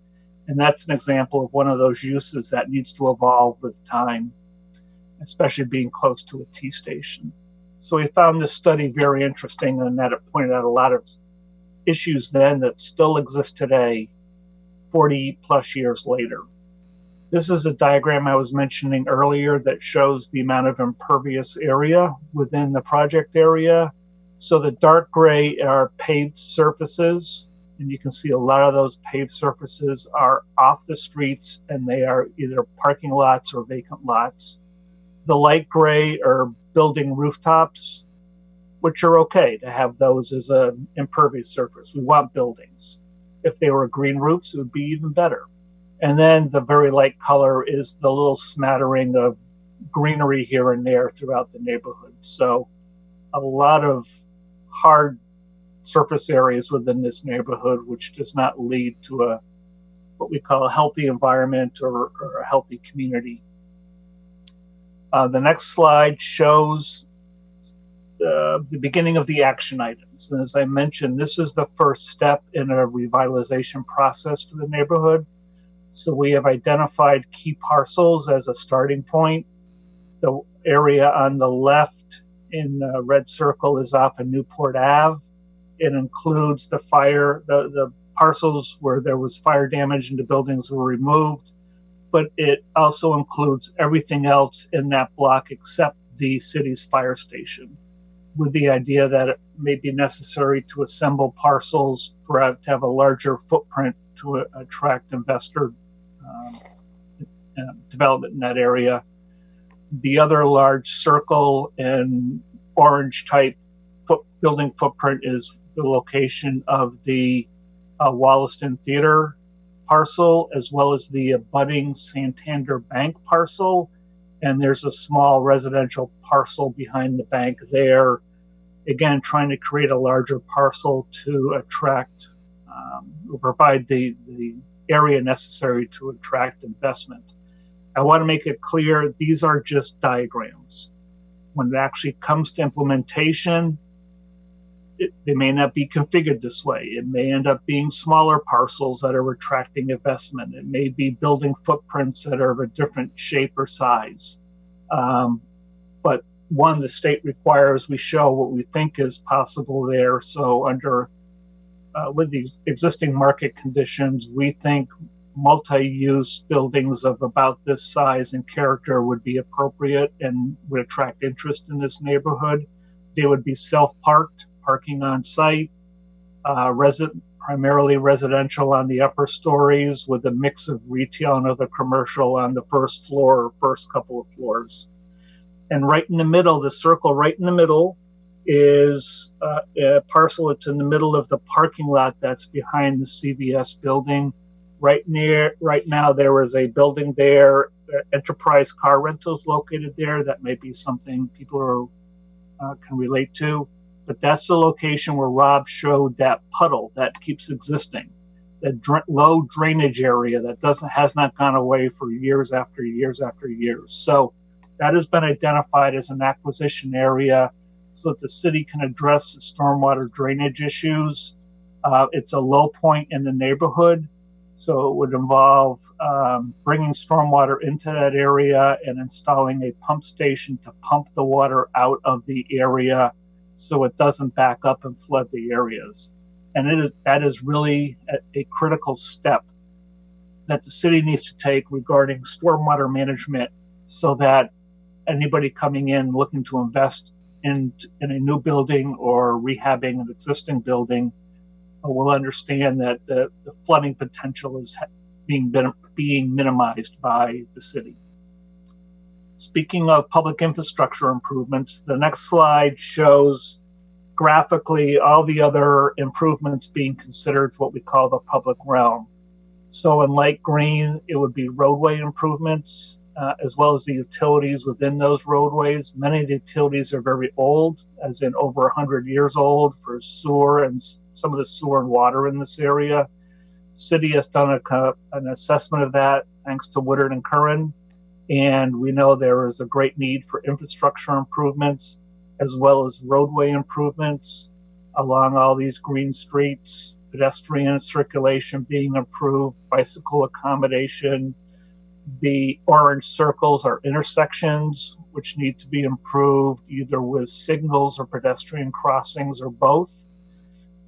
We have some darker green areas that are adjacent to the two redevelopment areas, that being the Wollaston Theater and Newport Ave, where new public parks would be constructed. And then we have that little blue square in the middle. Again, Rob's little round puddle is now going to be a square blue pump building that will help deal with the flooding issue in that area. All this is going to cost money. The state wants to see what the budget is going to be for the various improvements that would be undertaken through an urban renewal plan. So we have put those numbers to paper based on the recommendations and the actions that are in the plan at this point. As was mentioned, this is going to be an evolving document. So over time, we see more things being added in, but also over time, as new investment comes into the neighborhood, there will be more resources available for city to take action. Rob mentioned the major funding source is expected to be a new DIF district improvement financing district, from which we can draw on the increased tax revenue, property tax revenue, to fund improvements. At the same time, we continue to look to various grant and funding programs to fund the other improvements. And we have a list of all those opportunities and have tied those to the specific improvements being recommended in the urban renewal plan. With that, we have a map here that kind of summarizes everything graphically, but I'm going to turn things back to Rob to wrap things up. Great. Thank you, Jeff. Really appreciate that. So next steps, where do we go from here? So right now, this is the start of the process. We're here in front of the City Council. But there's another process that also has to occur and form this body, and that's the Planning Board. The Planning Department will, in a future meeting, go ahead and present this plan to the Planning Board. They will debate it, provide comments, and we hope ultimately endorse this plan. And that, again, will come back to this body. This body will have its own committee meetings. There's a required public hearing that this body will take on the plan. And there's also the requirement to form a citizens advisory committee. So us, the planning department, are supporting all three of those efforts, the city council effort, the planning board effort, and the citizens advisory committee effort. All of those got to come together for a locally approved plan that we'll go ahead and submit to DHCD. We went ahead and printed hard copies of this plan and had them delivered to each of you. In there, you'll see a lot of placeholders for some of these sections that will be developed during the debate on the Wollaston Urban Renewal Plan. If we are successful in getting one approved, I just wanted to give you a hint on some of the next steps. One, all urban renewal plans must file an environmental notification with the MEPR office. That is a great way for the city to sort of collaborate or combine its efforts with the state permitting agency. So we know that we're all pushing in the right direction. As I mentioned, pursuing a DIF district, a second DIF district, would be an early action item if that's the way we're moving forward. and then advancing the engineering design and seeking the funding for those stormwater improvements will be a priority of the city. So where can we get some information? We've gone ahead and created a separate, unique Wollaston Urban Renewal Plan button right on the front page of the city's website. You can see that logo and where you'll see it on the website on this image. We some of the hyperlinks, sometimes they don't show through. We'll go ahead and put this presentation up with those hyperlinks at this website. We have a constant contact email listserv that we've developed from those public meetings. We're going to keep building that. That thing didn't go away. And we're going to go ahead and communicate some of the progress of this effort or upcoming meetings using that constant contact. And one of my colleagues, Joe King in the planning department, he's going to be a great resource for folks to go to. I've listed his email address and phone number up here. And I'm just really looking forward to the conversation of this plan. It's something again, that has been thought of for many, many years. And it's a spirit in the city of wanting to reinvent itself and re-energize itself to the times. And Wollaston, at this point, I think needs a little bit more help from the city. And once we do that, I believe there will be a brighter future ahead. So with that is our initial presentation, Madam President. We're here to answer questions, but we feel like there'll be opportunities down the road to answer those questions. Thank you so much, and I appreciate both you and Jeff being here tonight. You're right, this is the first in a number of conversations in committee that we're going to have on it, but while you're here, I will just put it over to my colleagues if they have any questions for you tonight. Councilor McCarthy, and then Councilor Phelan. Thank you, President Liang. Just a quick comment to the planning department. To see the success of the downtown happening, we see it happening every month. Different things are going up. It really goes back to the planning department. I look at this presentation, Rob, and I know your boss is on, Jim, tonight, but if you guys don't dot the I's and cross the T's, like you did with the downtown, now that you're going to do here in Wollaston, it never gets off the ground. And it's just a thorough presentation. And I just think how we're very thankful to have a good planning department that gets involved and pretty much covers all the bases. So thank you very much, Rob. Thank you. Thank you, Councilor. Councilor Phelan? Yes, thank you, Madam President.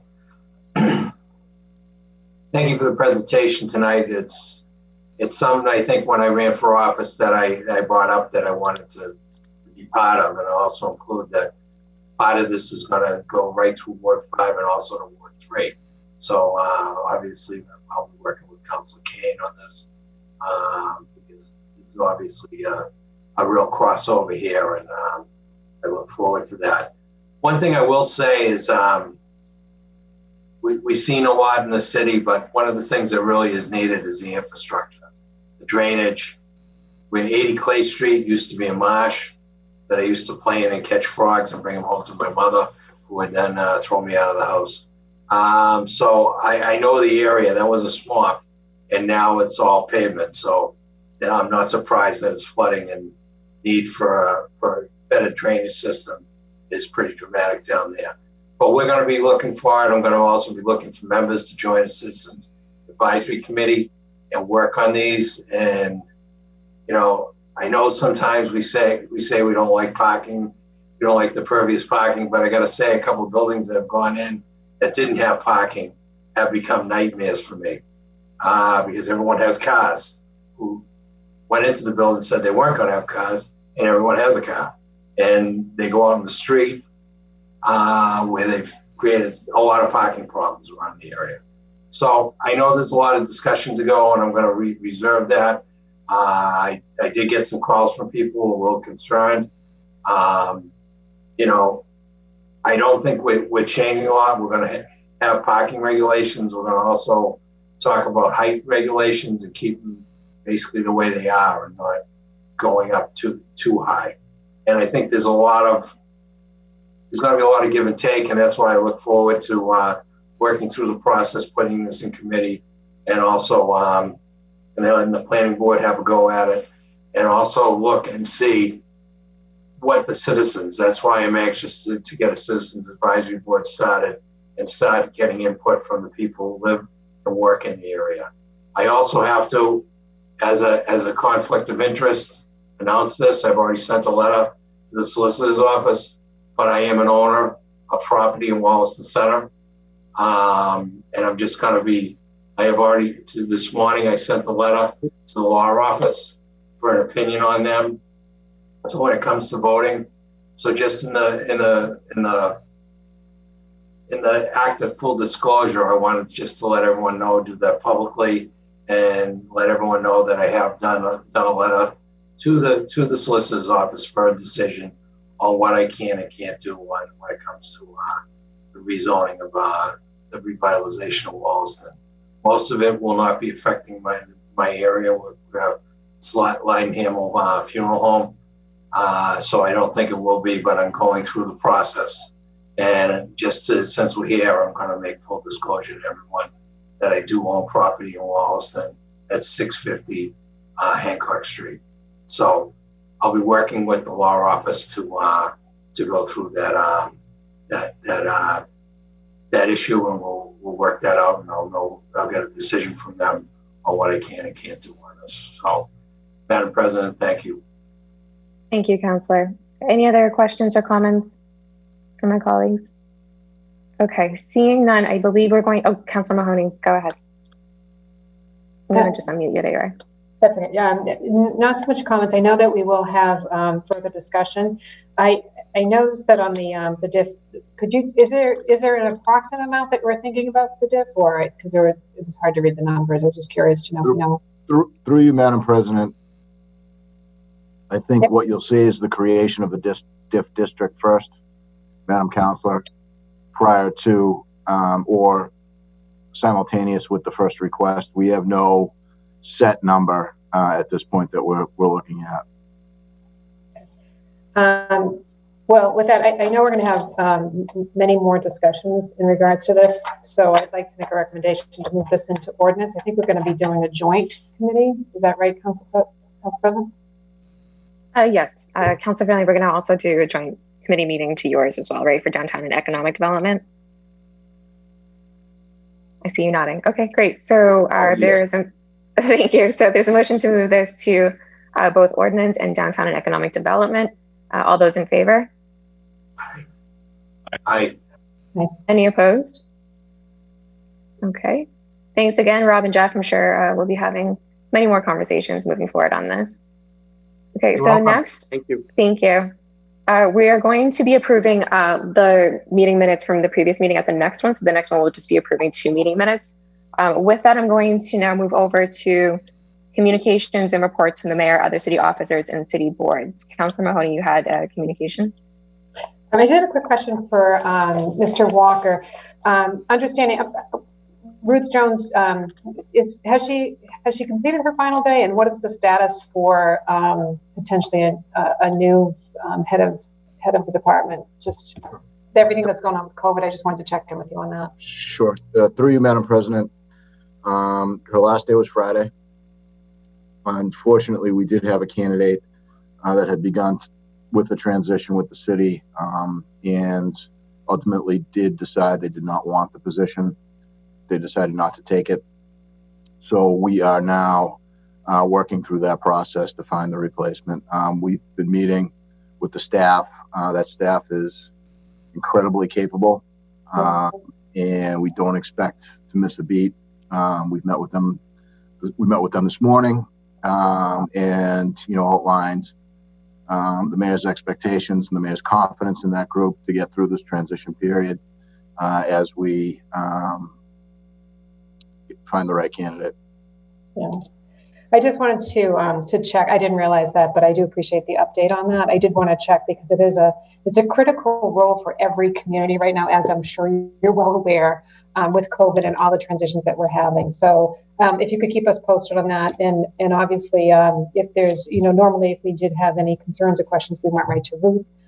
So I just wanted to make sure the line of communication, who if we are need to speak to somebody over there, is there somebody direct that you would like to direct the conversation to, or should we be going through you, Mr. Walker? Yeah, as always, councilors. I mean, it never hurts to start with me or Helen Murphy up here to get you to the right place. But if it's a public nurse related question, we'll get you to one of the public health nurses. If it's an inspection question, we'll get you to one of the inspectors. But nothing wrong with starting here.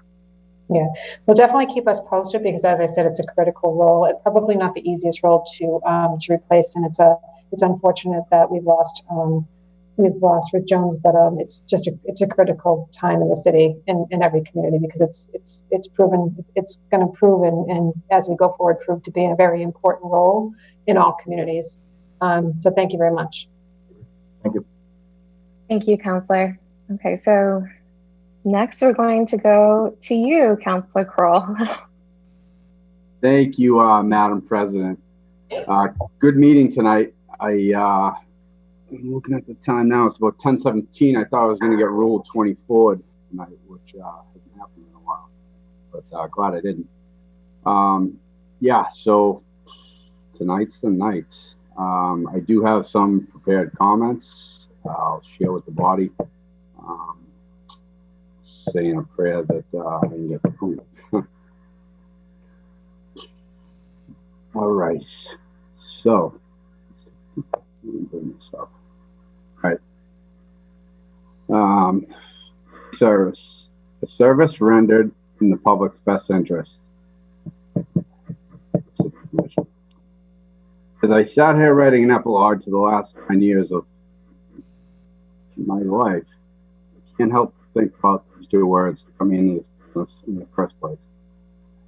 I'll share with you a quick story I haven't really spoke much about.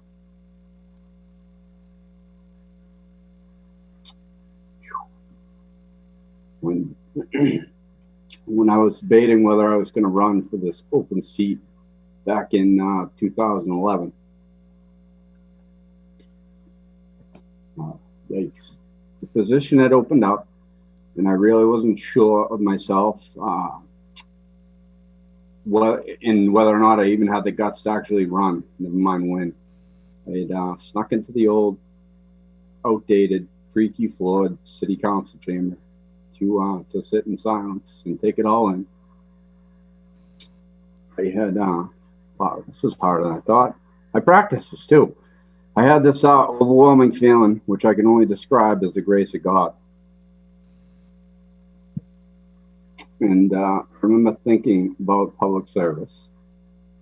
Left that council chamber and took out my nomination papers.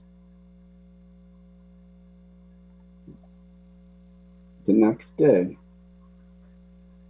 yikes! From there it was on. Every day, campaigning, knocking doors, listening to people, hearing their thoughts.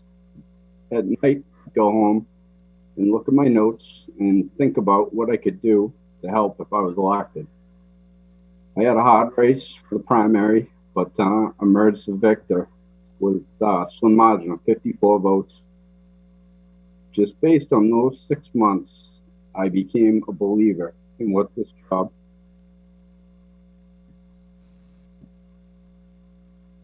means to everyday people. We might get ruled 24. Throughout my career in this role, I can do an honest evaluation and say that the last 9 years was never about me, never about politics.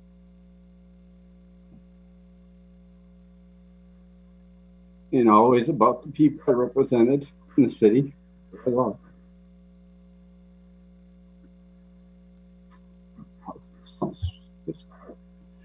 I always approach this job with intensity and integrity, which I believe is necessary to effectively carry out the will of my constituents. Regardless of which side I was on with respect to issues, I always provided an alternative solution. This is a tough part, so get ready. Being a city council is not a 9-to-5 job. It's a job that many people truly do not understand. It's a job that is more like a 5 a.m. to 9 p.m. Many people view our job as having to make tough decisions or deal with unhappy people. I don't know about you, but a quote I often heard a lot is, "It's a thankless job." I would say, if you're looking to be praised at all times, find another job. But if you're looking to get involved in a profession that allows you to meet some of the most amazing people, witness humanity and kindness in a way like no other, help people at what feels like their darkest hour, be of service to the public, then you should definitely run for office. Recently was looking for a place to hide some Christmas presents. In a closet, I found a picture of the city council from my freshman year. I was young, single, with no children. How does that sound? Well, things change, and as the old saying goes, either going forward or backwards. Today,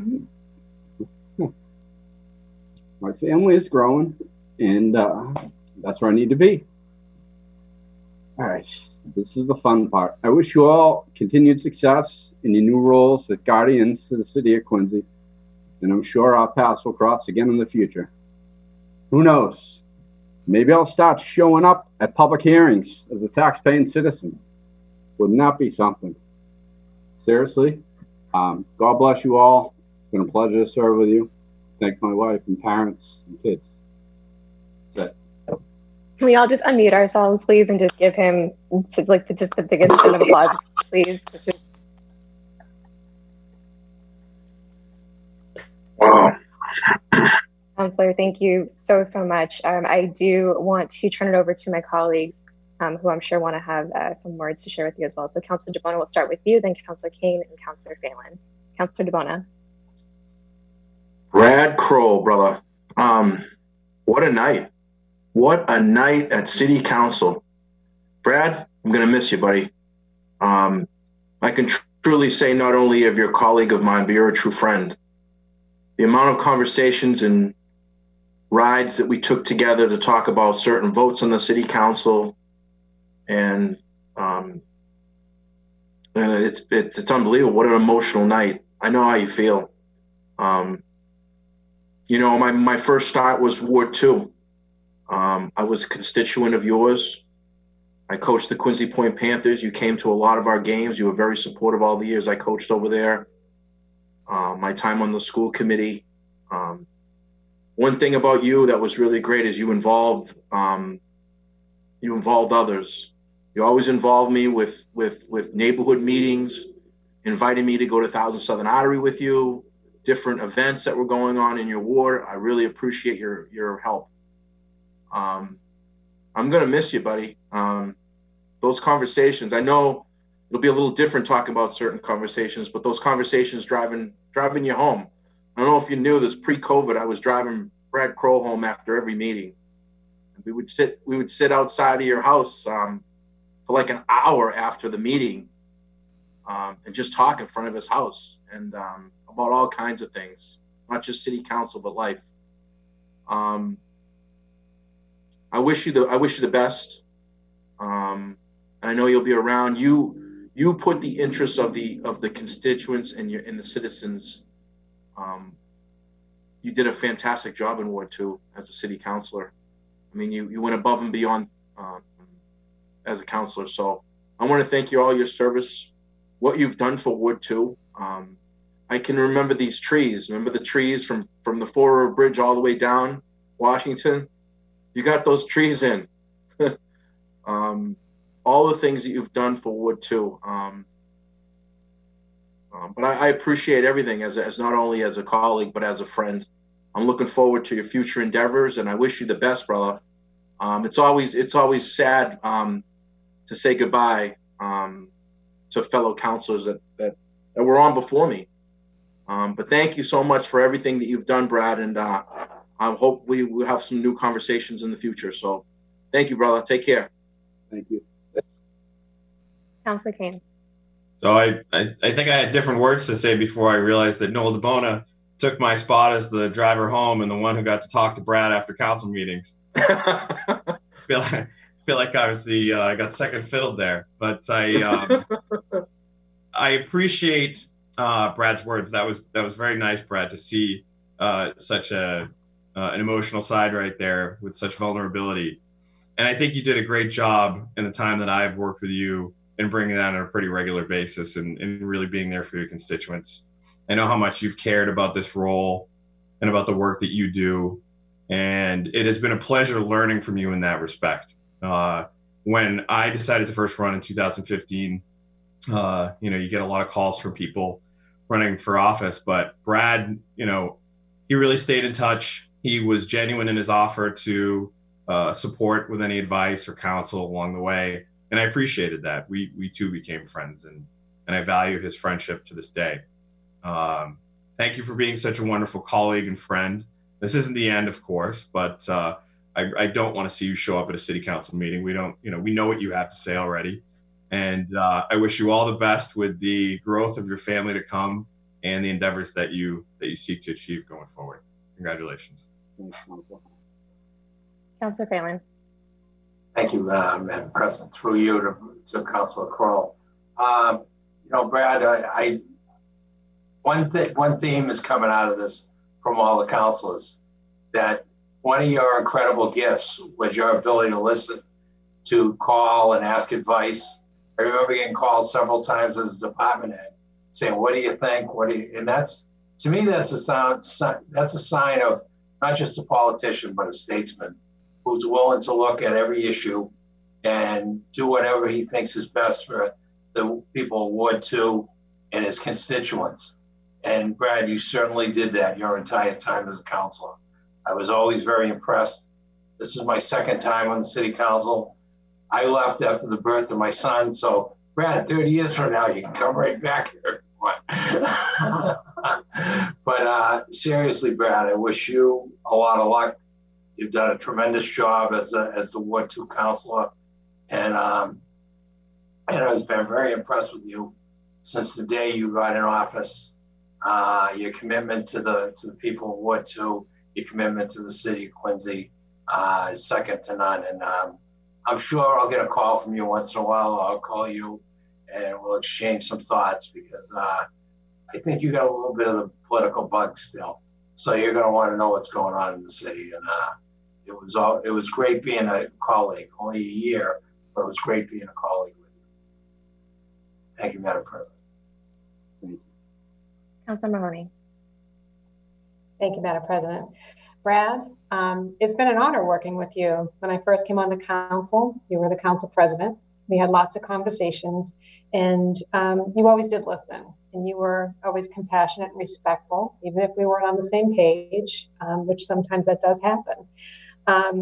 You show your constituents the integrity, the humanity, the thoughtfulness, your genuineness, and how open-minded you are about each problem that you was brought to you, or each problem that you were trying to solve, whether it was through a constituent or here on the city council. I appreciated everything that you've done during my time here on the council, but more importantly, I've gotten to know you as a person. And I can honestly say when talking to people and they say, what do you think of this? What do you think of that? I'd say, Brad Kroll's a real deal. He really cares about our city. He cares about what's happening in his community. And, he's whether he's on the council or he's just your neighbor, he's going to care. And I appreciate the most about you, because sometimes these meetings can be terribly difficult and sometimes they can be combative. And what people don't see is what's happening on your day-to-day, the phone calls that you're taking and the problems that you're solving and the way you will go about doing that. And the fact that your family is growing, it's an exciting time. I mean, it really is. And you've changed tremendously since becoming an elected official here in the city of Quincy. You went from a single man to a married man to now almost the father of 3. You've changed your home twice since I've known you. And you have so much more to offer and to grow both with your family and to our community. I appreciated just taking a walk in Ward 2 on Sunday at Baxton Park and learning about the trails and the things that were happening, and the compassion that you have for some of the projects that will go on, and we'll have your advocacy behind them. and a lot of the projects that you've completed. You have an awful lot to be proud of what you've accomplished here in the city, but also what you're accomplishing at home. So I thank you for all that you have done. I look forward to our continued friendship outside of the council, and your advice and your and knowing that you will pay attention to what's happening here in the city, and you will pick up the phone if you feel as though any one of us may need maybe some direction from Brad Kroll. And there's nothing wrong with that. So stay active and stay involved. And I look forward to meeting number 3 in the Kroll family someday soon. So thank you very much, and good luck to you and Laurie. Thanks, Council. Councilor Harris. Thank you, President Liang. And Brad, just gonna reiterate all the sentiments of the folks that the council is before me. But you know, you always spoke from your heart, and even in conversations, you gave advice, you gave your opinion, and you always very professional, and that's really the number one thing that I believe in, is trying to continue to be professional, and you always were, and that's what people will judge you on, is your professionalism. And I wish you and your family all the best, and God bless. Thank you. Thanks, Councilor. Councilor McCarthy. Thank you, Madam President. Brad, good luck, my friend, being the Ward 1 council the past 3 years, and you being Ward 2. We dragged each other into different projects, even if we liked it or didn't like it, but I enjoyed it. You always came prepared for every meeting, Brad. You shined as our chairman of finance, and it was an honor and a privilege to work with you. And good luck with Laurie and the kids and that beautiful home up on Viden Road. Now you made all the right moves, so we'll see you around the neighborhood. Good luck. Thanks, Council. Councilor McCarthy. Sorry, Councilor Palmucci. Thank you, Madam President. Brad, buddy, wish you luck in your new endeavors, your future endeavors, wherever they may take you. It's been a pleasure to work with you for the past 8 years. We've gone to battle together to fight for our constituents, and at times fought each other just as hard. You've always been a true gentleman, no matter what the situation. You've always been a man of your word, and someone who was in public service for the right reasons. Somebody told me when I first got elected, they said there's 2 kinds of people who run for office. Those that want to be someone, and those that want to do something. And I think it's fair to say that you've always been someone who wants to do something, and that's something that you wanted to do, is to help people and to make Quincy better. Your love for Quincy is very evident from everything you've done over the past 8 years. You've always had the courage to tell people where you stand, and with Brad Kroll, you always what you see is what you get. You know, there's no games. We both had we both had more hair. You had more hair. Mine was more brown 8 years ago. No kids, a lot less stress. Now from our boys playing together, school hikes, and our trip to the Emerald Isle, I can say I'm thankful for your friendship. Look forward to your continued friendship, because it's not like you're dead. Just in closing, just want to say the residents of Ward 2 were lucky to have you. I'd say you did a pretty good job for a guy who only won his first election by like 50 votes, right? You always put folks first, never let the job go to your head. You always returned people's phone calls, got back to the people who needed your help, and you always put folks first. You're a good ward counselor, and I think that's something that you and your family, your parents, Laurie, the boys can always be proud of. You always have that public service to look back on. You performed admirably and honorably, and I want to thank you for that. So good luck, buddy. Thanks, Brian. Thank you. I guess it leaves me. So, Brett, it's funny because I also thought that we had special moments when I gave you a ride home, but apparently everybody had an opportunity to do that and had a sort of. Am I the only guy who never asked for a ride home? Maybe. But in all seriousness, I mean, I honestly, I think I can speak for all of us when I say that, I wish we could have done this in person with you. You have been truly like what a public servant really is.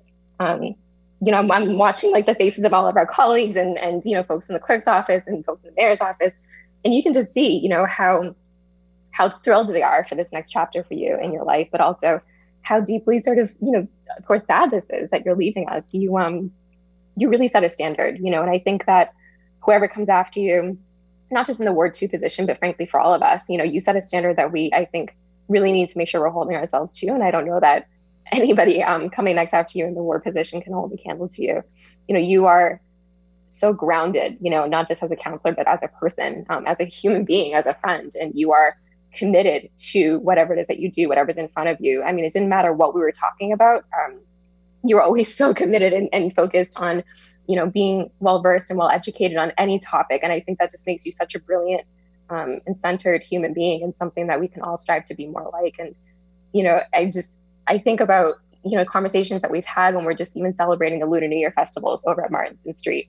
And you sort of talking to all of the sort of like the Asian grandmas, who are all speaking to you in Chinese, and you were just so well composed and so grateful to be in those spaces and so present. And that's just the kind of person you are. Again, you are so fully present and committed to everything that you do. And I think that, for me personally, whether you were teaching me about how to, go through the city's budget when I first started, to teaching me about how to create, consensus and collaboration as a council president, how to create teamwork, and that, you are the rising tide that rises all ships, right? That saying that, you sort of really lift up those around you. And I think that's truly who you are. And I'm so proud to have been part of the ship that you steered in your time on the council. So thank you so much for everything that you've taught me. Thank you for everything that you've set as a standard for all of us to follow. Thank you for your service to the community, to the city. And congratulations. I'm so happy and proud for you and your family and the next step. And we'll certainly be at a loss without you. So congratulations, Counselor, for the last time. Thank you, Madam President. Thank you, Councilors. With that, can we just do another round of it? We can't do this in person, and I can't hug you. I'm a hugger. I think we all want to, give you the best wishes we can in this virtual space. With that, I'm going to grab the remainder time for the communications if I could, and just, I hate to go right into the sort of logistics mode, but I think it's important to reiterate what was publicly posted last Friday. So with Councilor Kroll's departure, it does kick off a process where essentially the clerk does officially formally notify the council of the vacancy. And so Madam Clerk did submit that formal letter last Friday upon Councilor Kroll's announcement last week. And that did kick off a 15-day clock in which we have to fill the appointment. So what we're doing is going to ask folks, again, if they hadn't already seen it, to please submit their resume and letter of intent if you are interested in being somebody considered for the appointment. Those requests should be sent to our city clerk, Nicole Crispo, at ncrispo@quincyma.gov, as well as our clerk of committees, Jen Manning, at jmanning@quincyma.gov by this Friday, January 22nd at noon. So again, for those who are interested, please submit your resume and letter of intent by this Friday, January 22nd at noon. Following that, we'll be able to get all of the information dispersed to my colleagues and myself. And then on Monday evening, that following Monday, January 25th at 6:30 p.m., we'll have a special council meeting to convene to hear from folks who are interested and then move forward with an appointment. That does give us about a 4-day window to fulfill within that 15-day in case we need to have additional meetings. But the purpose of this, again, just in discussion with all of my colleagues, is that we thoroughly reviewed the legislation in place, reviewed the process, what had been done in the past, and we wanted to make sure that we're putting the most transparent process forward, and this is a step in that process. So I just want to thank all of my colleagues. Of course, I want to thank the clerk. I want to thank Jen, the assistant city clerk. I want to thank the solicitor, all of you and of course, Councilor Kroll as well for making sure that this process, again, moving forward is as transparent as possible. So those are the next steps. If you have any questions, please feel free to reach out to Nikki, Jen, or myself. I think we all wanted a long meeting, so we didn't have to get to that, Councilor, but congratulations again. With that, we're going to move on to unfinished business and preceding meeting. Okay, seeing none, we're going to go to reports of committees. Councilor Mahoney. Thank you very much, Madam President. We had three ordinances that were in the ordinance committee tonight, and I would like to take them out of ordinance and move for positive recommendation, starting with 2020-131. This ordinance is amending Chapter 196, license and permits and businesses for trespass towing regulations. That had a positive recommendation, and if we could have a roll call vote on that. Thank you. So we have a positive recommendation. Do we have a second? Seconded by Councilor Harris. Madam Clerk, could you call the roll, please? Councilor Kane. Yes. Councilor Kroll. Yes. Councilor DeBona. Yes. Councilor Harris. Yes. Councilor Mahoney. Yes. Councilor McCarthy. Yes. Councilor Palmucci. Yes. Councilor Phelan. Yes. President Liang. Yes. 9 members. Moving on to ordinance number 2020-132, ordinance amending Chapter 196, license and permits, and Article 2, business licenses and regulations, adding Section 196-16, fingerprint-based criminal records checks. I move for positive recommendation. Positive recommendation. Do we have a second? Seconded by Councilor Harris. Madam Clerk, could you call the roll, please? Councilor Kane. Yes. Councilor Kroll. Yes. Councilor DeBona. Yes. Councilor Harris. Yes. Councilor Mahoney. Yes. Councilor McCarthy. Yes. Councilor Palmucci. Yes. Councilor Phelan. Yes. President Liang. Yes. 9 members. Thank you very much. And moving on to order number 2020-165, ordinance amending municipal code, adding to Chapter 25, Departments, Article 11, Department of Social Justice and Equity. I move positive recommendation. Positive recommendation. Do we have a second? Seconded by Second. Councilor Harris. Madam Clerk, can you call the roll, please? Councilor Kane. Yes. Councilor Kroll. Yes. Councilor DeBona. Yes. Councilor Harris. Yes. Councilor Mahoney. Yes. Councilor McCarthy. No. Councilor Palmucci. Yes. Councilor Phelan. Yes. President Liang. Yes. 8 members. Any other items, Councilor? No, that's it tonight. Thank you. Thank you. Any other reports of committees? Okay, seeing none, we're going to move on to presentations of petitions, memorials, and remonstrance. Councilor Harris? There's a little feedback, but yes, sorry. It's been a long night. I thought about this, but we've been thinking about this for all day long. Not only all day long, but for the last 6 weeks. And Councilor Liang, President Liang, you know, we've been in communication with some of the folks in North Quincy and Squantum about some of the situations that's going on as far as the harassment, the vandalism, the hate crimes. Actually, we had a gentleman speak earlier this evening during the public hearing, and he really described it very, very vividly of what was taking place. And I know myself and yourself have been working with the mayor's office, trying to find a solution, get some ideas. I've been working with Chief Keenan. In North Quincy, we have some vandalism. Unfortunately, the kids just don't have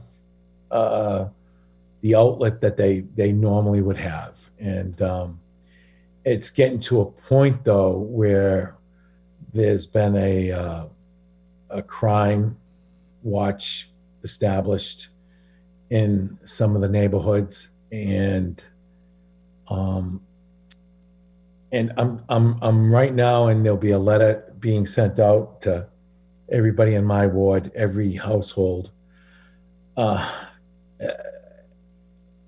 There's nothing good can come about unless we talk to our kids. And I'm a dinosaur. I'm just about to turn 60, and I'm ready to go down that happy trail, but of retirement. But while bad things are happening to folks like was described this evening, we really, really can't sit still. We have to, we just have to let folks know that there's going to be consequences. There are things in place that are going to happen. So let's just say this is an open book test to the parents of North Quincy, at least in my ward. And that's how I'm going to put it. This is an open book test. Talk to your children. Tell them, please, do not do the wrong thing. Do not throw eggs. Do not do the thing. And I know, don't break down a fence and build a fire. All the things that I'm talking about is very important. And you know what? And when I talk to some of the folks that are from my ward, they say, "Hey, do you remember when you were a kid?" And I said, "Absolutely. I was a hoodlum. I was a hoodlum in 1978 when 3 weeks of school off because of the blizzard of '78. We were throwing snowballs on Columbia Road at the taxi cabs, and that was awful. I mean, so okay, you got that. Anybody who wants to, throw that at me later on, but that was one of a few things. But what's going on right now is close to the hate crimes, and you know what? And we're at the point of, if it continues, there's a possibility of, like there was 2 years ago, your child could possibly be not suspended, but expelled from school. And all of a sudden you have to, by law, find a place for your child to go to school, and it would cost, after paying taxes for school, it would be a problem. And you know what? Let's not go there. Let's talk to our kids. I mean, I'm not like I said, I was not very much of a hoodlum. I was one of those kids that followed sometimes, but we need to get a grip of what's going on during the times. It's very difficult for them. There's no doubt that the children that right now, what they're dealing with is probably the hardest thing that they've ever had to deal with, between the Zoom school, between not being able to play sports, the rec, everything that was there is not there. So you're going to hear more of it as we go along, but it really boils down to us, our parents. I mean, as parents, we have to talk to our children and tell them that, don't, right now is not the right time to do the wrong thing. And please, because it's escalating to a point where nobody will be able to help you if something bad happens. And I'm afraid with this community watches taking place, there's extra police taking place. So it's open book. There's no surprise. What could happen is what could happen would be devastating. And you know what? The best thing to do is, you know what? Hopefully, just talk to your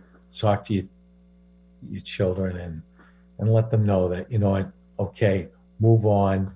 You have an issue. Just move on and try to make the best of what we have. Is a horrible situation.